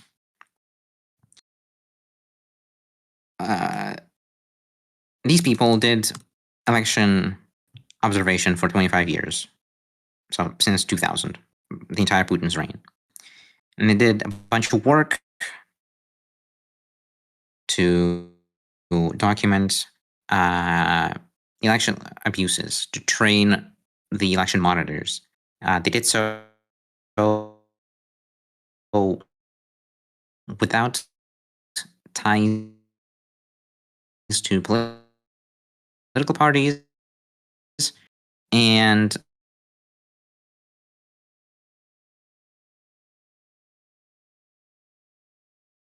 you're roboting. What's the word? I guess nonpartisanly. Okay, never. Right? You're so okay. They didn't even there. push for this one or the other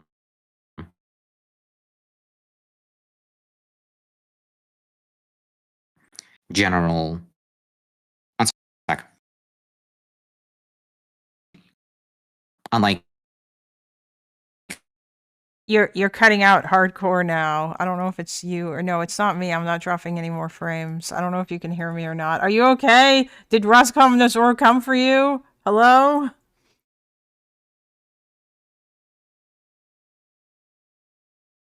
Uh-oh.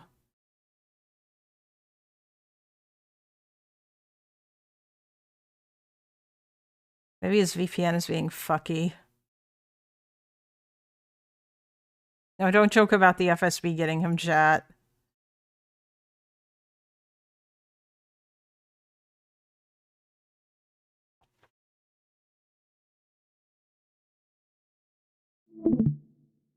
Uh-oh, he's gone. Well, shit. Arthur changed VPN to Finland.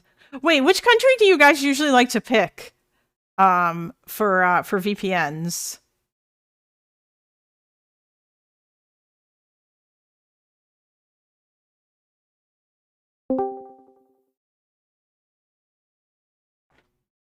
you do. Hello, what happened? Hopefully. My VPN died. Oh. And I had to revive it. I did CPR. Okay, sorry, I was just fucking around. I turned on Swan Lake, but you weren't gone for long enough for it to work, so... Okay.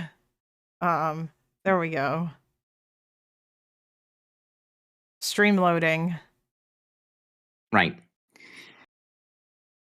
What was I talking about? Oh. Oh, there we go. Oh, yeah, this organization, people... they do, like, a nonpartisan counting of the election, basically. They train election monitors, yeah. And they were declared a what's his face? Undecided organization.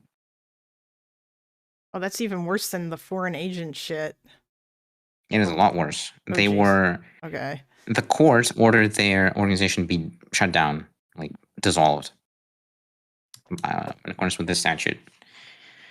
In case anyone wants to look it up.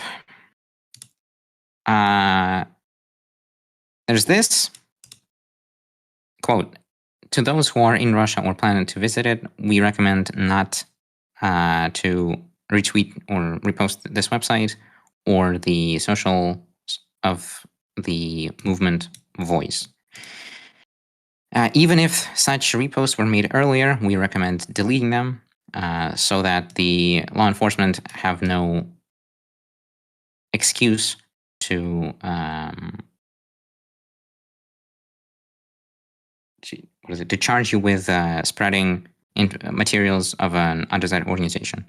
As a result, I have to repeat this because despite me being so hacked, my VPN went down. I am indeed being hacked at the moment, and I'm fighting to restore constitutional order to my computer. But until I get resolved, until I get that situation resolved, stuff is going to be happening on my screen without my control. Good luck. Oh, geez. Yeah. I set this up to go to this. You've heard the name Vedomosti from Steve Rosenberg. Yes, I And think you've seen I have, how yeah.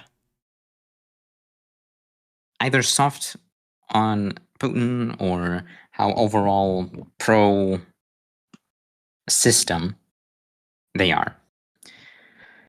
So I'm just going to read a opinion piece from 2012.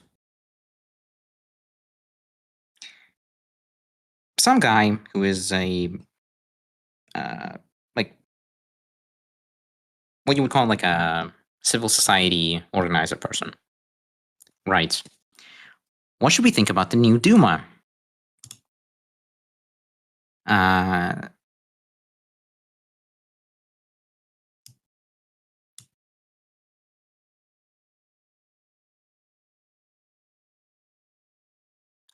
What was it?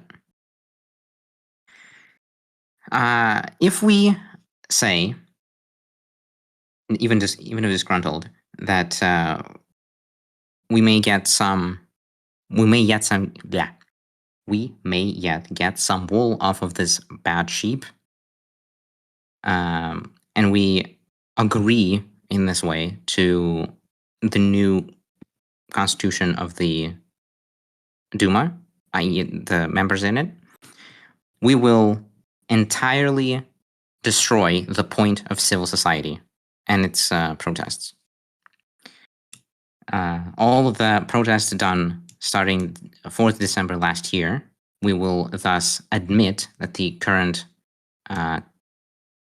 membership of the Duma is empowered to pass laws pertaining to Russia, and we will thus admit that its elections were legitimate. However, we know for a fact that the current membership of the Duma is comprised of elections with a large number of violations. We know that in many districts, a powerful ballot stuffing was conducted during the day of the elections, i.e., in a variety of ways, the desire of the electorate was falsified. We know that the courts are prejudiced when they look at the cases about these falsifications. We also know about the subject falsifications, which I guess you would call the ballot stuffing, right? I.e., the system falsified the electoral process itself, what I called the structural rigging earlier. Certain parties were not allowed to register. However, and despite presenting like the bilateral of law odd or improper requirements, this, that, and the other. I'm not going to read the whole thing, but the point here is that this is a ostensibly pro-government newspaper at this point, today in 2026, publishing this kind of opinion piece in 2012. Okay. They would never be able to do that today, I'm guessing. Absolutely. Or wait, would they? What, the Vedomsti? Yeah, would they have been not- able they to would- publish that kind of a piece like today? No. Oh. Absolutely not. Okay. Yeah, you said absolutely, and I was confused, but yeah, all right, I understand. So there, yes. I guess not got eaten by the internet, which is possible. Oh, okay. Yeah, all right. So Another example it's worse of the same now, but okay. It is much worse. Lenta.ru, for a while, was like a little bit of a rag, but also kind of oppositional. So like, meh. Golos, this thing that is hacking me at the moment, and live attacking my computer, probably stealing my. I was gonna make a Destiny style joke, but I'm not going to. Oh, I was gonna. Well, yeah, your financial information, right? Your financial information, right? That's what they're stealing. Yes. Okay. Indeed. My control point. Never mind.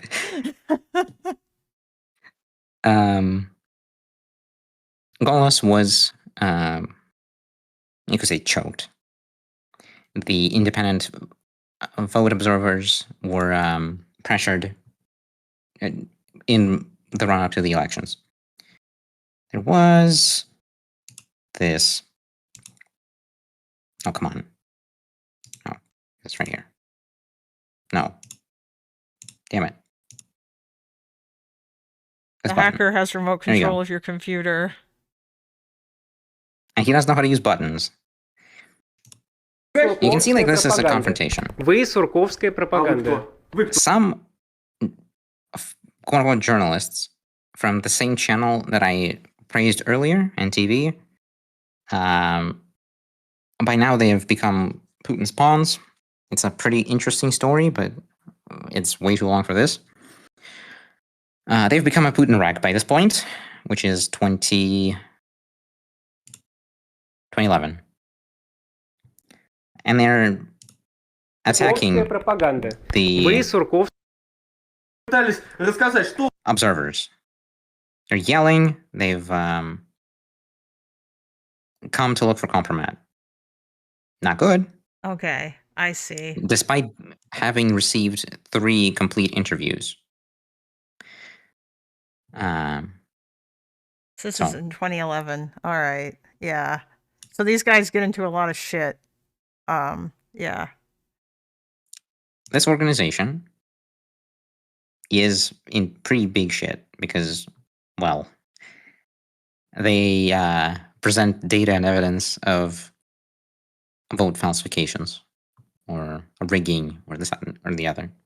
Okay. And build up civil society in the specific area that like is core to the system. Not good. Yeah. And again, this isn't marked opinion, but it probably should be treated as such. Because here it cites a Russian Gazette, which you've also heard about from Novoyo Steve Rosenberg. Gazeta. This is a... Huh? No, it's not. It's not Novoyo Gazeta. Yeah, Russian Gazette. Yeah, I can't say it, but I know the one you're talking about. Yeah, Steve Rosenberg reads from that frequently. It's just called Russian Gazette. That's the name of it. Okay. This is the literal print organ of the state, i.e., it's like written in the legislature, not like de facto, not like we basically understand this to be the case. This is literally by letter of law and statute is the case. They write an opinion piece, basically, accusing Golos of being funded by USAID and National Endowment for Democracy. Oh boy. Right? Okay. And therefore being like enemy of the state-ish. National Democratic Institute as well. You can see, right? What is this all about, you might ask? Why am I bringing up random articles from 2011? Well, this is all leading up to the protests that had to do with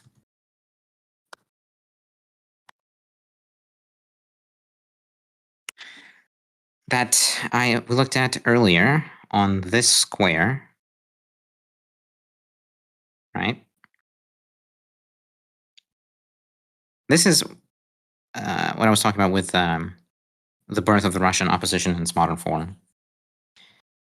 These 2011 elections I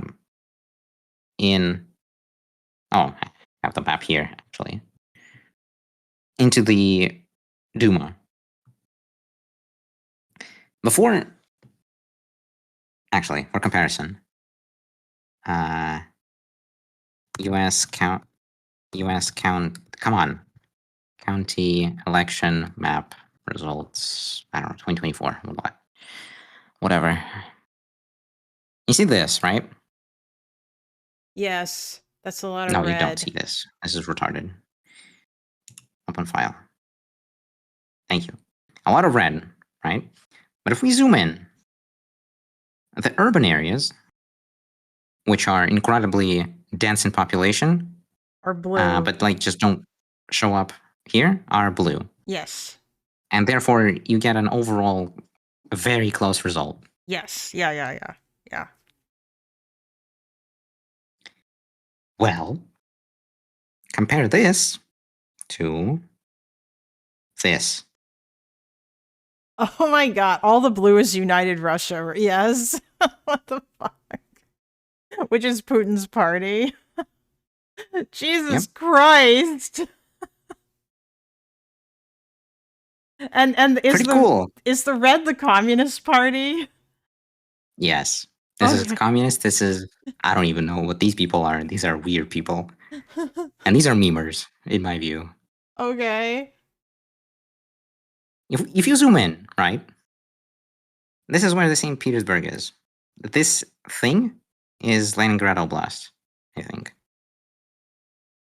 This is Moscow. They're blue in their entirety. This is legislature map from 2011. Jesus Christ. Okay. Kind of retarded, isn't it? Yeah, that seems not real. Like, if I were to go look at something similar in Ukraine, I don't think that it would look like that. Yeah. I don't, that's insanely ridiculous. Or at least not like modern Ukrainian elections, I guess. Maybe some of the, I mean, I know that Yanukovych rigged an election apparently, but yeah. That's pretty fucking crazy. Correct. Obviously, people, both the ones trained by these malicious hackers stealing my computer, and just overall humans. And there's like a series of reports that go into depth, although I don't know if I can translate them. Oh, you don't have for to. you. I'm Or I guessing send 'em none of over. this stuff is in English. Actually, maybe I might ask ChatGPT. Maybe I'll ask the Clanker to translate it for me. But yeah, you don't have to translate it. It's okay. But I'm guessing that they did some weird fucky-wucky shit in order to make the, like they fucked with accounts or something. This report specifically is about stuff in the run-up. This is before the actual vote. It's only about people being allowed to run and like register as a political candidates. And they point out shenanigans being afoot. Again, I'm not going to go through this, but it exists, and Okay. people can find ways to read these things. Yeah. I take it. Oh yeah, yeah. As a result, yeah. Okay. Russian society realizes they've been duped. They go into the streets. You can see that the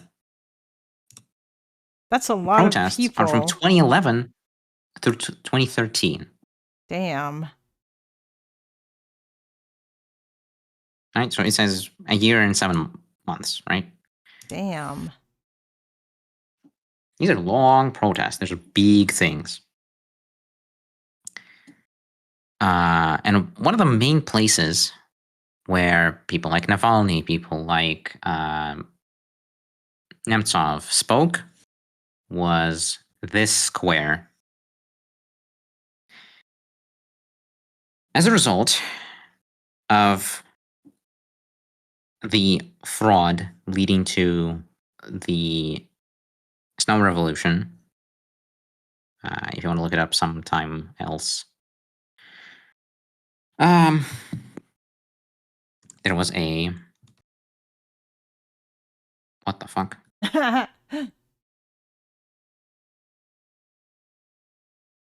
There was a so-called if I can ever type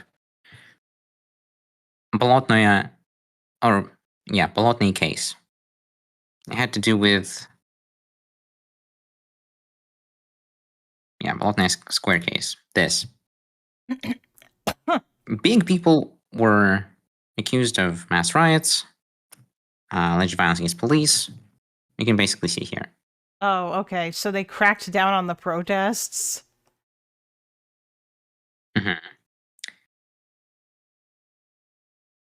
Damn.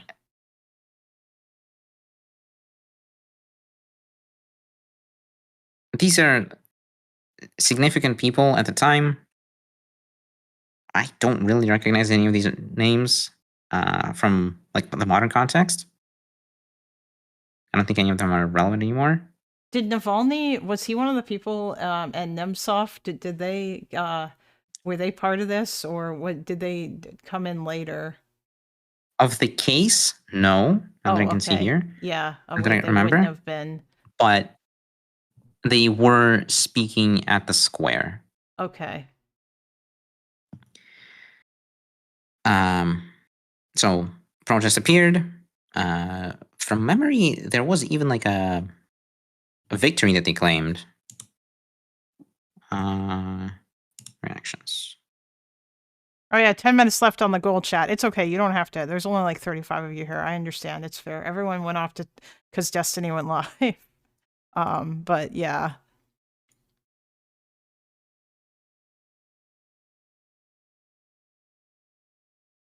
Lame. Well, you know. Actually, I don't even know if No, Destiny's doing that much.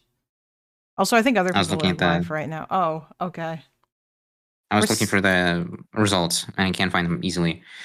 There were some things that resulted from these big protests. Wait. Hold on. Response from the Obama administration. Jay Carney, President Barack Obama's second White House press secretary, said the anti-government protests are a positive sign for democracy in the country. That is so cucked. They didn't do literally anything else. No sanctions, no nothing. They were just like, you know, that's pretty good, I guess, yeah. The Obama administration was so cucked on Russia, man. Anyway, What the fuck is this? Panarmenian.net? Why? that's probably like the only place that they could still find. I don't know. This is Jesus. Okay. Anyway. This is a big thing, this event. And I probably shouldn't be glossing over it. But time is money. Kind of literally. What is this? Why is there a baby globe mode on my Wikipedia? Cease. Birthday mode, baby globe. Well, I mean, it is April Fool's, you know. Oh, that makes sense. That makes a lot of sense. Cute.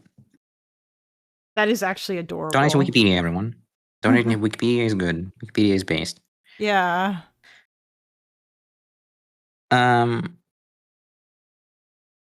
There was. I was thinking where to take this. My next plan was to hit up the Navalny's career a little bit, and then move to electronic voting. Wait, oh, actually, I want to hear about the electronic voting shit. But I'm assuming that, so my understanding is that from what I've heard, all the opposition that's allowed in Russia is basically controlled opposition that doesn't criticize the government too hard. Like, when I looked it up, the Communist Party apparently has like 54 seats or something. And then I'm guessing there's like some other meme party, but the majority of those seats are held by United Russia. Like, they've got like 250 or some shit, which basically lets Putin do whatever the fuck he wants because they're all his guys. Yeah. Well, all of them literally are his guys. You would have to name the exceptions because there are that few. I see. Okay. And disclaimer for bias and like whatever, right?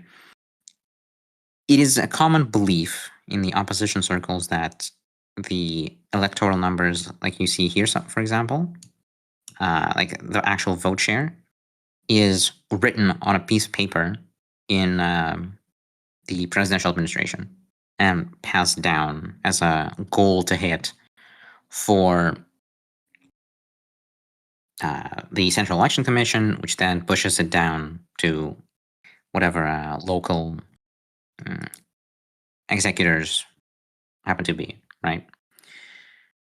And so it may say, for example, in the final tally, 44.77% for United Russia, right?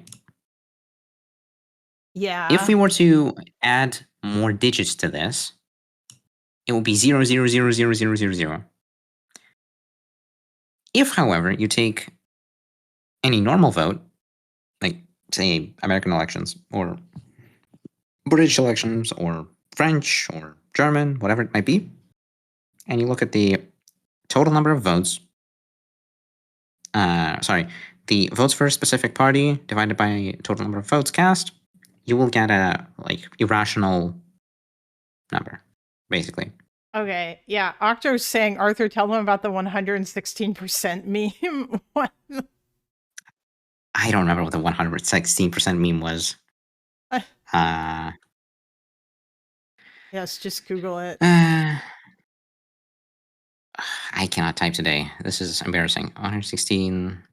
Well, it's not like we can. It's not like any of us can tell that you're making typos, except for the Russian speakers in the chat or the Russian readers. You can see that I'm deleting things. That's right? true, but it just doesn't. It's yeah. Oh, or he said, or Is it this? Or 147%. Oh, let me guess. It's like when you tallied up all the percentage points that everybody got, it equals like a number more than 100%, which means that it was obviously fake.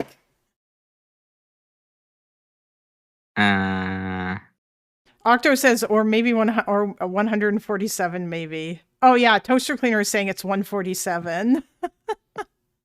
That's funny. Hold on, is this real? I don't know if it is real. It is on Russian Business Channel, which is interesting. 2016. I'm sorry, why? April 1st, 2016. Squints. Former head of the Central Electoral Commission of the Russian Federation, Vladimir Churov, explained the appearance of 146% figure in graphs about the turnout in 2011 federal legislature elections, a system failure. I see. After the votes were conducted in December 2011, the graphics shown on television showed figures according to which the Rostov Oblast, the turnout was 146% in Rostov, 129 in Voronezh, 115 in Sverdlovsk. Of course, you understand perfectly that this is not our story. It has nothing to do with the electoral system. These figures did not come from the electoral system. There were other figures. Wait, what the fuck?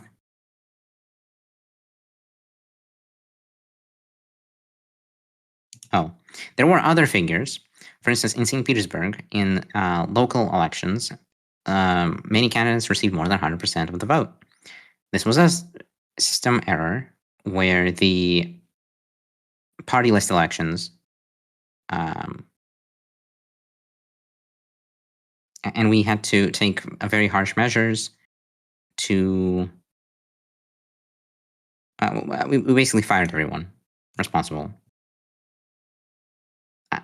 Weird. That is really funny. Okay. It is pretty funny. Did everybody do people in Russia realize that elections are kind of a joke then? Is this what people generally feel now, or like do people just not care? I don't. This looks like one of those kind of weird things where, you just kind of, everyone knows but nobody says anything about it because whatever,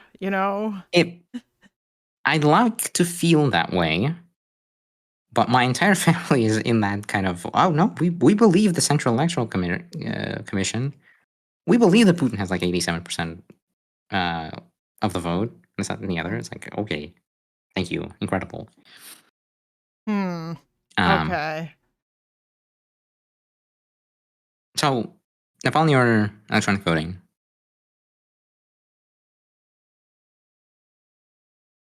Which way, Western chat and Western streamer? Oh, Navalny or electronic voting? Well, you kind of went over. You kind of just spoke about electronic voting. I mean, I'm guessing that I didn't know. This is before electronic voting. Oh, okay. These are paper ballots being counted somehow into 140 something percent. Okay. I see.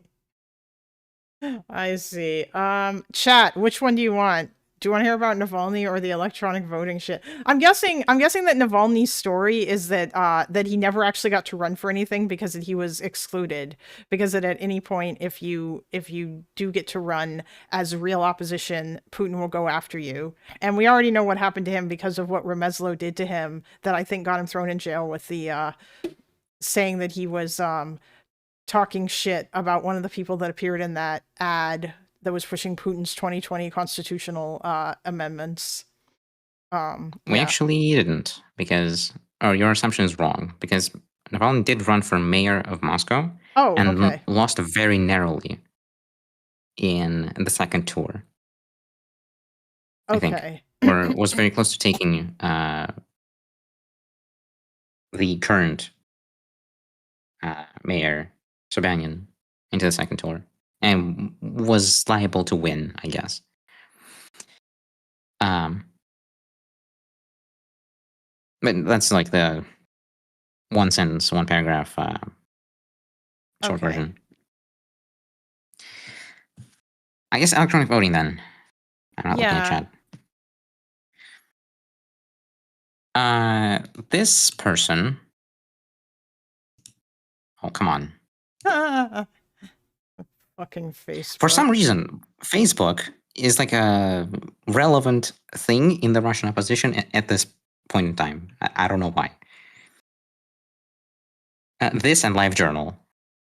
Oh yeah. Oh, I could tell you so many stories. LiveJournal was like a popular place for like people who did like fandom related stuff, like like nerds or whatever, who were really interested in television shows, and people who like made graphics or wrote fanfic and that kind of shit. Сегодня наш выпуск целиком посвящен... It's Maxim Katz. But then it got bought by a Russian company, and I think that they started banning a lot of stuff, and people went to other websites instead. But like, yeah, and my understanding is that now I don't even know what the fuck. Like, I had a LiveJournal account from a long time ago, but yeah.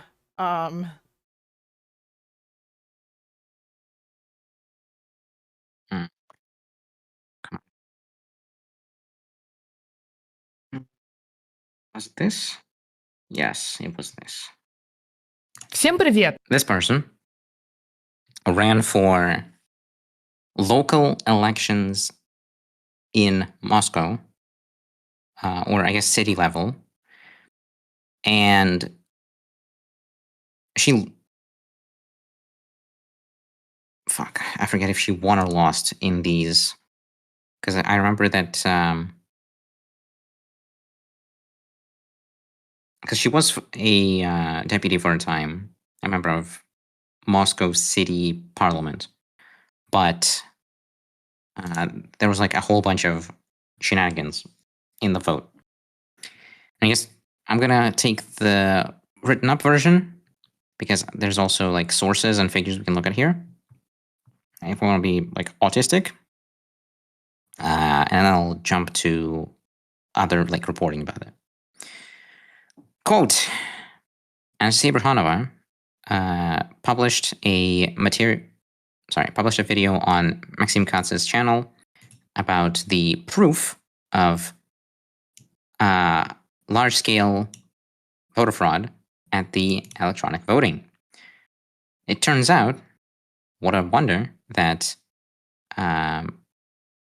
flipping the results is nothing more than trivial ballot stuffing, except this time it's electronic ballots into an electronic urn. Real results online do not differ much from offline. As a co-author of this study, I will tell you in detail what we were able to prove. Results of the vote were published on the official website.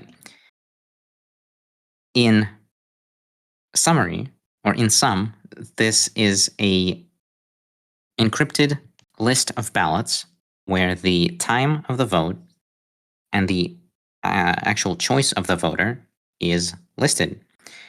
In this database, in SQL form, we did a large time series of the votes On picture 1, you can see the 189th district votes.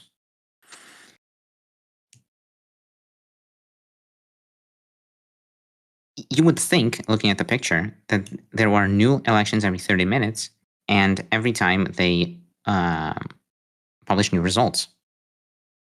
The vote itself goes on very ununiformly. Is that a word? No, it is. Ununiformly, yeah, that is a word, yes. We'll split into 3 phases. Slow, that's Friday and Sunday, or Saturday. The percent here for the administratively approved candidate, or United Russia, is somewhat elevated. Quick phase, this is Sunday, somewhere between 8 and 8 a.m. and 2 p.m., or 8 and 100 hours. The share of the vote for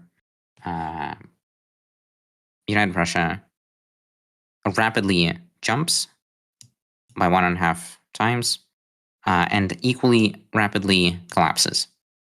Free phase, this is Sunday between 2:30 p.m. and 8 p.m. The share of the United Russia Party is minimal and basically doesn't change with time. Despite the time period being short, you can still say that.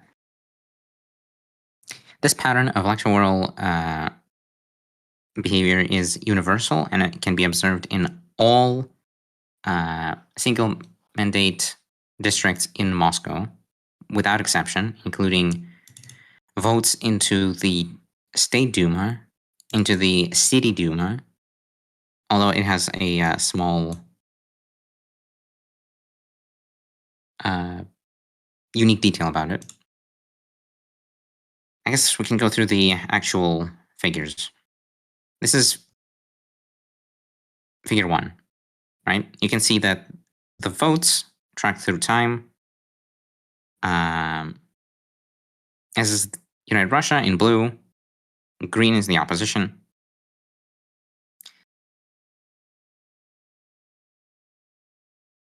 Right? Oh, Fair? yeah. Okay. Oh my god. Just the way it shoots up. Okay. Yeah. This is basically fake. Oh, yes. Yeah. I don't think the opposition person would have won here, unless I'm retarded. I don't understand something. Although this is just the digital votes, so maybe she won on the paper ballots. Now, how do I exit out of this?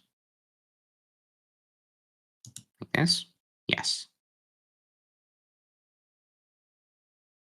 Let's figure 2.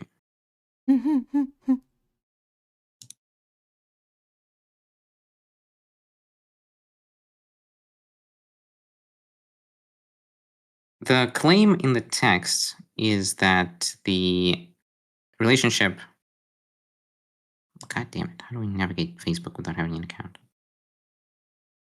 I know. It's so annoying. Look at figure 2. All relationships, I am guessing between the opposition candidate and the United Russia candidate, are the same down to a multiplier. We can only make one conclusion. During phases 1 and 2, a mass intervention, or you could just say ballot stuffing, occurred, and during the free phase, phase 3, there seemingly wasn't any. This allows us to obtain, quote, clean results of the digital vote, or electronic voting. Wait. Hold on, chat. When you hear electronic vote, do you envision a ballot machine on which you vote and prints out a ballot, or do you envision like an app or a website on which you enter your voting preferences? When I hear that, I might imagine a website, but I guess it depends on if you're American. Here in Canada, I think we still just use paper ballots. Like, I don't think that I have never voted on anything besides a paper ballot in my entire life. It's always been a paper ballot. You go in, you take the number 2 pencil, and then you mark the thing with the X. I've never done anything else, but I know in the US they have voting machines, and I think in California, you can vote online too. Yeah. Epic. Tell us about California electronic voting. Oh, he's not here. I don't know where he went. He's scared. I understand. Yeah, I would be Tuck scared Man, too, in but you're fairness to him. Canadian. I'm sure that he'll be back later. But I know, I'm trolling. I know. I'll message him, but yeah. We can ask him later. But I know that California has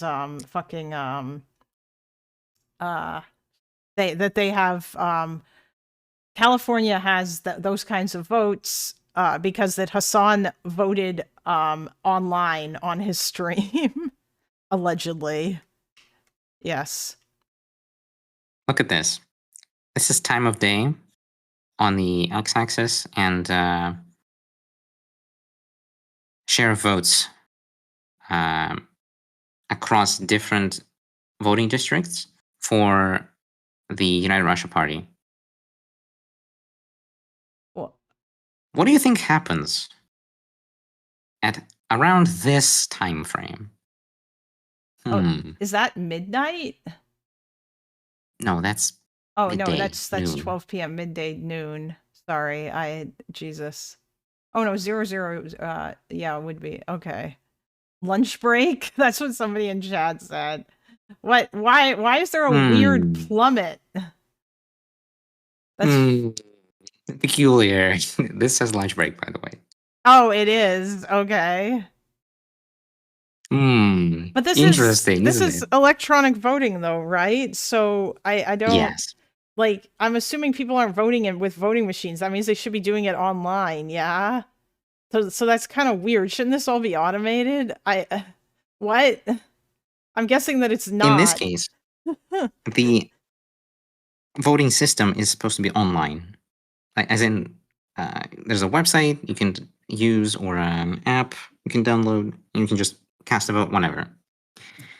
What this is supposed to show, and we can interrogate the evidence if we want, is that these are fake votes being created by people on, government schedule. And at 12-ish p.m., they got up from their desks and left to eat food, and then returned and continued the falsifications over here. Okay, Jesus Christ, okay. This is the level of insane, by the way. Like, they're crazy. There are links in these comments to the actual SQL. This is like the offline results. Oh, I have that open already, but whatever.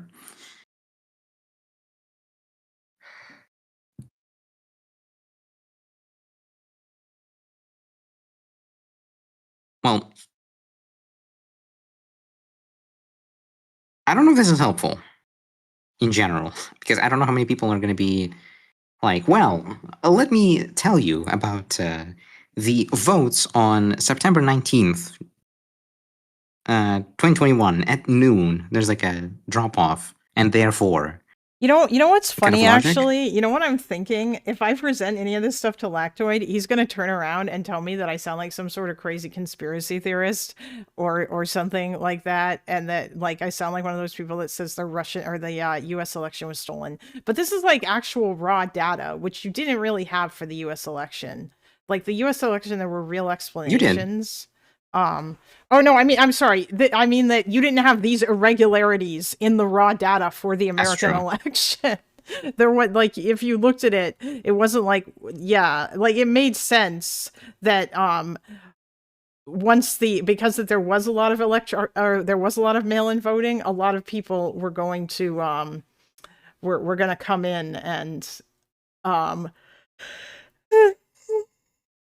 To be fair, there is this that exists. I forgot where or how I found this.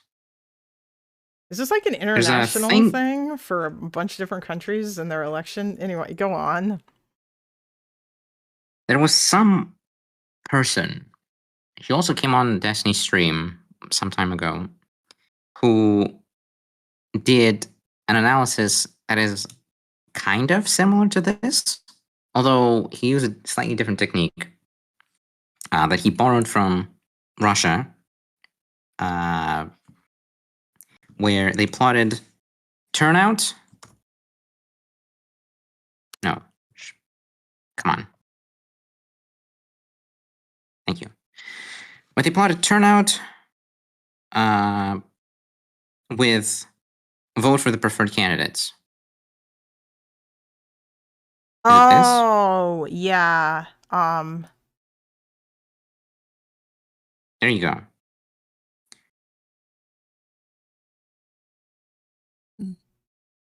This is the idea. Normally, you would expect these distributions to be normal. Yeah. I.e., in the... Come on. Can I... France 24. Please have a graphic. You won't. You motherfuckers. Raffle.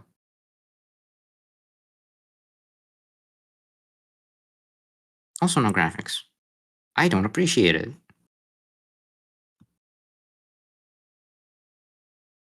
Oh, there you go. New file. Right. What are we looking at here? This is turnout on the x-axis. This is the votes in districts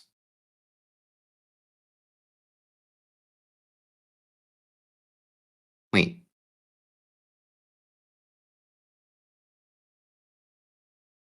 I forgot how to understand this one. It's 1 second. okay. It's okay. You don't have to get like super. This is the turnout. complex This with is the result of the candidates. There you go. This is more clear cut. You would expect normally the stuff to be here, or like all 10 together. Instead, you can see Yeah. like this comet tail. The preferred candidates, in this case, the United Russia, have this green blob. So their main stuff is here, but there are a bunch of districts who have like reporting nearly 100% turnout, with nearly 100% of the vote going to United Russia, which is like interesting. You can see also the clusters here. They're at some round numbers, and therefore they're like blobby here, and instead of being randomly distributed here, right? Yeah. Okay. But also normally expect this to be a normal distribution, right? Because that's how stats work. This shape is incorrect from that kind of perspective, from the normal distribution law situation. And so all of this entire area are fake votes, or the votes that are corresponding to these districts. If that makes sense. Yeah. Okay.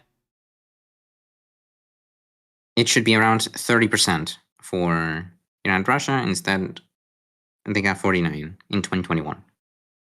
Says Reddit. Okay. Yeah. The true result is here, 32.9%. I don't remember what the actual. So I guess all this information is out there, but I guess people would have to bother to go look it up or to be informed about it or whatever. It is actually very funny to me that, I guess, although I don't know, I don't know if Lactoid believes anything that he says. I don't know how he can say that, like with the referendums in Moscow or in like Donetsk and Luhansk and Crimea and stuff, like that would have been that those were done, I think, or mainly the result that they wanted was achieved through like basically just voter intimidation. But in Russia, like I don't know if if that kind of shit happens in Russia, or if it's more just they just rig it because they can rig it. I was looking for a thing that some people were doing, applying this methodology to American elections. Oh, okay. I believe, and this is my recollection of a months-old Destiny stream, talking to some guy who was doing this work. Oh, I remember that conversation. Yeah, there was somebody who was trying to, they wondered if maybe there might have been some rigging in 2024 in some red states or some counties or something. But yeah. Yes. It would be mighty funny, although very tragic,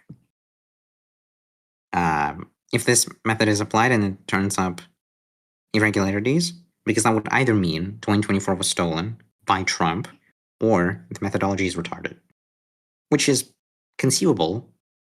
But Yeah. Okay. Yeah. Intimidation part works in government structures where they force teachers, doctors, any government workers to go and vote for United Russia or Putin. This used to be not true and it's becoming true. Oh, what Octo just said? I mean, that makes sense. From my understanding, generally the push was to vote, period. Right? Like that was an actual pressured thing. Now, it was implied, perhaps, that you should vote for Unite Russia, but it wasn't like an explicit part of the push. Now, it might be the case that they're like hammering the specifically vote for Putin part, which itself, assuming it's true, would be a signal that there's something rotten in the kingdom, as it were.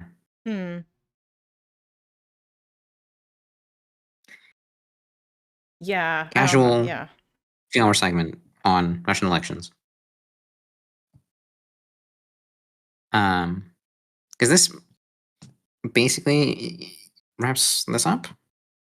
Okay. I'll just add that the actual electronic voting situation was originally only in Moscow, but it's now being rolled out nationwide for these upcoming Duma elections, which is fun. Oh, there's upcoming Duma elections. Oh boy. Yes.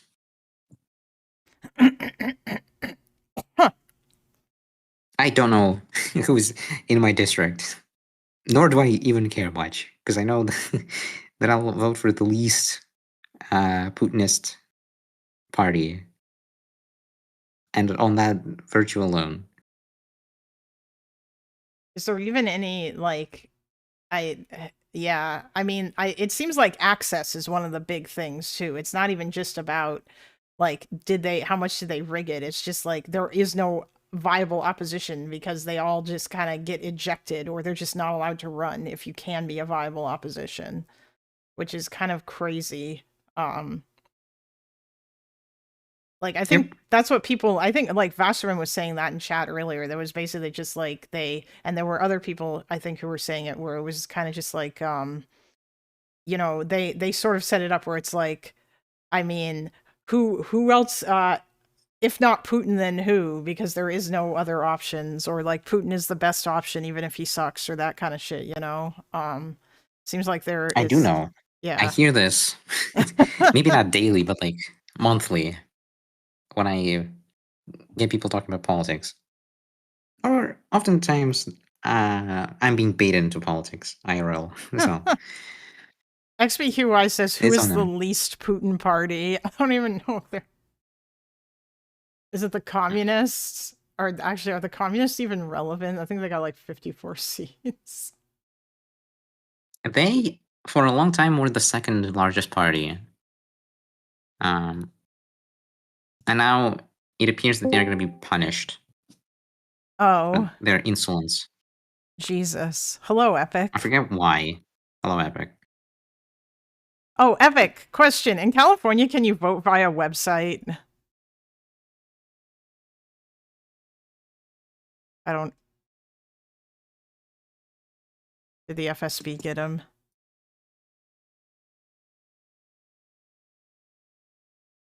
New People. Political party in Russia formed in 2020. New People is considered a liberal party, and observers often refer to it as centrist or center-right. The party opposes many policies of incumbent United Russian government, although it has adopted a more neutral to moderately supportive stance towards Vladimir Putin. RIP, specifically. Oh, I see. Oh, they abstained in the vote to recognize Donetsk and Luhansk Republic? Okay. Interesting. Hello, Epic. Hello? Hello. Now we can hear you. Yes. This time.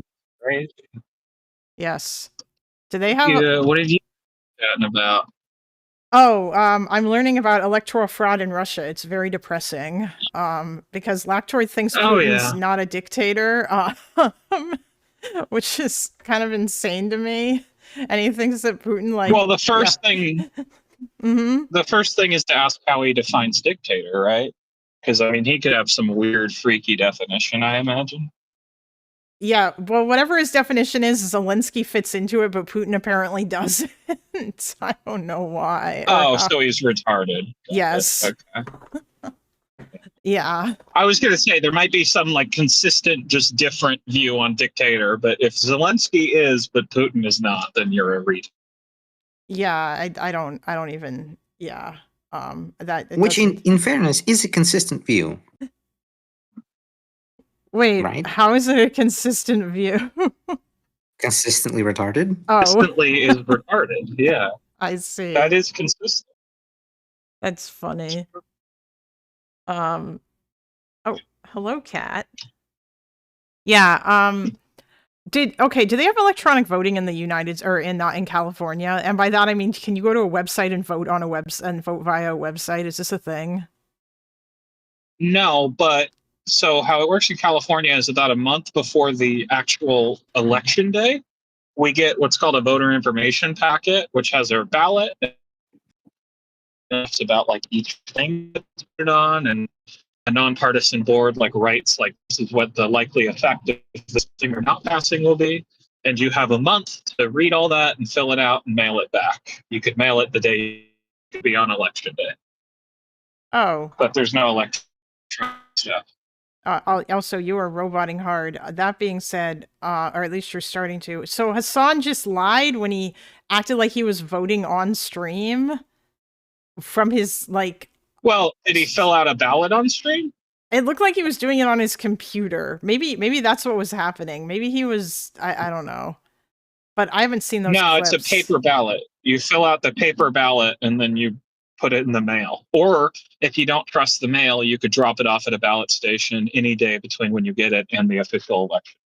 Or you could not send the paper ballot in and you could just go on election day and vote. It's really up to you, but there's no computer option. Oh, okay. Maybe he did fill it out and we just I don't know. We just never saw it. But I'm not sure. I actually haven't Well, I don't think a communist was on the ballot, so I doubt he voted anyway. Apparently he took a picture of his ballot and then he just never, I don't know. We just never saw it. And then later he claimed they voted for Kamala when he was talking to Ethan. But anyway, yeah. So I guess like Arthur, did you have anything else before you and Epic start arguing about courts? This entire exercise was about the state of elections specifically, not about the powers of Putin and his as defined in law, and his de facto kind of use of powers, which will be relevant to defining a dictator or not. Yeah, oh yeah, yeah, I know. But I think the fact that like Russian elections aren't real is like something that kind of is meaningful in terms of defining a dictator, because there's no chance for anybody else to ever win the way that the system is currently set up. And also the fact that like at this point the Russian constitution doesn't matter. This goes back to that other conversation that we were having. Like, and that kind of, I guess, is, and the fact that like Putin reset his term counter, and he did so like the way that he did it was not particularly legal, or like he didn't follow the correct procedures when he was doing that shit, basically, is my understanding. So, yeah. Did I bring up the fact that the Russian Constitutional Court said that Yeltsin's term as president of Russia, or of Russian Soviet Russian Federal Soviet Socialist Federalist Yeah. Socialist Republic, Yeah. counted towards his presidential terms in the Russian Federation? No, but that's interesting. Okay. Yes, this Constitutional Court, which I believe was even under the same justice, made the determination that Yeltsin's term under the Soviet Union, basically, still counted towards his number of terms, despite the country being like different, right? How many terms is it officially? What is it, like 4, 3, 2? 2. Oh, it's just 2. Okay. Jesus. All right. That's funny. So Putin had 2, and then what? And then he let Medvedev in, and then he came back for 2 more or something. The constitution under which Putin ran initially said 2 in a row. With the idea being that you either get 2 terms back to back, or you get 1 and you're voted out, and that's it. You cannot come back for a second term later. That was the idea. Okay. But like that specific text is an artifact of 2 negotiating teams kind of misunderstanding each other, or like really weirdly trading different clauses back and forth. And so like the actual text, I guess, could conceivably be interpreted as you do 2 in a row, and then you don't preside for 1 term, and then you can do another 2, and conceptually like bounce around that way. But I don't know. From a governance standpoint, that's kind of retarded. So Yeah.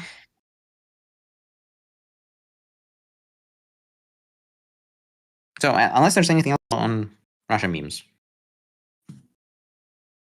No, I think I'm good. If I have any other questions, then I'll ask you. But yeah, it should be okay. Anyway. Okay. All right, guys. 3, 2, 1. Something about the courts. I don't know. Fight. Yeah. Well, I think the thing was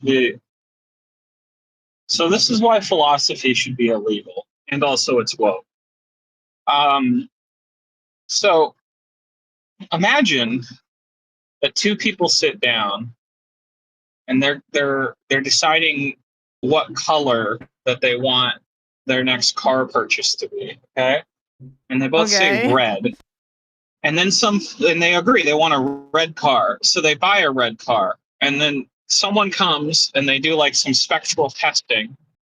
Like, actually, technically this color's maroon, not red. And then we're pretending like this is a big point. I guess that was a really bad analogy. But the point I'm making is apolitical in reference to the court has a very... Yeah, so apolitical, I mean, we can read Federalist number 78, which talks about this, but like, apolitical does not mean that justices don't have politics. It doesn't even mean that the court doesn't have politics. It just means that the court is separate from the political process of the legislative branch and the political process of the executive branch. And it doesn't have partisan leanings in reference to the ongoing processes of those branches. That's what apolitical means. And that describes the courts. So when we say they're not apolitical because nothing can be apolitical because everything's political, that's very clearly not what anyone means when they say apolitical courts. Just like I'm an apolitical officer of the United States government, but I have politics, obviously, but my role is apolitical. So when we redefine it, that's just kind of useless. Well, I suppose this goes to our more general disagreements, in that you appeal a lot to like the specific American tradition. Yes, for the Yes, there are- government of the United States of America, yes. Just like you spent an hour appealing to Russian traditions to describe politics in the government in the Russian Federation, correct? I mean, sure, but then I'll I'd be say right back. Have fun, I'm guys. describing those Russian ones in reference to some like universal-ish ideal, and I'm saying this is bad. And this is where the philosophy thing is useful. Me saying the SCOTUS justices are political actors is a statement about their like role being in the political process. Yeah, they're one of the branches of the government, which is inherently political, correct? But that's not what apolitical means. That's not the value we care about protecting. Okay, but then they're also partisan, I would argue. No, they're not. Unless, again, we redefine partisan to mean something completely other than what it actually means in the context of American government and law. And if we want to do that, that's cool. But now the thing you're attacking isn't necessarily a thing that I care to attack, right? I understand what you're saying, but then how do you explain the bribes, for example, that, what's his name, Alito gets? There's one conservative justice. It's either it's Thomas, I think. Clarence Also, Thomas. hold on. I would say Clarence Thomas is partisan and political, and that's grounds for impeachment. And I think a lot of my party would agree with me on that. Okay, can I just say something here, just to throw something out there? I wouldn't, I mean, I guess Thomas maybe is, or I'm guessing Thomas probably is partisan. I was going to say that to me, when I look at justices, I don't necessarily see them as Democrat or Republican.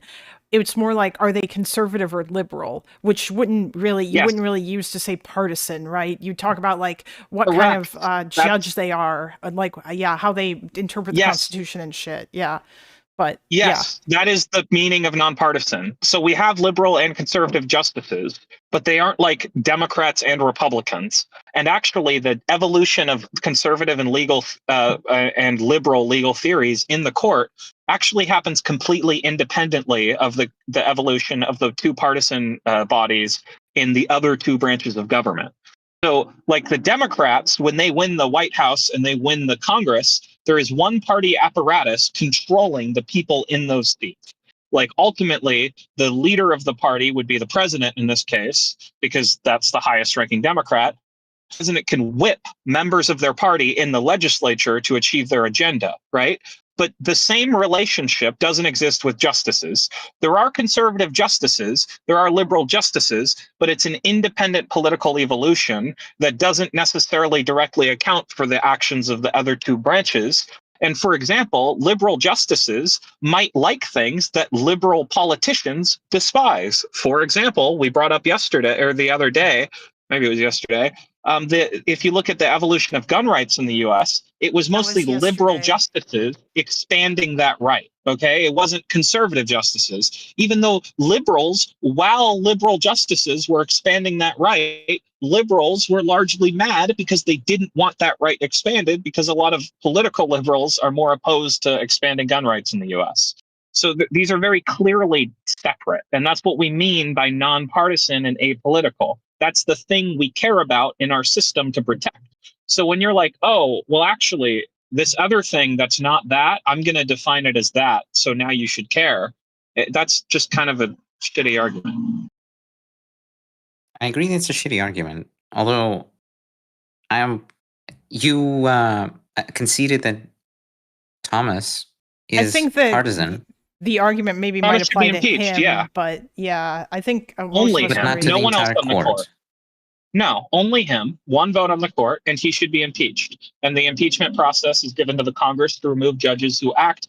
Again, you go back to the actual papers that described kind of the objectives here, but also just more broadly referring to how our system works as it exists today, not just how the founders envisioned. The process of impeachment exists to handle judges that are acting politically, which is what Clarence Thomas is doing. And that's what we mean when we say a political judge. We mean someone who is acting kind of in coordination with one of the parties, which the other justices don't do. Okay. So we're drawing a line between the political philosophy and coordination with the party apparatus. Yeah, and that's what we call an apolitical office. In the same way that I, an American citizen that works as an officer of the United States government, am apolitical. I don't exercise my party preferences in my judgment, but I do have party preferences. I am actually a Democrat. I do have Democrat ideas. I just don't take those with me to guide my philosophy at work. And actually, my philosophies on how to fight and win wars has very little to do with my political ideologies. Okay. Would you say that super PACs are apolitical? They can be. They're not inherently apolitical. Okay. If I start a super PAC and I decide to promote, I don't know, green energy, is that...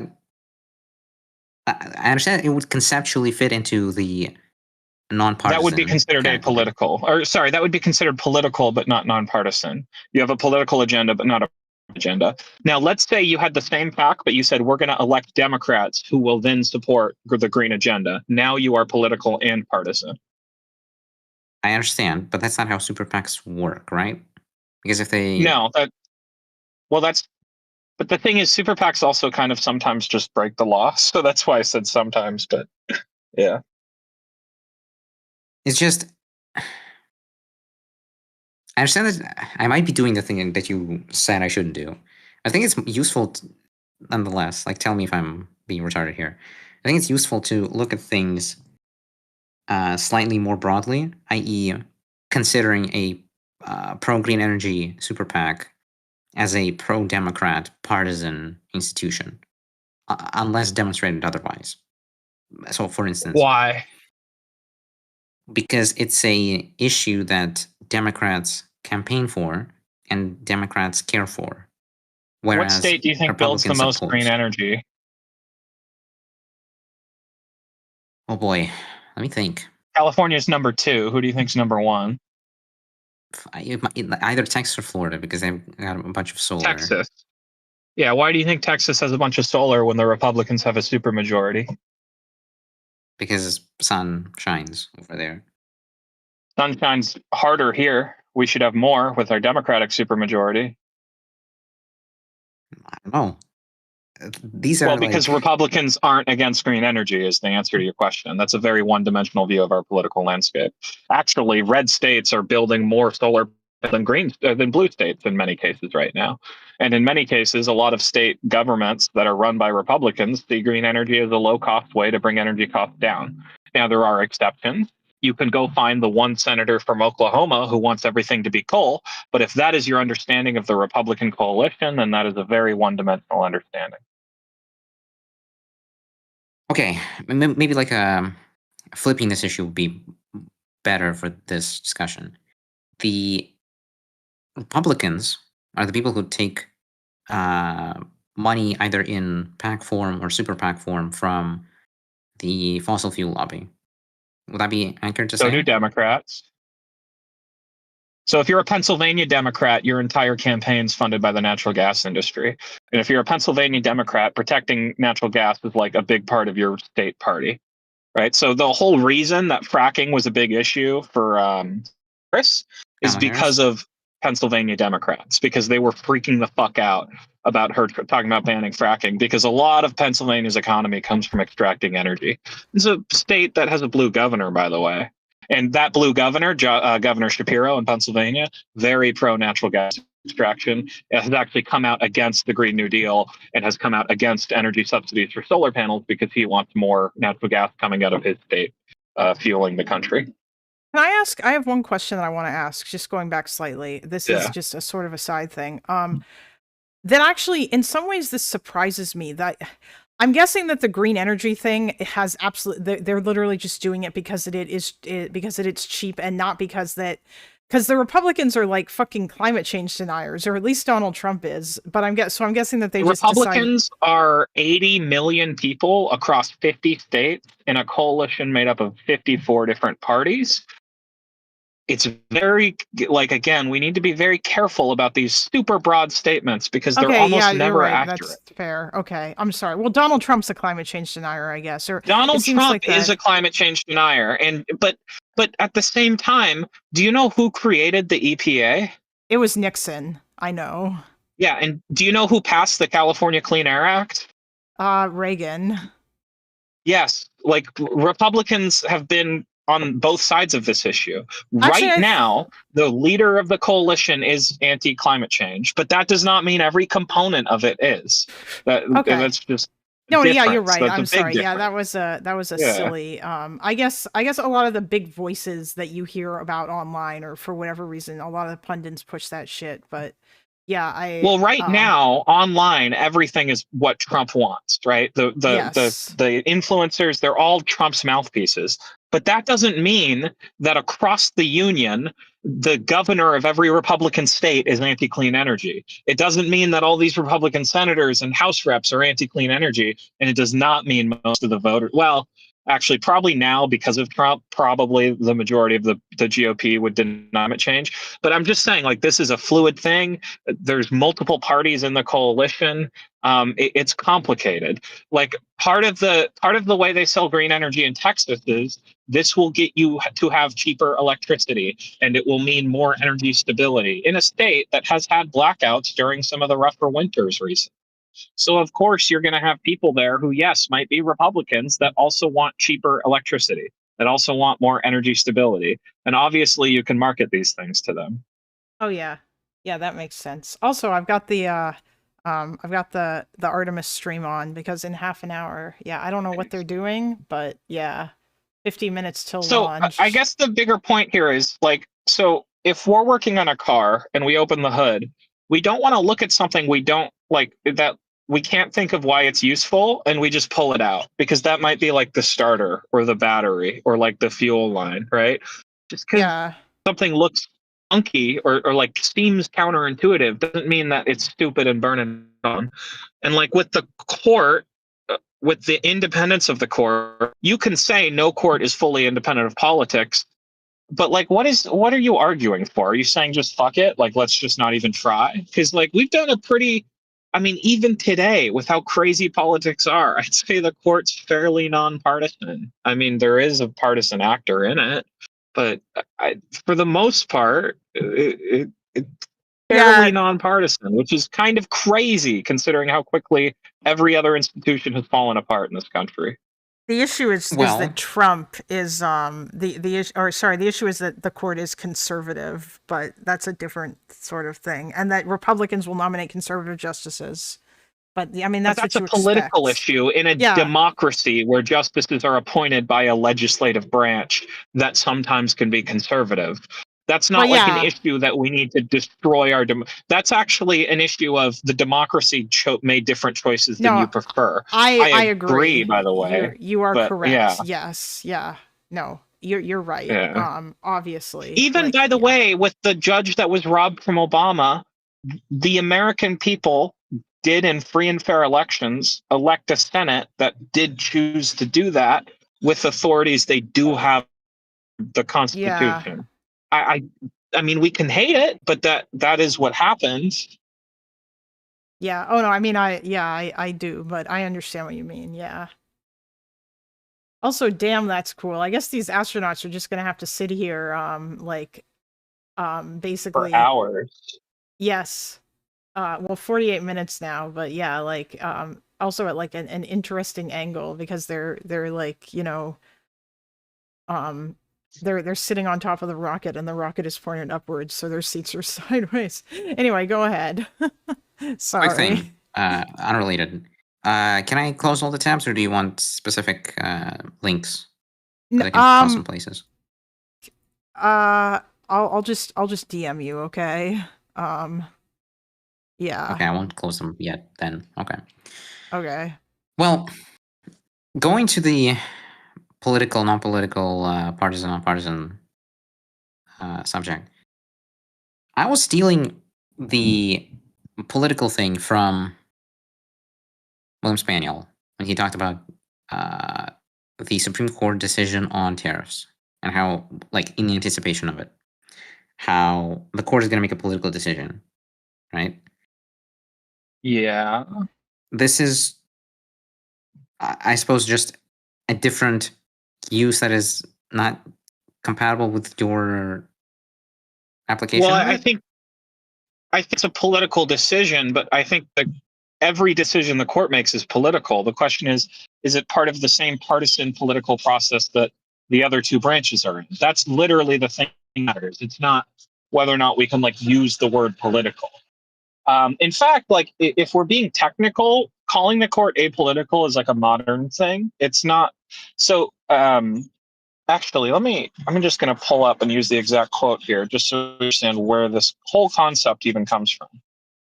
Federalist 78. Yeah, here it is.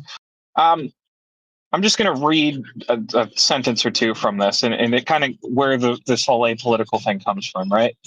The judiciary, on the contrary, has no influence over either the sword or the purse, no direction either of the strength or of the wealth of society, and it can take no active resolution whatsoever. It may be truly said to neither have nor will, but merely judgment, and must ultimately depend on the aid of the executive arm for the efficacy of its judgment. That's the thing we care about. So we call this like an apolitical court. So that concept is what we're referring to, or a nonpartisan court. It doesn't mean that the court isn't doing politics. Obviously it is, right? Everything the government does is political. When one of the three branches decides whether or not the other can continue to levy taxes on foreign countries, that is a deeply political question. But when we say the court's apolitical, we're not saying it doesn't answer political questions. We're saying that it's separate from these other two branches, that it relies on the other two branches exclusively, that the court has no agenda of its own. It only reviews and judges things brought to it, that it relies on the other branches to exist, basically. That's because the court, that is the check on the court, is the reliance on the other branches. If the court doesn't do that and it's just supreme, then now we have a dictatorship by the Supreme Court. In the same way, if there's no court to check the president, then we have a presidential dictatorship. In the same way, if there's no president or court to impose restrictions on the Congress, then the Congress can essentially rule as an elected council of autocrats, right? This is the core thing we care about, that we're trying to protect, not like, does the court do politics? Okay. To go a little bit sideways, have you seen those cute, like, not jail, courtroom clips where, I don't know, a grandma gets a speeding ticket and then the judge looks at her and it's like, listens to a sob story. He's like, oh, you're free to go. Is this the court acting properly in the understanding of the law? Or is this like a court having an agenda to like preserve and advance the concept of justice in society? Or like promote like good living? Yeah. So actually, you should at some time try read Federalist 78, because it kind of gets into some of the philosophies here, like why we even have these. But so the answer is that the the court exists in the case you're talking about. The reason we have like a traffic court is because we don't actually want like an unthinking, uncaring law. We actually want some level of delineation to the courts to decide, how far they're going to go with enforcing certain statutes. We don't want, for example, someone who's 18 who sent a nude to their 17 and 9-month-old girlfriend to go to jail as someone who sent porn to a minor and be labeled a sex offender, even though technically the laws we passed say that they should. So we actually do want, in the same way police have the ability to not prosecute a crime they see, we want judges to practice this, and we even have jury nullification.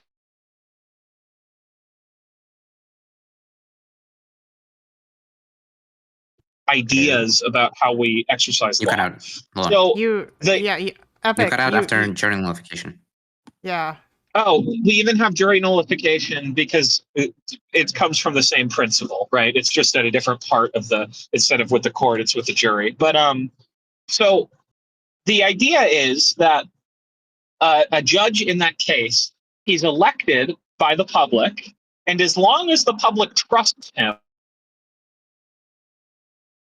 to do that job by continuing to elect him or not impeaching him, then the public finds his judgment sound, and that judgment's being exercised reasonably.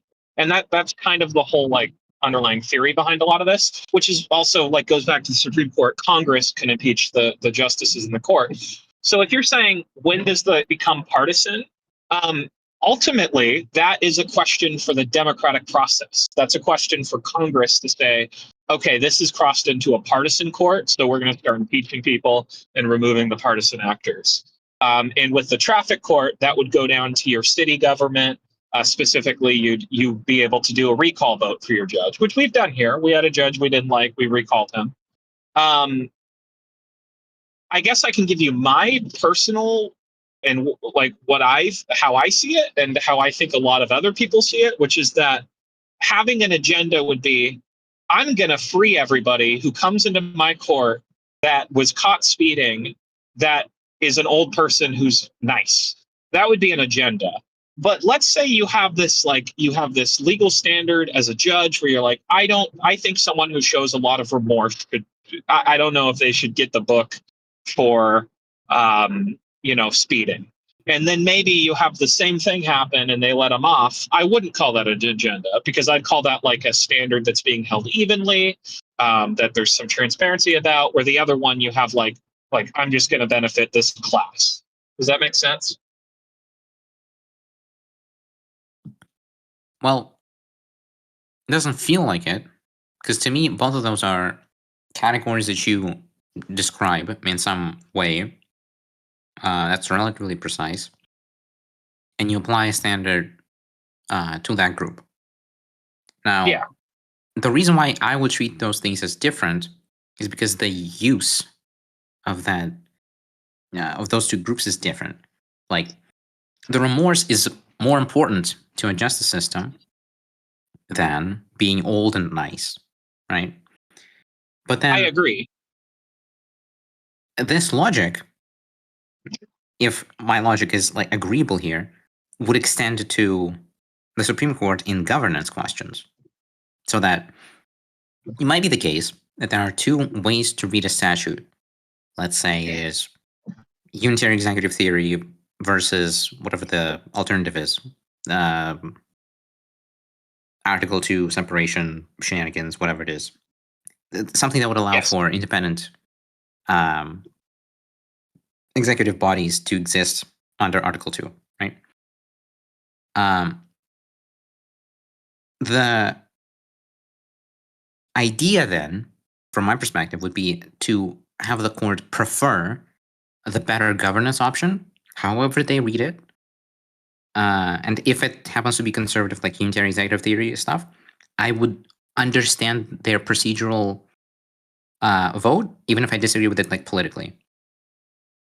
But similarly, I would want the court to decide between these two plausible readings to pick the second, the better governance option, and say, you know what, USAID should be like independent of the president because it's like a congressional thing, right?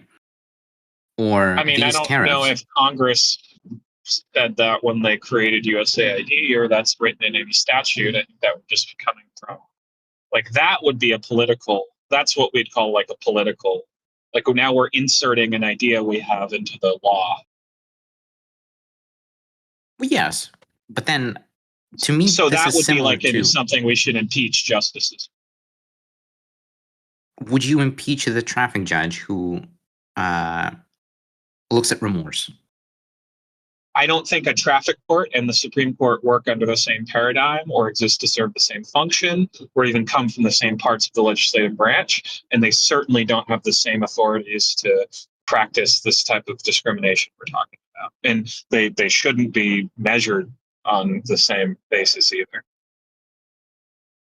For example, the traffic courts often aren't even federal courts, right? These are courts that exist under the constitution of a state, right? Which is not the same constitution as the United States Constitution. Like this is, we're not even, in many cases, you're talking about videos from like the legal system of the state of Arizona, not even the United States federal government.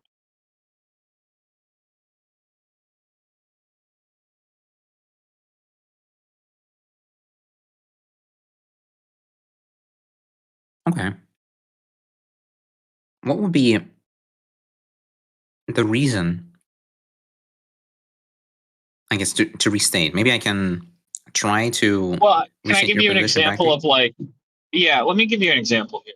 So you talked about two ways to interpret a statute. That's a really good thing to do because that happens to be the case. We tend to have a liberal and a conservative legal tradition, and they tend to consolidate around not really two separate ways, to more like hundreds of ways, but that fall into like, you could say like a distribution that falls around like two kind of clusters, right? And so let's say you have a conservative justice who is like, I strongly believe in originalism. And I believe that you should only, the statute should, the meaning should come from its original intent and how it was understood at the time it was imposed. Okay. And then you have another justice and they're like, I'm a liberal justice and I believe in breathing, living constitution theory. I believe that it can be the case that something was passed in the 18th century, for example, that meant one thing, but now the concepts have evolved in our world today that it means another thing. So a good example here is the Second Amendment. If you're an originalist, the Second Amendment doesn't mean you have an individual right to own firearms. It means that only the federal government is prohibited from banning firearms. But if you're a liberal, you'd say, well, you know, ever since the Second Amendment was passed, we've had incorporation of rights. We now understand us to live in one nation instead of separate nations. And now Americans have this belief and there's traditions around individual gun ownership. So we should reinterpret the Second Amendment to also mean individual gun ownership. So in this case, you have two different interpretations of the law. That's fine. But I feel like what you're saying is, what if we just invent a law that's convenient for us because it would be good? And now what you're doing is the court is actually acting outside of its legitimate scope, and now it's taking on roles of Congress. And we don't want the court to be Congress. We have Congress to be Congress. But do you, though? Jokes aside. Okay, no, but that argument you just made is actually one of the most problematic arguments ever. The fact Congress isn't doing things, but wait, hold on. The fact Congress isn't doing what you want it to do doesn't mean it's broken, and it certainly doesn't mean the courts can do it on their behalf. Well, conceptually, yeah. It bothers me you just said conceptually, like absolutely.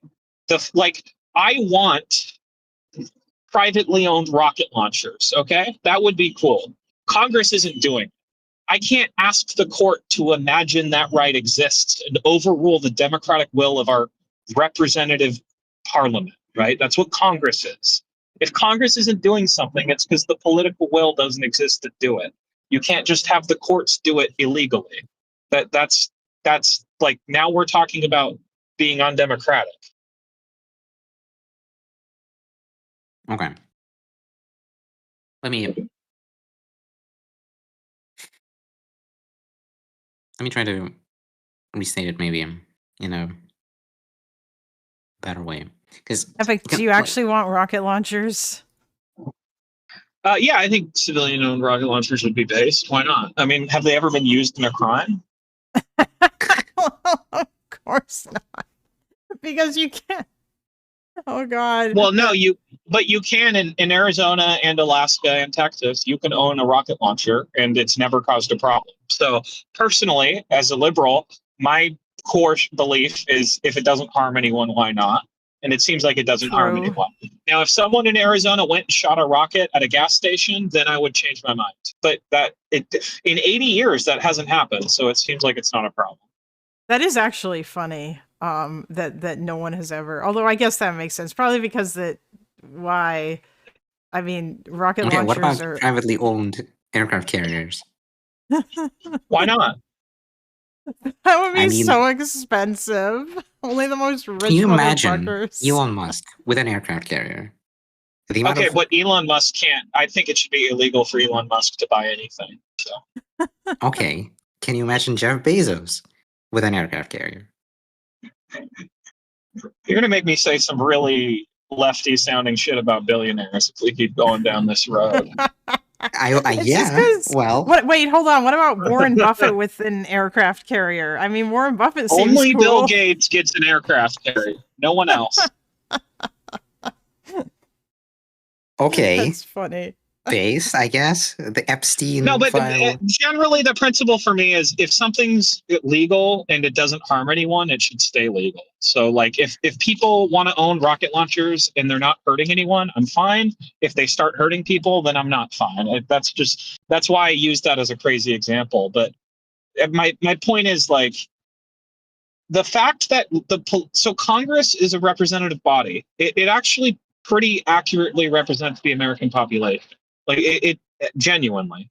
So the seats in Congress generally reflect like the voter distribution. The people who win the popular vote win the House. Even, if you lose the electoral college, you're typically going to win the House if you win the it's a representative body, right? It is our parliament. It is the American version of parliament is our Congress. So when we're talking about, oh, well, the votes don't exist in Congress. Actually, that's not because the thing's not popular. It's because democracy's broken and the courts just need to impose their will. This is actually like deeply illiberal. And it is a strain of thought that is shockingly common online. And I genuinely think it comes from a lack of like thinking through what we're actually asking for.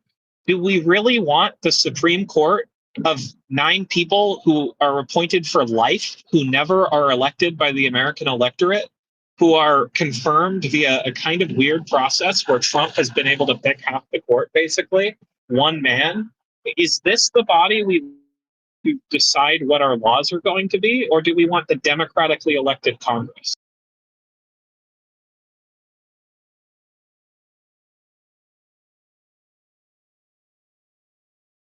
Apologize, I was refilling my water bottle, and it would have been on mic. I don't know if I want to have the liberalism conversation, but maybe we need to. Here's the thing. Well, I might cuck this convo and go soon so that I can. You know what? We'll wait until. Actually, wait. What's You have some time till the NASA launch, no? got 30 minutes? Yes. There you go. All right.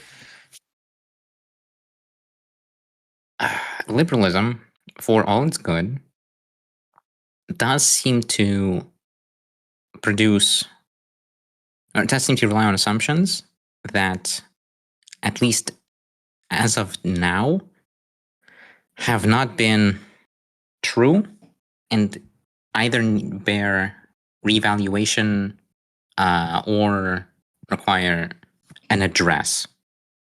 So, for instance, the UK shipbuilding, or we could probably pull out some American programs, but just I've listened to a thing today about British Type 45s, so I'm just going to use that example.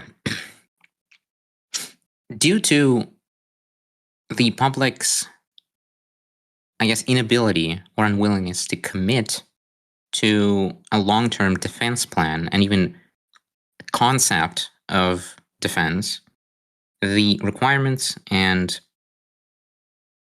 execution of UK defense procurement has been stunted for the past, I don't know, 40 years or some shit. Since like mid-1980s, in at least some ways.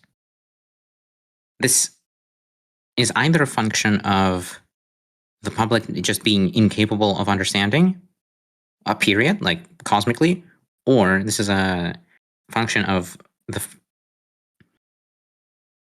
the public contingently not understanding. Like there's poor education system, or there is like a structural difficulty in expressing the nuance in those preferences, i.e., you might be able to, I don't know, tease out in a deep conversation with someone that they want to defend their country with this big navy, but they don't But want to they pay a don't. lot for it. But if they needed to make the choice as presented, and it was like completely true, as opposed to like, well, maybe they can cut it, maybe, well, maybe it's enough, without those nuance, like fake nuance things. But why are you saying that you know the British voter better than they do? Because they're telling you in polls they don't want this, actually.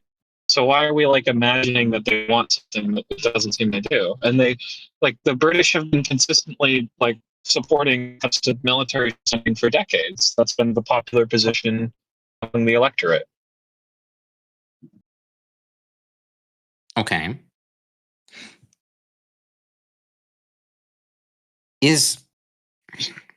Are you telling me that nobody wants like a stable economy? Nobody wants like a consistent flow This is of the problem with every time someone starts a sentence with the problem with liberalism, the following is, I know what the voters want better than they do. It, like, every time. So there's really, a bunch though. of complex. That's not what I'm saying. That's what you are saying. I know that you're not saying those words, but I think in effect, even if you don't realize it, that's what you're saying. What you're saying is, well, clearly they do want a strong navy. They don't know how to express it, right? I mean, that's basically what you're saying, right? Unless I'm misunderstanding.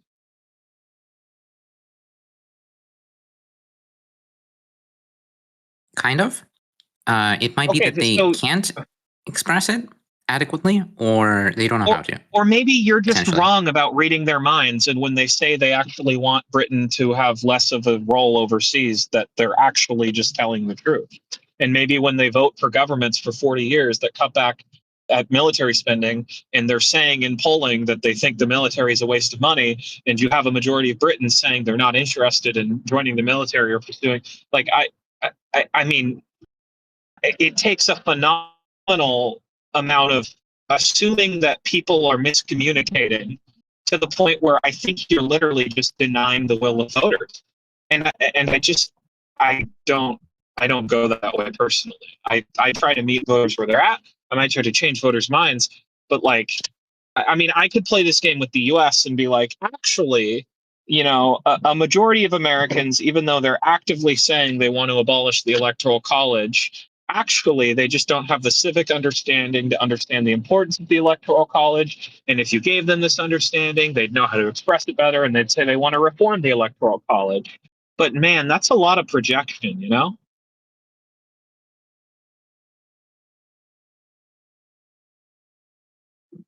It might be a lot of projection, but which in an undemocratic, illiberal way. As in, like, you're saying the voters' will doesn't matter, how I interpret it in this very intricate, very indirect way that somehow gets to what I already thought would be true in the starting is correct.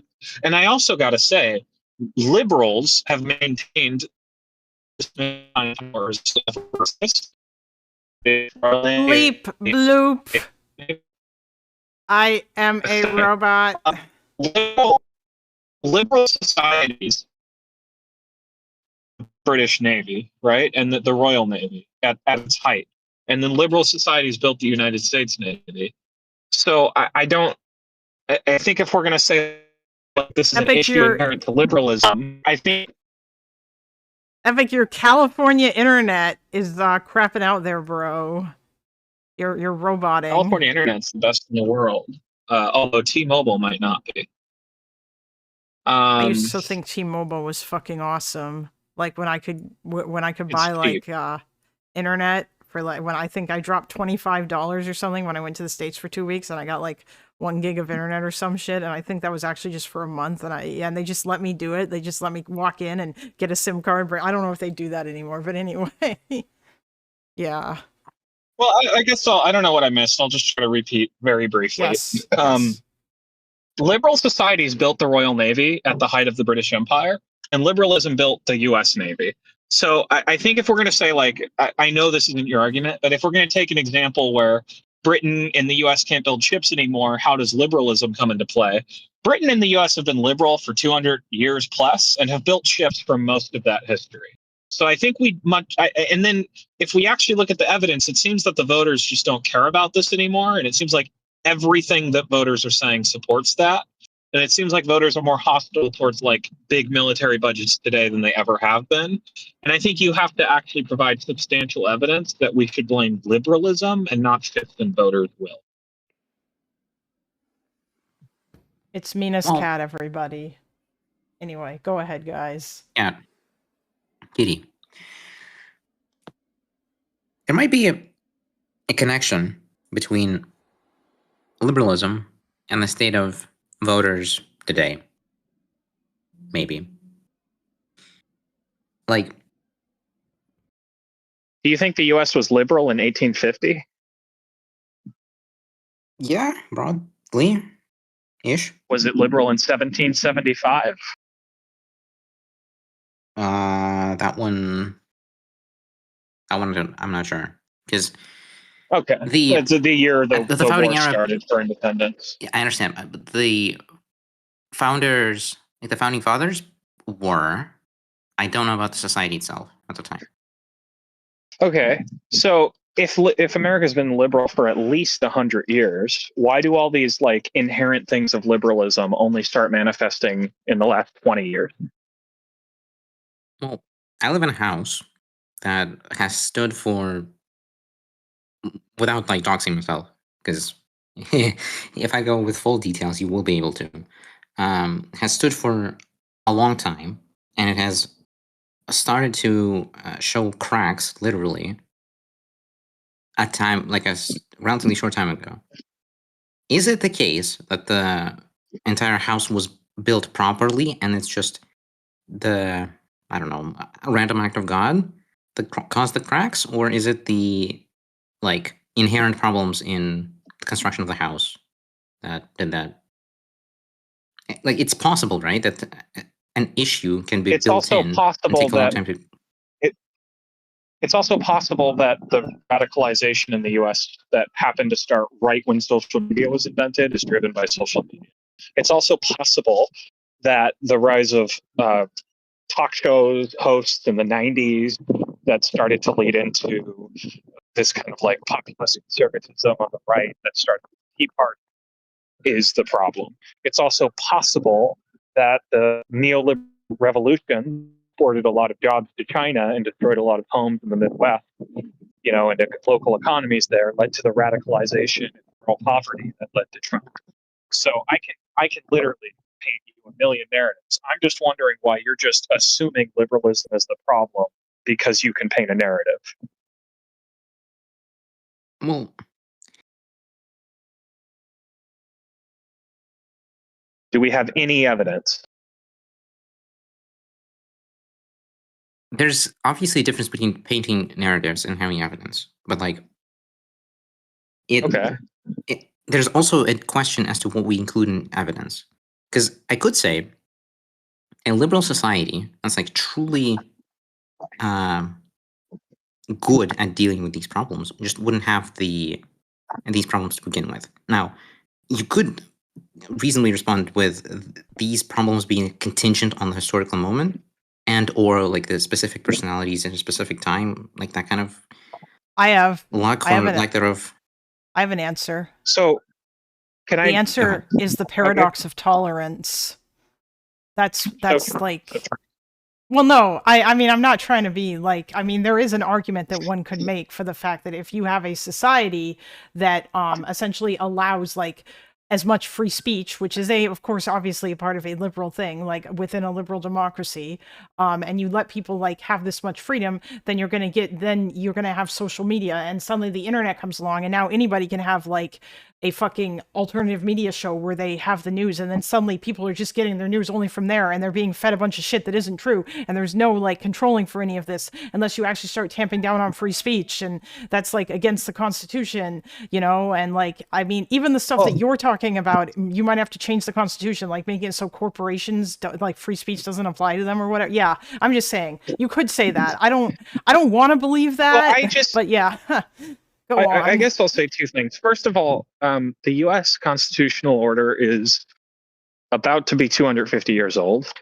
In all of human history, we've never had a system where somebody has created a constitutional structure, a state structure, we can call it, because some countries don't have formal written constitutions. Britain doesn't, so that counts too. But we have the oldest continuously ongoing system of government in human history. And it also happens to be a democratic one. Yes. So that's pretty cool. Yes. So to me, if you're going to argue that 250-year-old liberal structure is the problem for things that are just emerging 10 or 15 years ago, that correlate with like the rise of social media and tons of different problems, you need to make an exceptional case that can't be, oh, well, it's possible liberalism is the problem. Because it's possible, but I mean, man, that's like you're not even making a case. You're just telling me there might be the flying spaghetti monster over my shoulder.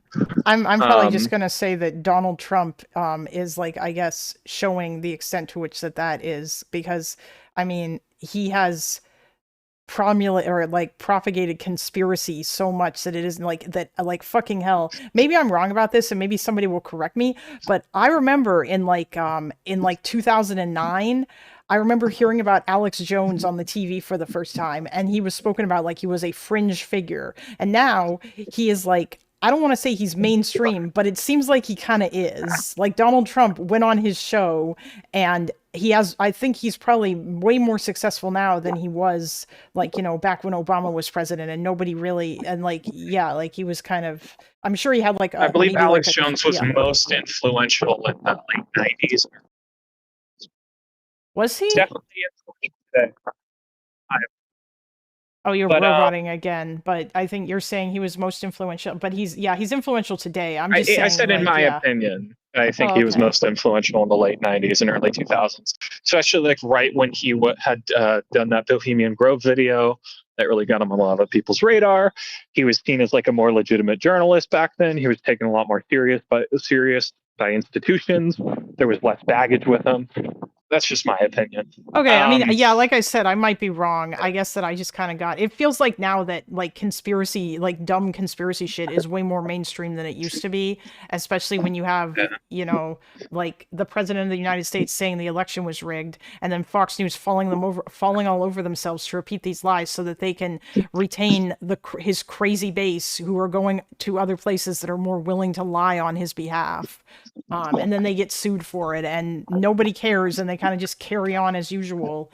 And I don't know. I guess that's kind of like what I mean. Actually, maybe it might not be so much that liberalism is the problem. It might just be so that like the First Amendment is way too broad, and perhaps it's time to have an honest conversation about that. But what I'm saying is there's a very big thing humans do. It's a cognitive bias loop you don't want to do. And this is something I'd learned even to fly airplanes. Like, if I have the right engine's making a specific noise, whatever the first hypothesis I have, the rest of my thinking is going to be trying to prove that hypothesis or debunk it.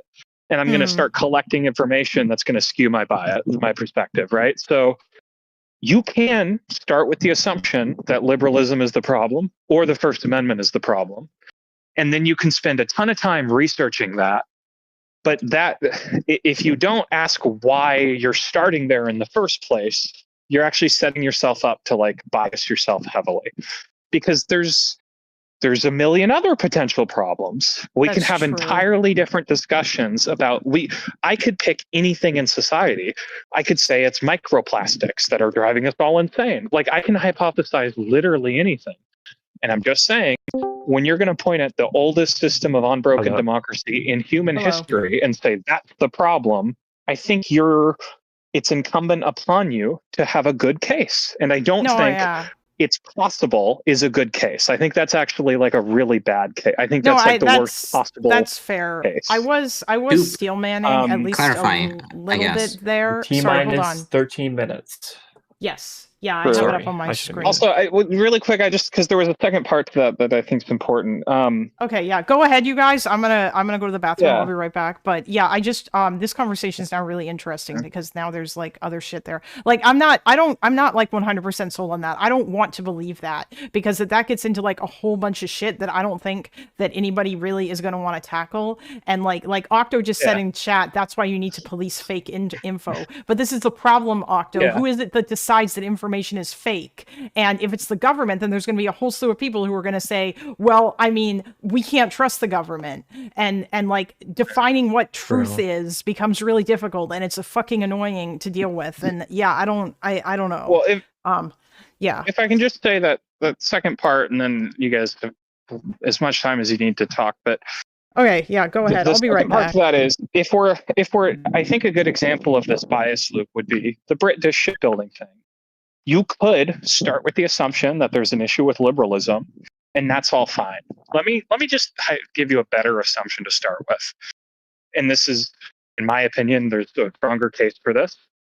In the 90s, Britain stopped having a large peer adversary. The Soviet Navy largely went away. And unlike before the Cold War, Britain no longer had an overseas empire.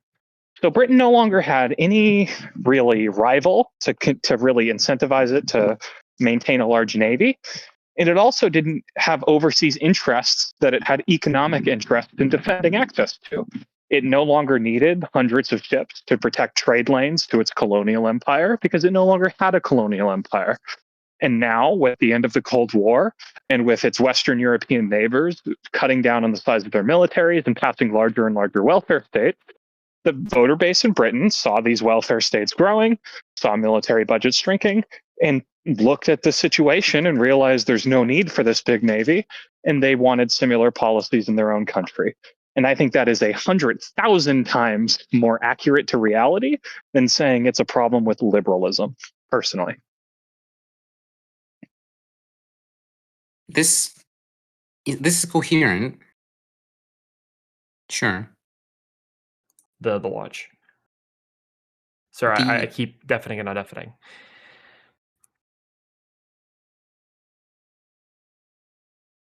What?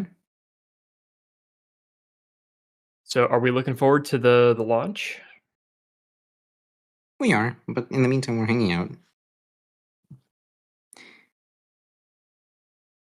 The core criticism that Avik has, it seems, is that I'm not making a strong case, which is true, and I agree. Which is why I wouldn't put myself in the illiberal camp. Like broadly, the intuition that I have is that more freedom is more gooder, except when it like this is where like the philosophy memes come in. Except when It's it like, does things that you don't like it well, not to do. kind what of, but you not want really. it. the Like, the surely- problem is that you have to create an assumption that you can derive like some sort of objective reality. Like, oh yeah, it's good to have freedom of speech for the things that I believe in, but for the things that I don't believe in, then obviously well, we don't. But the problem is that you cannot make a case that whatever the government will be advocating for might not be like an objective truth. Like some people might have some sort of good criticism, but because you think you're retarded, you think that the government should be able to crack down on them, and that just doesn't like help the system. That's kind of generally why authoritarian systems are the ones that fail and democratic ones are the ones that succeed. They're able to accept criticism by people who might not be like right in the mainstream, I guess. Or those who are in the minority are not able to impose that on everyone else. What'd you say, Epic? all very nice Sorry. and coherent. Oh, I said an example of that is if democratic Japan never would have bombed Pearl Harbor and a democratic Germany never would have invaded Poland. Oh yeah, that's true. Probably, yeah. Are we A sure democratic about that? Russia probably wouldn't have ever invaded Ukraine. We're sure for Japan because I've seen the numbers on that one. Germany, I'm making a total assumption, to be honest. Well, no, hold on. We can make it. Look, we can look at Democratic United States went to war and in its Iraq. history, and it didn't invade other countries as it existed. It didn't invade other countries when it existed in the Weimar Republic, and it didn't invade countries after the collapse of the Soviet Union. Weimar. And there was like the Sorry. German restoration. But the historic conditions were like Weimar, super different. I don't know. I don't speak German, and I don't particularly care about pronouncing it correctly. I'm an American, God damn it. Those conditions, so when those decisions were being made, are like incredibly different. So we like how much confidence can we even derive from that? I think one of the reasons. Also, generally, populations are disincentivized against starting wars that they're going to suffer through, just throughout most of history, which is generally why democracies go to war less often. Unless you pointed out Iraq. Iraq's a situation where the costs to the U.S. were like next to nothing. Or at least Yeah, people well, thought that it was. The perceived cost. Well, hold on. Let's say which one? Because there was Kuwait, and then there was No, Iraq. he means both, Iraq War whichever II. you take. Well, yeah, Iraq not War I II. mean the Gulf War. The wars did happen. That was sold to the Democrat. American public as existential threats of nuclear weapons being used on the United States. Kuwait was a different thing, and I don't think that was like that was easier. I don't. That was even like know an how long that international took. coalition to like preserve. Yeah, because like, Saddam Hussein invaded Kuwait, and yeah, that was the thing. That's fine. These are good reasons. Well, I think the bigger point I'm making is that Americans that are scared their cities might get bombed aren't going to want to go to war, and that isn't a problem with Iraq. Well, that's not a problem with the United States in general. What is the last war that our cities have been bombed in a war? World War II. Well, to a degree, sure. It depends on American what you count cities were as bombed during World War II. I'm aware of like the California. Japanese submarine attacks during World War II. Balloon bombs on Alaska. I don't know if that's the degree that people are generally fearing. Well, I'd say World War II Americans paid a pretty big price in a lot of ways, right? Especially the Americans. Oh in yeah, Pearl but the price Harbor, being yeah. paid was not a domestic price; that was an overseas price. That's kind of the point that I'm trying to Well, I would say that when you have rationing, you're rationing fuel. You can't turn your lights off at night. There's electricity shortages. You're not allowed to fly in an airplane because those are all used for military purposes. Like just coming out of the Great Depression, parts of America are occupied by enemy forces. I'd say there were costs paid. 4 islands, unless you count the Philippines, which was a United States territory where 100,000 Americans died. Okay, that's fair. That's a pretty big cost, don't you think? If Puerto Rico was invaded by, if we went to war with Venezuela and they invaded and occupied Puerto Rico, to be fair, also World War II was an nothing? attack on the United States. That's also kind of like. Yeah, it's I'm not a just war of saying that the aggression. cost is very abstract for Americans, but this isn't the case for Germans, right? They did actually, Yeah, that's fair. I don't know how we ended up here, but we did. And it was a ride. I think it was whether democratic regimes are like able to institute like a better world order, I guess, and have like more peace compared to dictatorships. I think that was like the general contention. Correct me if I'm wrong. I agree with that generally. Like the McDonald's. Or I guess more freedom is peace better, I thing guess, is what is. It's a meme, but it is kind of reflective of a true thing. I like liberal peace. It is. It's kind of a thing. I agree. However, like, we understand that too much freedom is a thing in daily life. Sure, there can be quote unquote too much freedom. Like obviously, you don't have like the freedom to murder someone else. But generally, when we talk about No, not even restricting that. people's murders, Like in your or- day to day, if you have a vast pool of choices, you tend to implement systems that kind of narrow that down. For instance, if I don't want to eat, really, yes, in your day to day, do you have every imaginable snack in your cupboard? Probably not if you're dieting, right? You would just make your environment such that you don't have the ability to make that choice, right? Sure, you can affect your own environment. That's a personal choice. That's part of freedom. I think that's But how what some you're people describing approach is that problem. disanalogous towards like a government limiting your choices. Whether that's analogous or not, that's the conversation. But like, we agree that there is such a thing that I too much freedom. never claimed that there was. Hold on, my computer just. Am I good? My computer screen just went black for like a second. We can hear you. Okay. Well, hold on. You selectively, as an individual person, choosing to change your environment in order to get, like, I guess, narrow the outcomes you can choose is not an example of there being quote unquote too much freedom. At least I don't think so. I mean, I can maybe sort of see the argumentation given, but it's still like a personal choice of you choosing to create the environment that's like around you and your own personal space. It's not being imposed on you. There's There's also very different definitions of freedom. And by the way, European liberalism and American liberalism are built on like literally diametrically opposed and not like they are mutually exclusive concepts of what freedom even is, which also is like down to a lot of the big problems between when American and European liberals talk to each other. Western European, I should say. I don't know anything about liberalism in Russia, so I am making zero blame. Does that even one. exist? Jesus. Well, jokes aside, there is a little bit of a school there. I'm not like sufficiently familiar with it to like off the cuff tell you, but like there were people who were like liberal thinkers and like they corresponded with Voltaire. They wrote letters to each other. There was, yeah, that was a thing. This the difference in conception is probably like the root of this conversation, I'd imagine, because while we can fall back on the packaged, traditional, in a sense, answers, I don't know whether that's correct in a like slightly more cosmic sense.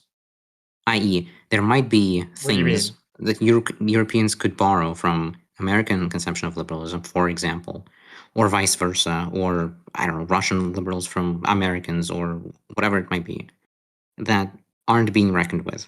And I understand this conversation is probably frustrating on account of me being like vague, cloudy, and perhaps even evasive, as it may come across. But like, my motivation to like bring any of this up is A, to fill time, and I think we're doing great on that front, and B, to express this vague feeling and like maybe get a ball rolling, maybe have people tell me in slightly more sophisticated ways that I'm a retard. Perhaps. Something productive is going to come out of that. I'm sure of that. Well, to me, it's not that like one's better than the other or one group needs to learn from the other. It's that if you have a democratic system and the people in these two systems have different understandings of how to achieve democracy, in order to have a democratic system, you actually do need to account for those different expectations of what democracy even is. And there are different expectations, and that does matter sometimes. I'm not saying that like one set of expectations is closer to the truth. It's just that like Americans are going to expect certain things out of a democracy that maybe Europeans don't expect, and vice versa. And by the way, we do see this. One of the big like ideas of freedom that comes from the French Revolution is the freedom from certain things. So, like the freedom from, for instance, the lack of housing. Like there are European democracies that guarantee housing in the Constitution, but in the U.S., we don't see freedom as something that can be provided in that way. We see freedom as a lack of interference. So, the First Amendment, there's a lack of interference from the government with speech. The right to health care isn't something you could codify in the American system because a right doesn't work that way. Like a right can't be a service. A right is just the government can't stop you from doing this thing on your own. Hey, And Epic, again, are I'm you? not saying our version's better. I think this is what we call like positive and negative rights, if I'm remembering correctly. Epic question. Like Are you one is a- are you like back at home now, or are you still out walking? Because you still sound robot-y, but maybe not as much. I don't. Yeah. I'm at my he's roboting house. a I little can bit. connect to my Wi-Fi and see if that fixes it. Please, I please might have on do. my. Yeah. Okay. Anyway, please continue. No, the launch is supposed to be in 9 minutes, guys. Well, it was supposed. Oh, is it? Did they? Oh shit! They're counting down from 10 now. Okay, they paused it for a little bit. From 10 Yeah. minutes or from 10 seconds? No, 10 minutes. 10 minutes. It's Yeah, 9 it's minutes 9 and 10 minutes. seconds now. Yeah. Arthur, do you think that you have the free if as part of freedom, it means that you also have to like accept responsibility for like your mistakes? Or do you think like the state as part of freedom should like make you above like the mistakes you make? This is, I don't know. This is an incredibly vague question, and my answer is also going to be incredibly vague.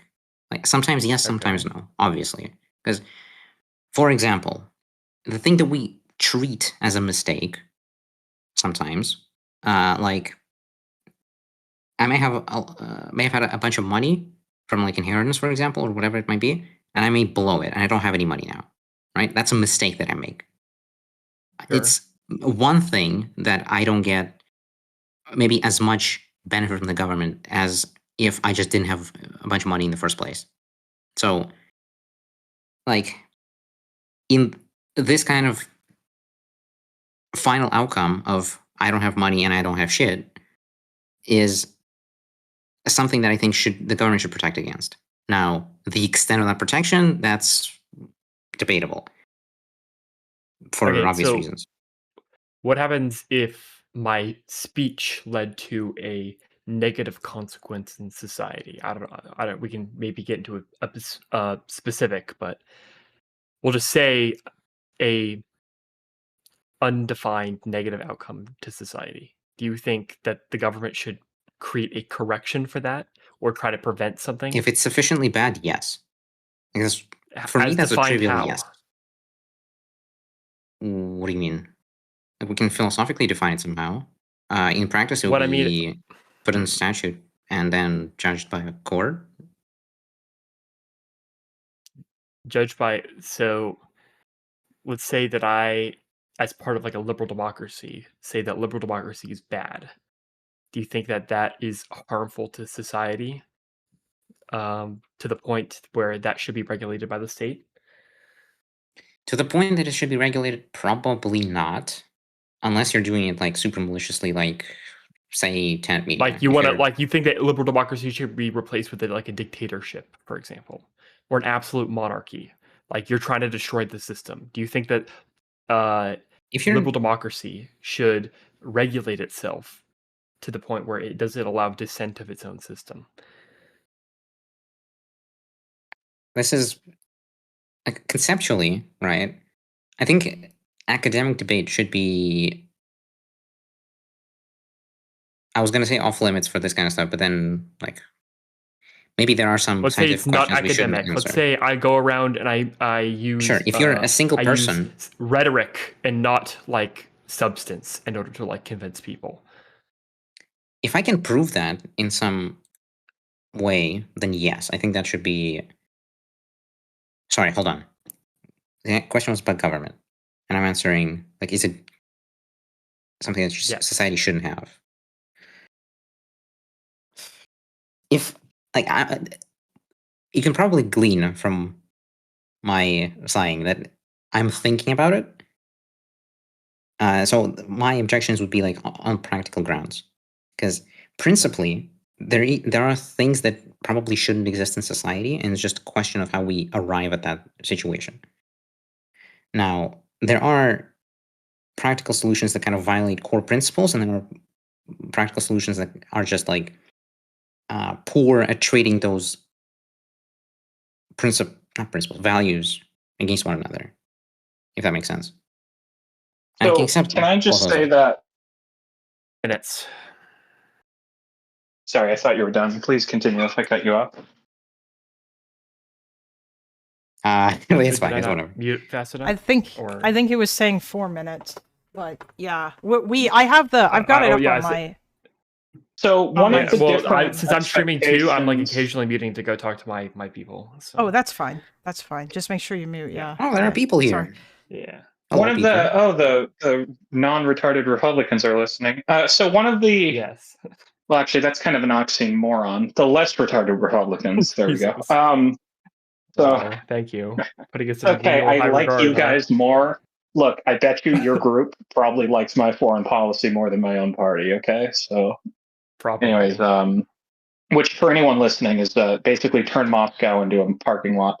But Whoa! I'm just kidding. except for the What about- civilians and that stuff, of course. I'm so sorry, Arthur. Rip and I'm anybody- chilling. Well, he's not in the Russian I am a military. certified He wouldn't- 82nd Airborne Inviter. It's fine. True. I don't advocate for killing civilians, to be super clear. So Arthur would be fine. Anyways, Controlled demolition. I think one of these differences in expectation, and I will say this is shifting. A lot of younger Americans have a much more like un-American view on this, almost, where they're more comfortable with regulating speech, myself included. But like this is breaking with a century of tradition here, and especially older people don't see it this way. A lot of people in the U.S., one of those expectations that's different is there's this belief that the reason the First Amendment needs to be absolute is any speech regulation becomes self-reinforcing. The second you give the federal government any power to put its foot in the door and start governing speech, you are years away from that ballooning into a large bureaucratic regime that rivals the ATF when it comes to regulating guns. That looks a lot like Britain, where you have people getting arrested for tweets, which isn't just a right-wing thing, but actually is a real thing that happens. That's not just a right-wing talking point. Now, a couple of people getting arrested for tweets isn't the same as they represent it, but to me, that's like the fact I would not feel comfortable if one American got arrested for something they tweeted that was about partisan politics, unless they were tweeting like death threats. So this is, again, I'm not representing this as this is a better view because it's a more American. I'm just saying the people that live in this country don't really like it when the government regulates speech in that way. And you have to account for that fact because they will vote against you. They will get upset. It will cause political instability. Like these are big norms for our country that we're talking about moving away from, which, by the way, in some ways, I think we need to readdress some of the way we look at the First Amendment in the information age. So I'm one of these people that kind of breaks with that norm, but just understand you have to make a very compelling case, like unbelievably compelling, because you're fighting uphill in America. And this has already been demonstrated within the United States. We have literally Donald Trump out here trying to break up corporate mergers in order to like silence like Jimmy Kimmel. You give an inch, they'll take a mile. It's generally best to be sort of as near as you can to free speech absolutist as possible. Yeah, and I would generally take that philosophy with a lot of our other rights as well.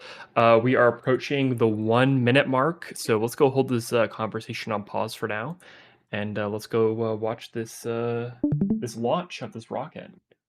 By the way, to every European watching, you guys can't do what you're about to see. Our flag from the mountain. 1 minute. Have a flag. Is there a European part? There's a Canadian, right? It's 3 Americans and a Canadian. There's a Canadian on board. It's the first Canadian that's going to go to the moon. And also, for our European friends, now that I already made the joke, Airbus made the capsule. The humans are sitting in, that was made by the European Space Agency. So, yeah. I will say this, though. This does have a very small chance of going horribly wrong. And yeah. Every launch does. Are the engines from ULA? This is... it's a ULA collaboration with the European Space Agency. Airbus made some parts, Boeing made some parts, ULA made some parts. ULA? United Launch Alliance. It's like all of the aerospace companies working together for NASA kind of deal. Okay. Doesn't Oh shit. Hold on. They're igniting. Yo, that's like me on New Year's. That's what I'm doing. Booster With those rockets and... and lift off. The crew of Artemis 2 now bound for the moon. Cool. The most powerful manned rocket launch in human history, right there. Don't jinx it. I'll be bad. Good roll pitch. Roger, roll pitch. I'm waiting for the Jewish laser. Houston, now Shut controlling up. the flight of integrity on the Artemis 2 mission around the moon. Why are we not This is awesome. playing a soundtrack for this? Because I don't want to get copyright cucked. Hold on. On time, passing 30 seconds into the flights. Integrity passes the ultimate. Whoever is not playing this, at least in their heart, is wrong. Objectively. Stage. Integrity, 3 miles in altitude. I forget how many years we spent on this space program. We set the goal to On the do this Artemis in program? 1990. I remember it was like 2014 or 2016 is when they wanted to do it. I also remember when they pushed it back. I was a kid. Yeah. And I saw this on the news. Mission elapsed A lot of the people working on this program, their parents worked on it too. On, constantly on. I went and saw a space shuttle launch once when I was a kid. I think it was in 96 or 97. Transfer confirmed as integrity and its crew go Space smoothly. shuttle's the coolest because it flies like a plane, like God intended. True. Integrity is When I was a kid, my folks went to Florida to go watch what was supposed to be like the last space shuttle launch, and they canceled it. They never flew again. Aw. By the way, people want you to think George Bush was evil because he started the Iraq War. Actually, he was evil because he killed the space shuttle. Never forget the real reason, okay? seconds of mission elapsed time standing by for main True. Remind me, who killed the XP-70? ahead of solid rocket booster separation. Robert XP-70, McNamara. the Valkyrie. Yes. That was a decision made by Defense Secretary McNamara. Throttle down. That's I another literally person you have should an never forget. XP-70 Valkyrie in He was a woke. poster of it in my background. Confirmed separation. Main engines throttling up. Guidance converged. Separation. That's the most dangerous part, cleared. Well, it looks good. Yeah, it looks Is good. it two-stage? Integrity, guidance Yeah, that's the only major stage separation. There's further stage separations they have to clear, but that's the booster separation. Those boosters are the dangerous part. They're the solid fuel, kind of too shaky explode kind of deal. SM priming complete. SM priming complete. And these are single-use, right? These are not reusable? Yeah, SLS is designed to get the humans there. The reusable stuff is going to be everything else. But SLS, just moving humans is so difficult, and you need so much life support stuff. And a reusable rocket that could put humans in lunar orbit and get back to Earth would be like more expensive than just an expendable one. No, I meant like The last time SpaceX boosters humans that'll went to land. space was December Yeah, but they- 11th, 1972. So, Jesus. So when a SpaceX booster lands, all of the fuel it's burning to land, that's fuel it could have burned to push shit, right? Yeah, I know. So the SpaceX stuff, like all the reusable rockets, none of those can actually go to the moon. You know what I mean? Copy, jettison. Yeah, they'd have to figure that out. Which they You'd have haven't. to know what you'd have to do is you'd have to launch 10 rockets. You'd have to launch one to get into orbit, and then you'd have to launch 9 more to fuel it while it's in orbit, and then that one could go to the moon and come back, because now it has enough fuel to go to the moon, come back, and have enough fuel to land. But now you're using 9 one-time rockets to get one reusable rocket, you know? Where just build one big reusable rocket, you know? GPS signals acquired after last jettison. Now working on internal checks to verify. NASA tried to do reusable. That's what the space shuttle was. It's a thing, you can do it, but the big heavy payloads you don't want to, you just one-time rocket is better, because then you can move more mass. And Elon wants to go to Mars. My conspiracy theory is that Artemis is Shuttle about getting to was- Mars, by the way. That's what this mission is for. We're going to build a base on the moon to land a rocket to refuel it to then go to Mars. That's the whole point of Artemis. It's the slogan of the mission is Gateway to Mars. Fucking based. My conspiracy theory is that the shuttle was to do anti-satellite warfare shenanigans. That's not a conspiracy. That's the official dual-use military side of the shuttle, but it's dual use too. So it had a civilian and a military mission. Wait, really? 5 minutes into the flight, Commander I thought that was. Yeah, the I space thought shuttle was NASA doesn't designed by U.S. do Air Force. military memes. GPS guidance, But navigation, NASA doesn't. Some of those missions weren't NASA missions; they were U.S. Air Force missions. Who does the Air Force then buy out the entire shuttle, or just the launch capacity from NASA? How does that No, work? no, no. NASA and the Air Force jointly developed and funded the shuttle. They were jointly owned by the two agencies. Which was a Soviet criticism, right? They thought it was going to be used as a military equipment. Well, they were right. We literally did put military shit in orbit with this. Well, we put military satellites up there, but we did that with other shit. They thought that's why they developed the Buran, the Brawn. Buran, yeah. Sorry.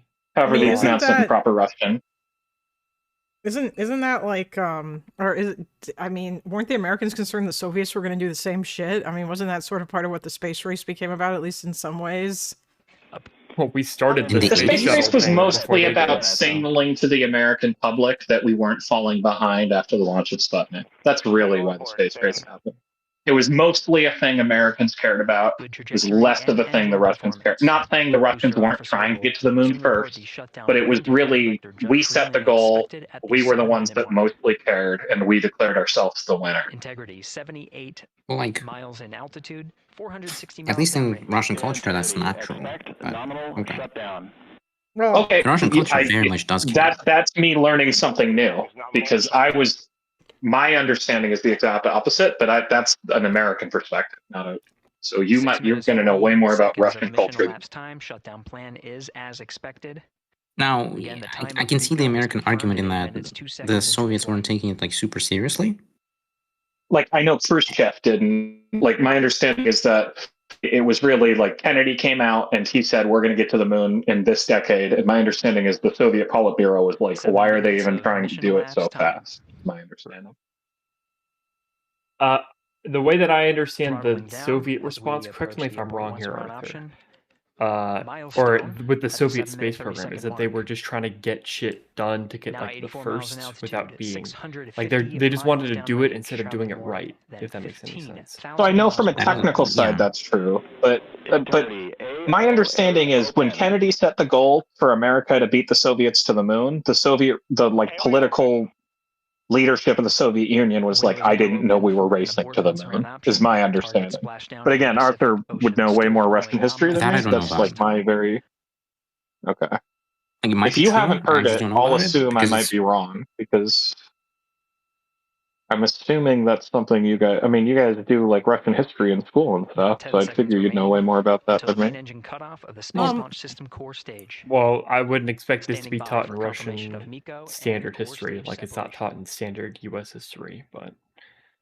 Well, we learned about... I mean, what I just said, I learned from high school. I learned, like, the space race was a chapter in our U.S. history textbook. Let's see, I took a U.S. history class.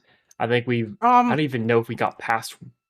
I think we very briefly covered it, but... Another Russian in chat is saying that his understanding is that the Soviets were very eager to beat the U.S. there. I would imagine there must be a level of pride in Russia or Russian culture that the Russians were the first people to put a human into space. Well, they cheated, but yeah. Today is April 2nd, at least here. Technically, they weren't actually the first, but they kind of lied for 20 years. So. Wait, what? I'm confused. I thought Yuri Gagarin was the first suborbital human past the Kármán line. Yeah. So the definition of putting a human in space was actually a hotly debated thing, and we all kind of agreed in the 50s, and we agreed, here's what constitutes getting a human to space. Is they launch in a spacecraft, it crosses the Kármán line, and then they land in the same spacecraft. And that is what NASA did first. What the Soviets did is they launched Gagarin. Well, the Soviets crossed the Kármán line, got to space, and then he had to parachute out of the spacecraft because it couldn't safely land with a human. Yeah. And the Soviets lied about that fact for decades. So like the reason that the world recognized the Soviets as having achieved that goal, which again, we define this, like there were international institutions and scientists that came together and said, what would getting to space mean? How is it useful? How are we going to define it? And the thing that was being competed over was a human in a spaceship that returns to Earth in the same spaceship, which Yuri didn't actually accomplish that. The Soviets cut a lot of corners so they could do something that looked close enough to claim a political victory and kind of use it as like to scare Americans that they Sputnik 2, by the way, the first satellite was supposed to be something we put in orbit that transmits to Earth and contributes useful scientific material.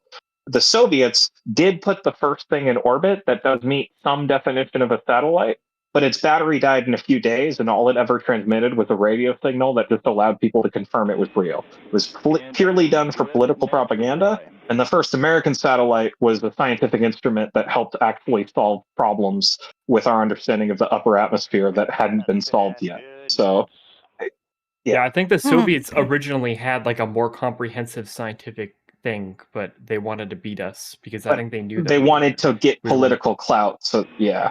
But so this is the 50s. So when I say space race, my understanding of the space race is it's the race to the moon that starts when Kennedy in Congress says it's going to be my administration's I think policy. that's true. Yeah. So Also, my understanding is that space race didn't matter in Russia. That they were more interested in like doing other things earlier on first. But I don't know if that's true. In that case, yeah, probably. By the way, I just want yeah? to say I would be remiss if I didn't mention. I think the first aircraft that the Soviets sent into space was the one with the dog that didn't come back safe because that was, I guess, the whole point. Yeah, which is that was the sad first. thinking I about. believe that was the first mammal in space. Yes. We did the same First thing life with gorillas. probably was yeah. the Nazis. First living things was the Nazis. Yeah, they put like fruit flies on a V2 rocket. The Nazis are the first country the Nazi Germany is the first country to get to space. Oh yeah, wasn't that there's a meme about how yeah, I think I remember that. There's a meme about how the first broadcast that aliens will see would be Hitler's speeches or something, but I don't think that has anything to do with the space. I think that has to do with something about broadcasting, or I don't remember exactly what that was about. That was just I don't something even know that if that's true. They would probably have some sort of broadcasting coming in before then. But yeah, even Leica, then, Leica is the it dog. would, if it would be designed to reach space. In the meantime, mission specialist Christina Cook and unless I'm like, I think also like early radar experiments be some of the first transmissions from Earth. Systems, you may hear confirmation of their activation over the Orion to Earth. I don't know. I just want humanity to be interplanetary and us to. I want to establish the perfect American conservative society on a different planet, obviously, and leave everything behind. Well, I mean, if all of you Republicans want to go found a territory on Mars and then create your own territorial constitution and then apply for statehood, we, the Democrats that now have supermajorities in all houses of government, will give you statehood. Okay, I promise. I will make you that deal today. Okay. If you all go to Mars, we will let you be a Grassroots state. will fund it. You can have your own government. Okay, we'll leave you alone. Okay. But you gotta get the fuck out you of can my be a country, state okay? that's going to be completely separate from the rest, from the continental United States, and you can govern yourselves however you want. Yeah, and not even the same planet. We'll start up our yeah. space asteroid mining, and then we're not going to care about the environmental impact of impacting the asteroid belt. Oh god, they're going to become like NASA belters, and they're going to have a terrible like fucking. I'm sorry, I don't know how many of you know about the Expanse. Sorry, go on. If Trump came out and he literally said that he was appointing Elon Musk head of NASA so that they could create a mission to put Republicans on Mars, I would be so here for it. If you guys want to ride those privately owned spaceships, to be clear, you guys can keep Trump and keep MAGA. We just want the real. No. He's going to be governor of Mars. He can go be governor of Mars. You guys don't need term limits. Why can't you give him like a planet? Problem forever. Give him like Jupiter or something like that. It'll inflate his ego. You're right. We can put him on Venus. He can be governor of Venus. Trump wouldn't survive the journey if the Mars in question is in surviving Mars. not the Yeah, the problem with Mars. Mars is that, like, even if we engage in like literal fantasy, which, by the way, keep in mind, like, a lot of terraforming stuff is fantasy. It's not like it's not science. It's just fantasy. Like, even if we terraform Mars, right? It doesn't have a magnetic sphere, so like you're just getting cooked by solar radiation. Um, I think interplanetary humanity is mostly a meme, but I think we should have the capability to go to other planets to do things that are useful for humanity. And maybe we get so good at that that interplanetary becomes somehow possible. But I mean, really, in this solar system, like Mars sucks, the gas giants suck. Like there's Do you not think many it's places possible you'd to actually want to restart live. the molten core of Mars? Do you think that's So possible? you'd need to get to like a planet like geology expert there, not me. But my understanding is that that is like basically like growing wings and flying level of fantasy. I think so. My understanding is that if you want to colonize another planet in this solar system, actually by far the best choice is the moon. It's actually like really big. It's almost the size of Mars, and it's also like right there. You know, like it's so easy to get there compared to anything else, and it's kind of protected by the Earth's magnetic sphere. So it's actually just like perfect. So I think But if it we're doesn't have serious like the about density. I don't think. it has like more it has about the same gravity as some other Moon planets. is The about moon is half the our size moon is of Mars very by special. diameter, by the way. But well, it's not really. Well, yeah, I'm but for a not moon denying compared to like its fucking size. our moon's bigger than Pluto, right? It's Yeah, a I know. weirdly It's large massive. moon. I'm Yeah. aware. It's massive. I just don't know what the proper But it takes us size of 5 days to get to planetoid the needs to moon. be in order to like retain atmosphere with like a certain gravitational. Oh well, I don't know if I feel like if it's retaining like too atmosphere is weak, a realistic goal. Why do we care So about like an Mars atmosphere couldn't again? retain an atmosphere. Like Wait, hold Mars, it on. could Just blow some off. gamers. No, but We'll you live in a could basement like all the time. retain it a lot easier than on like the moon. I think if we're honest, like if humanity has cities on other planets, they're probably going to be underground cities on the moon, and I think anything else is probably exceptionally unrealistic to expect. Lame. That's lame. Wait. Yeah, I was just gonna say, like, humans could live on Mars. It's just, it's not. They won't be able to go outside. And Yeah, like Mars doesn't just not have an atmosphere; it can never have one because of no magneto. Like the solar winds literally would blow an atmosphere away. If Mars had Earth's atmosphere, it wouldn't have it for very long. Well, it would blow it away, but I'm pretty sure the rate, if I'm remembering correctly, maybe I'm misinformed about this, but I'm pretty sure the rate it I would think it's lose a its couple atmosphere, 100 years. it would take a long time, enough for it to be like, if you put in persistent effort, you could keep it around. I mean, I guess if we imagine that you can just put in persistent effort to build atmospheres at a planetary scale, but man, that sounds like the biggest engineering challenge in the fucking universe. Like, why are I we just think that assuming let's that? just get like some ice asteroids and just like keep throwing it into Mars, and then like hope that does something. Wouldn't that turn it into like a ball of lava that nobody could live on for 1,000 years? Well, you just need the ice to melt and it becomes water. And You know, it'll be Earth's good. pretty It'll cool down the cool. lava. Like, if we just, we could also It'll just cool not down the lava. destroy Earth.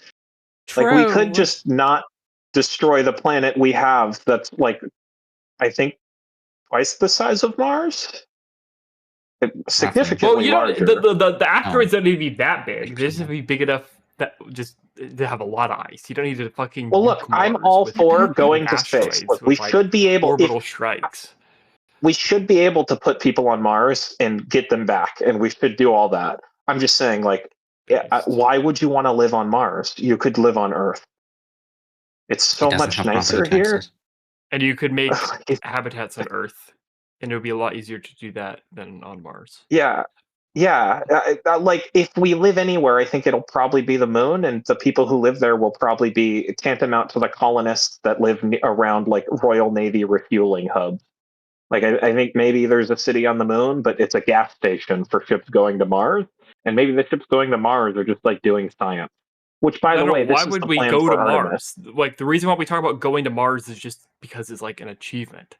but there's no No, reason to I stick around. disagree. Like I think the that's moon has like a good reason to like stick around. We could use it as a refueling station. yeah. But like, So what would be going the to point of like Mars. sticking around on Mars?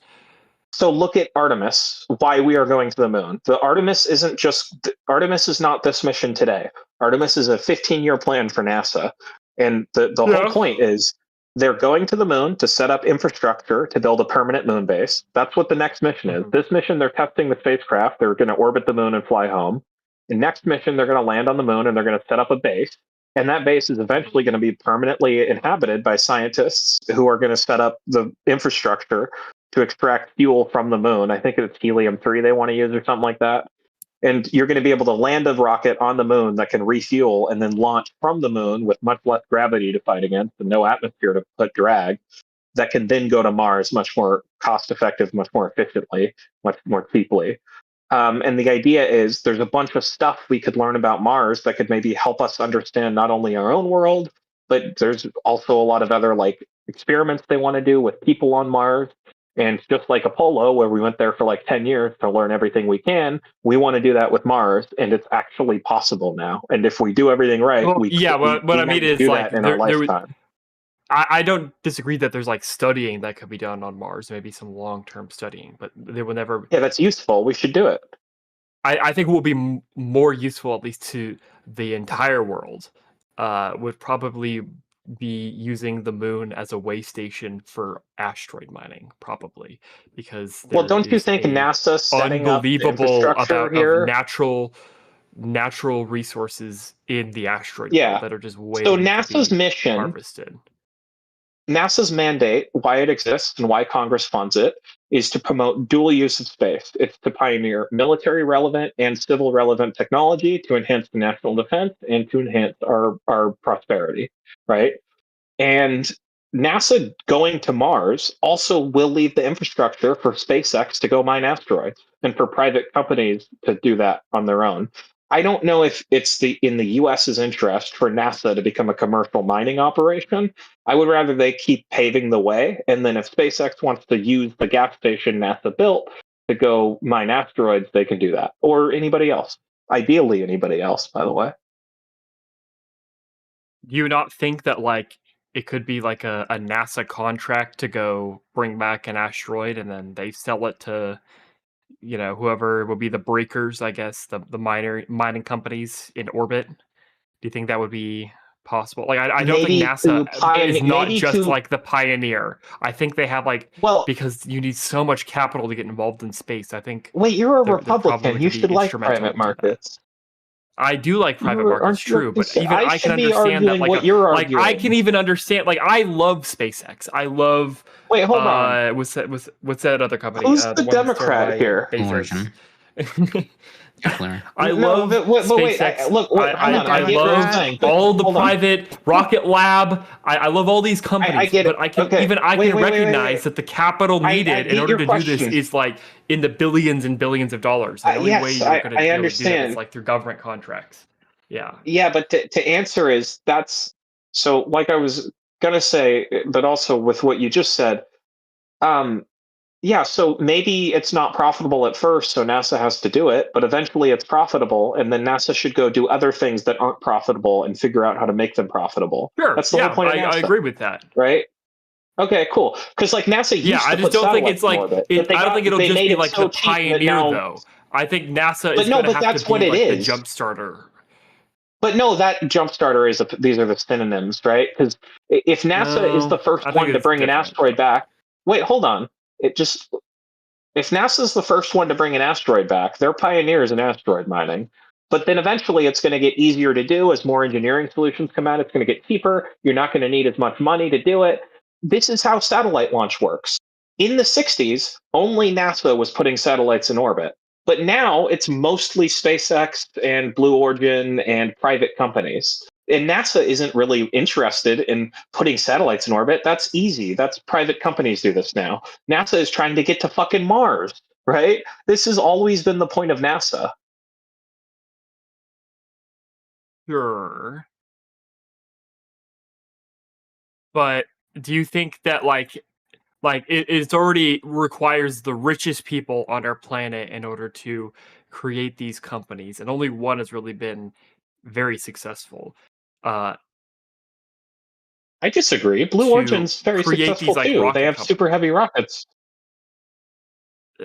Are they being used in a commercial faction where they're launching consistently satellites into space? So okay, there's a bit of a skewing here because most of what SpaceX launches is satellites for Starlink, which is another company owned by Elon. So Elon is Yeah, actually I'm aware. putting So what I'm saying is SpaceX loses money on those launches.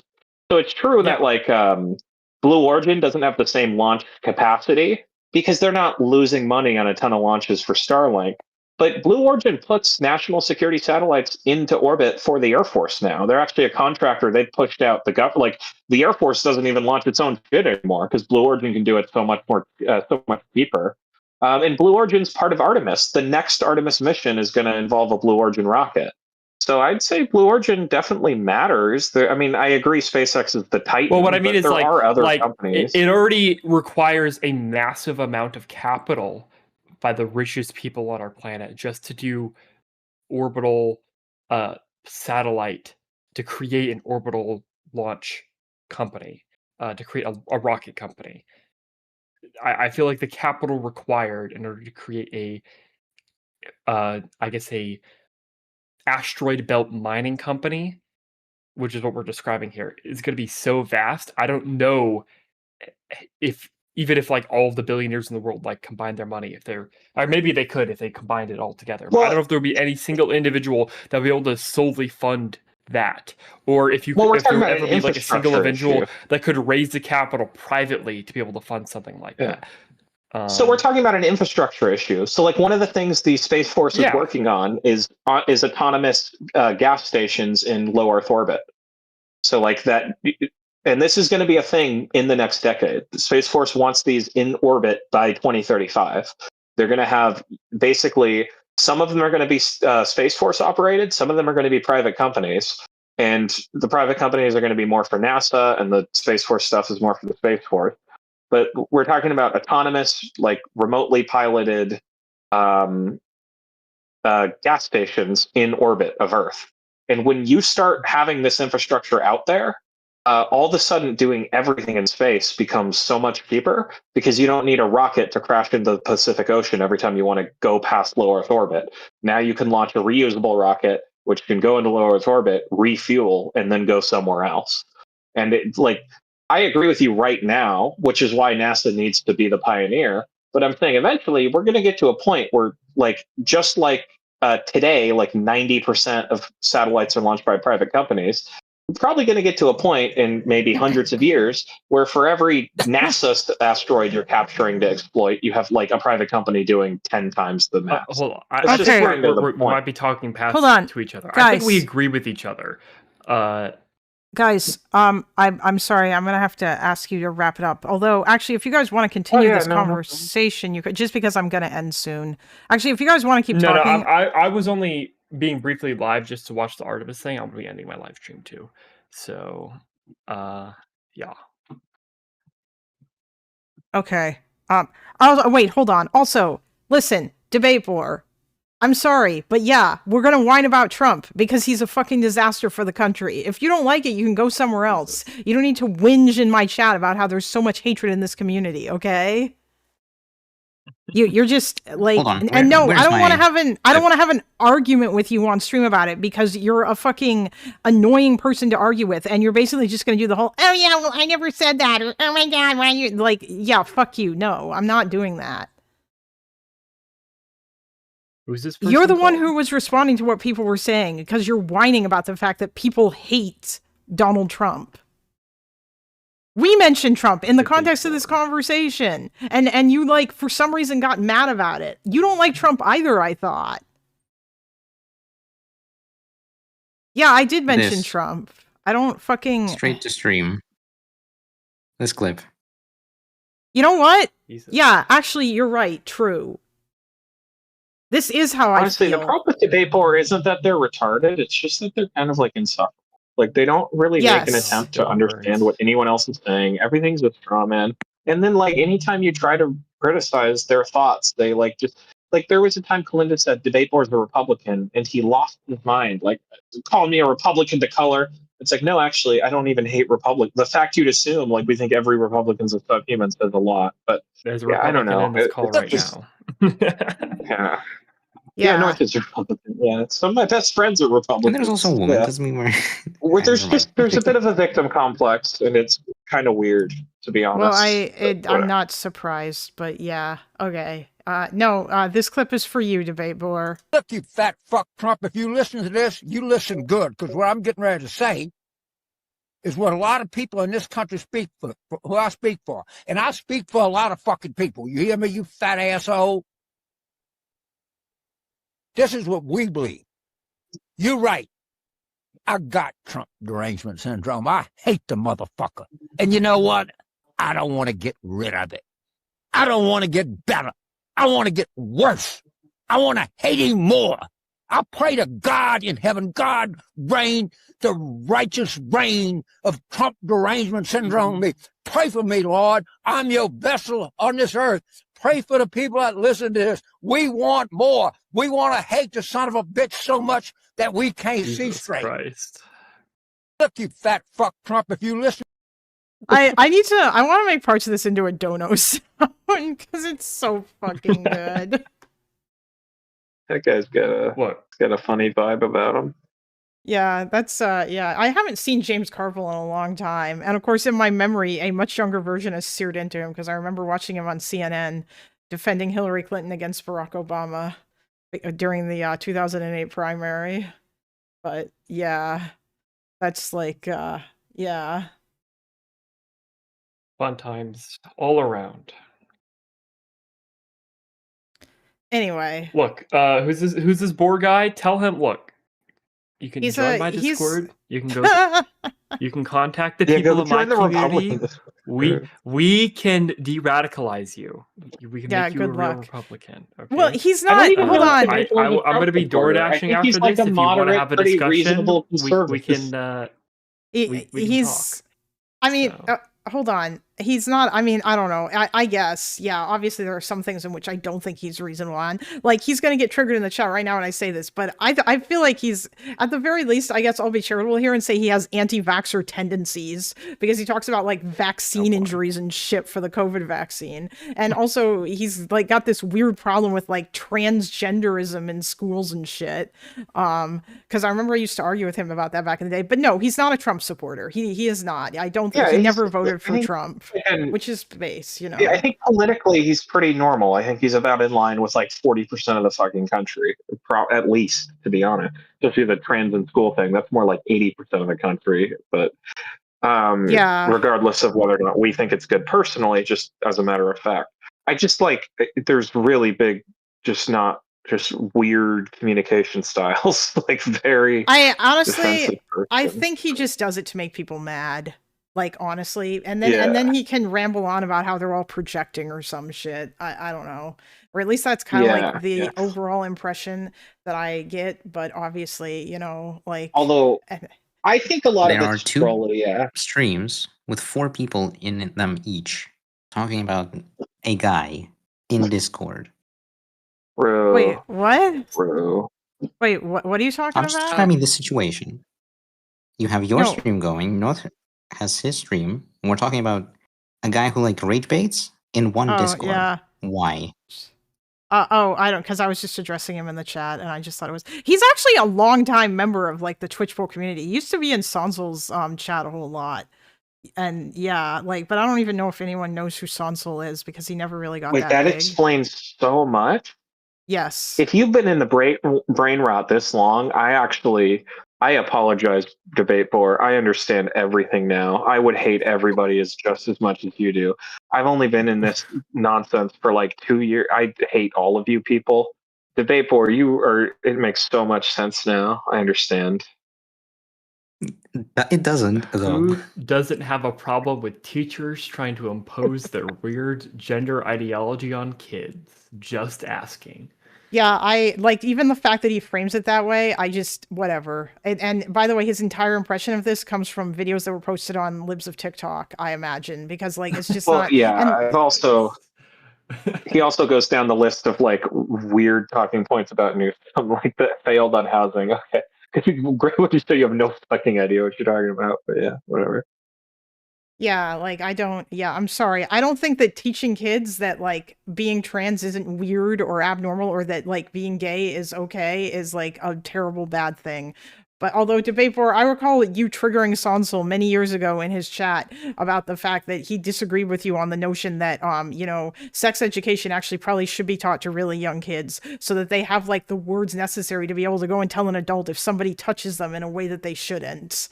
And then maybe you'll help to prevent like more sexual assaults or whatever. And I think you had an issue with this. Yeah, there you go again. There you go, debate. All you want to do is just have like a meta conversation and scream about how people are misrepresenting you or whatever. But yeah. Instead of actually engaging with anything of substance based. Yeah, that's a better way to put it than how I did. That is the problem, really. It's not that he's got like radical beliefs. It's just that it's all these like every time you try to talk, they take it as an attack, and then every time you like try to really engage, they don't. So it's just yeah. Yeah, you're attacking me personally every time you talk to me. Jesus. Listen, you know what, debate board? If I'm wrong, instead of doing the I imagine thing, why don't you just tell me that I'm wrong? No, because you're saying that's what's happening, but you never prove that. You're just acting like it's true, and that's the issue that I have. You did the same shit to Sonsel. I'm pretty sure he challenged you to prove him wrong, and if maybe I'm misremembering, if I recall, it basically ended up coming down to you got all that shit from libs of TikTok. But anyway. Yeah, I don't know. Like, I'm not saying that there hasn't been weird shit that's been taught in classrooms about like trans stuff. Obviously there has, as evidenced by those videos, but I don't know how much of a majority that is, and that's the problem. That's the whole issue. Libs of TikTok basically succeeded in making people think like that fucking stupid story about the kitty litter. Do you guys remember that Joe Rogan like originated? People thought that was true, that they were putting kitty litter, or they were putting cat litter boxes in fucking bathrooms in like one in high school somewhere, because so that kids who identified as cats could go to the bathroom in there. That's not, and that it was wrong. That was made up. That was not a real thing, but people thought that was true. Anyway. I remember thinking it was true. It was depressing. Yeah, I think for about good. 5 seconds, I wondered if that was true or not, but yeah, but then it turned out that it was not. I'm not gonna lie, I've seen some school districts in San Francisco where I could absolutely believe that had happened. No, yeah, Being 100% yeah. I mean, even just the stuff that you said that you learned in your like the fact that they made you read People's History of the United States by Howard Zinn. That's like fucking wild, dude. Yeah, I mean, these are the things, like, this is the reason I was kind of more libertarian when I was in high school, because, like, I was kind of a reaction to this stuff. Like, I had always been, like, a more left-wing person, but, like, literally, like, there was a teacher who had, like, a Soviet USSR hammer and sickle flag. It was an English teacher for just no fucking reason in their English classroom. And, like, just seeing this shit from when I was, like, 15, 16, as someone who called myself a Democrat and liked Obama, but, like, yeah. But I didn't like communism. I don't like communists who want to destroy my country and like the enemies of this country. I don't like them. And I didn't like this being shoved down my throat. With that said, I still would say we have the best K through 12 public education system in the country. And we also have the best university system in the country. There's some weirdness, but like, I don't think that was any more offensive to the Constitution and the First Amendment than Louisiana having the 10 commandments in every classroom, which they do. So like, we can talk about how California is crazy, and it is, but it's crazy in its own way, because we're more of like left-wing progressive hippie crazy. If you go to red states, that like they're crazy in my opinion, ways that are more offensive to the Constitution. So Oh yeah, well yeah, because I think hanging the 10 commandments and like that's I believe that violates the Establishment Clause, at least if you're talking about public schools. But also, okay, fine, debate board. I apologize then. If you don't consume libs of TikTok, then that's not where you got it from. But I'm just saying, it still kind of seems like you're engaging in that thing. And you writing in chat, it still kind of seems like, and then bitching about the fact that I use that phrase. You know, like, I just wonder, like, where one gets this from. If you literally think that, like, this was, like, a hugely widespread thing that was taught, like, in multiple places around the country, instead of, like, you know, the most insanely blue places, like fucking San Francisco, where you know... Which, Because by we the have way, some- in our yeah. mayoral elections, the Green Party is the left-wing party, and the Democrats are the right-wing party. When we vote for mayor in San Francisco, and the Greens sometimes win, and when they don't win, they still have like 40% of the vote. So just keeping in mind that, like, when we take clips from the most left-wing part of the most left-wing state in the entire continent, that doesn't really represent Democrats. It doesn't even represent California Democrats, who a lot of them in Sacramento look at like San Francisco as like kind of weird hippies, right? Like people up in like the rural parts of the state, even the Democrats just do not think that way, you know? Oh, yeah. Jesus Christ. Now Debate Board is arguing against you saying that California has really good, you know... I won't take too much of your time. I will just say this to Debate Board. I have seen the statistics you've provided. The problem is, like, when we don't understand the context or the political situation, the statistics can't be conceptualized. So we do have worse literacy rates in English. We also have a state where about 4 out of 10 of us speak Spanish because we used to be part of Mexico. So the fact that there are Spanish-speaking districts and stuff means in-state standardized testing in English, yeah. In general, we have pretty good education outcomes. Our college attainment rate's very high. Our universities are very sought after. We have free college for anyone who graduates high school. You can go to a community college for free. I think we have a very good education system. I understand you can cherry pick the right statistics to indicate otherwise, but I just don't think that's productive. Okay, I gotta go DoorDash. Nice. Hope you all have a good night. Good night, North. Yeah. See ya. All right, guys. Did you all have anything else? Yeah. Hello? Yeah, I don't want to take. You want to go to bed? I'm not going to take too much. Of your I'm not time. gonna We can go to talk for bed. hours about Jesus this. Christ, bro! It's Oh, okay. I thought that's what you 7:30. said. It's like 7:17. Oh, I No, thought you said that. I was just you're. no. I know ADHD people. They'll just keep listening forever. So Yeah. you know, Oh yeah. I mean, Debate Board. How much of Trump's immigration policy do you agree with? I'm actually asking you that instead of just making the assumption, since you're talking about how California is a sanctuary state, and you're saying that like I don't. I also, maybe we're okay with Spanish-speaking people in our state. Maybe we're just okay with that, especially because he came from Mexico. Like, maybe that's just something we're okay with. I don't know. We voted for these policies. We have different preferences than you, thank God. Yeah.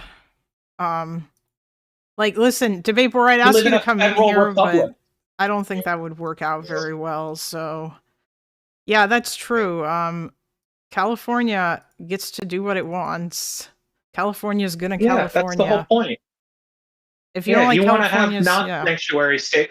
There are red states that are sanctuary states for the Second Amendment that refuse to enforce Democrat-passed gun laws that I support, by the way. And I support those states' rights to do that because I'm consistent. I believe in our system. I believe in the democracy we have.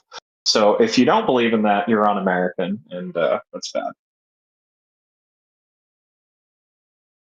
The farm lobby is massive in California. Do I need to play the fuck farmers thing? The fuck Epic, have you heard the fuck farmers meme?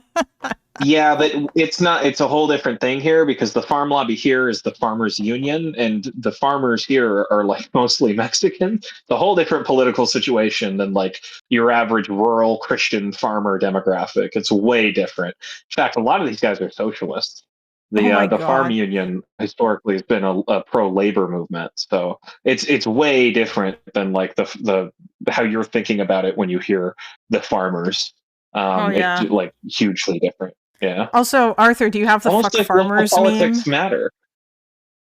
Yes. I do not know. What? You don't have the fuck farmers meme, but you have every DGG meme. No, I'm just kidding.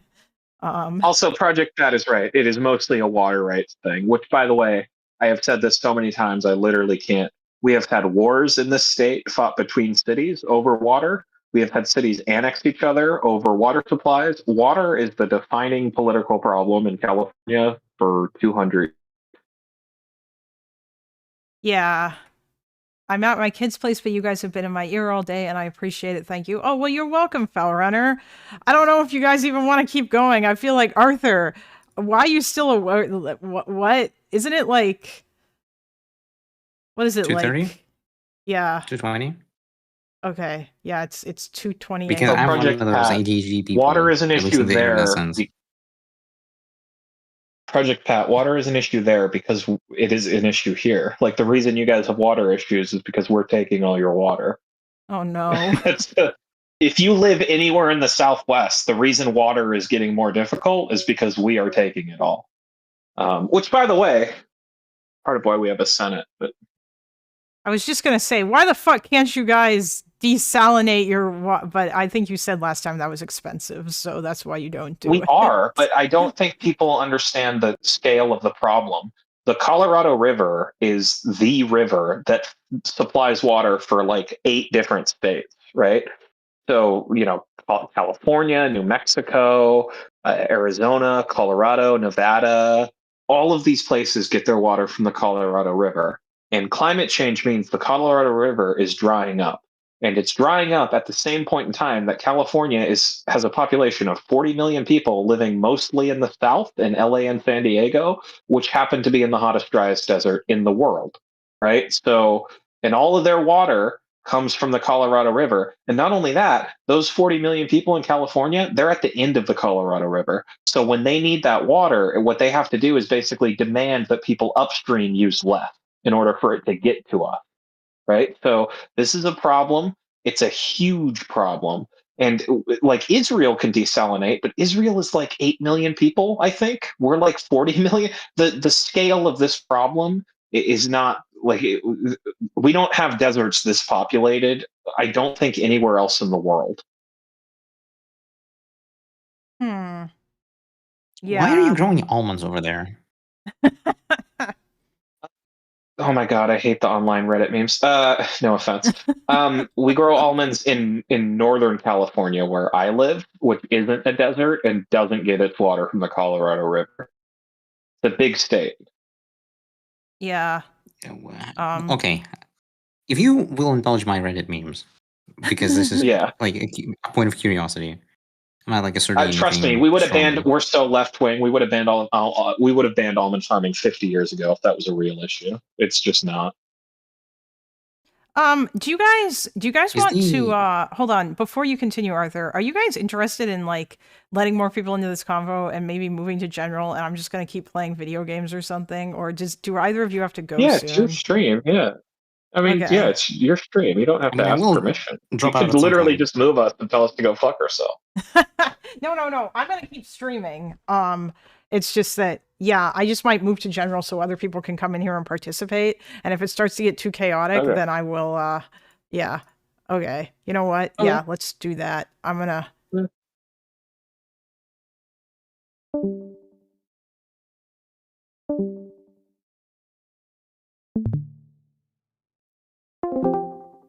Oh boy.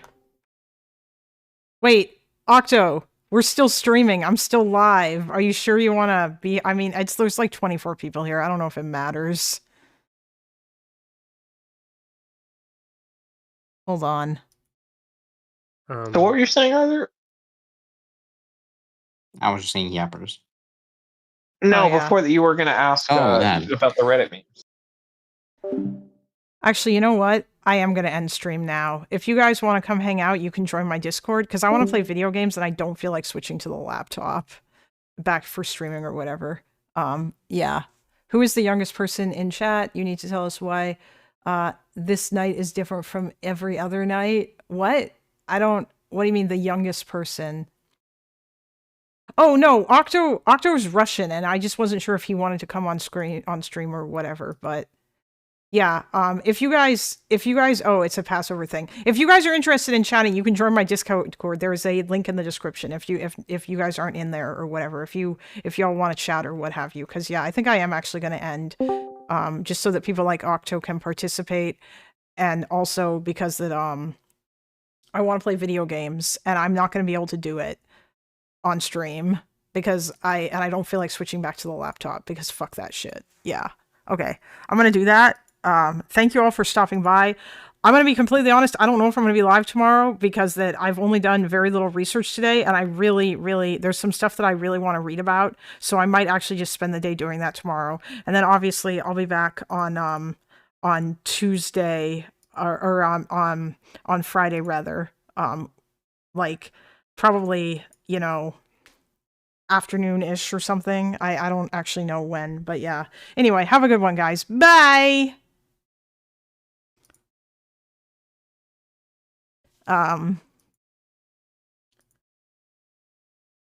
Goodbye. I quit. I'm tired. God damn it. I can't remember the meme. Whatever. Anyways.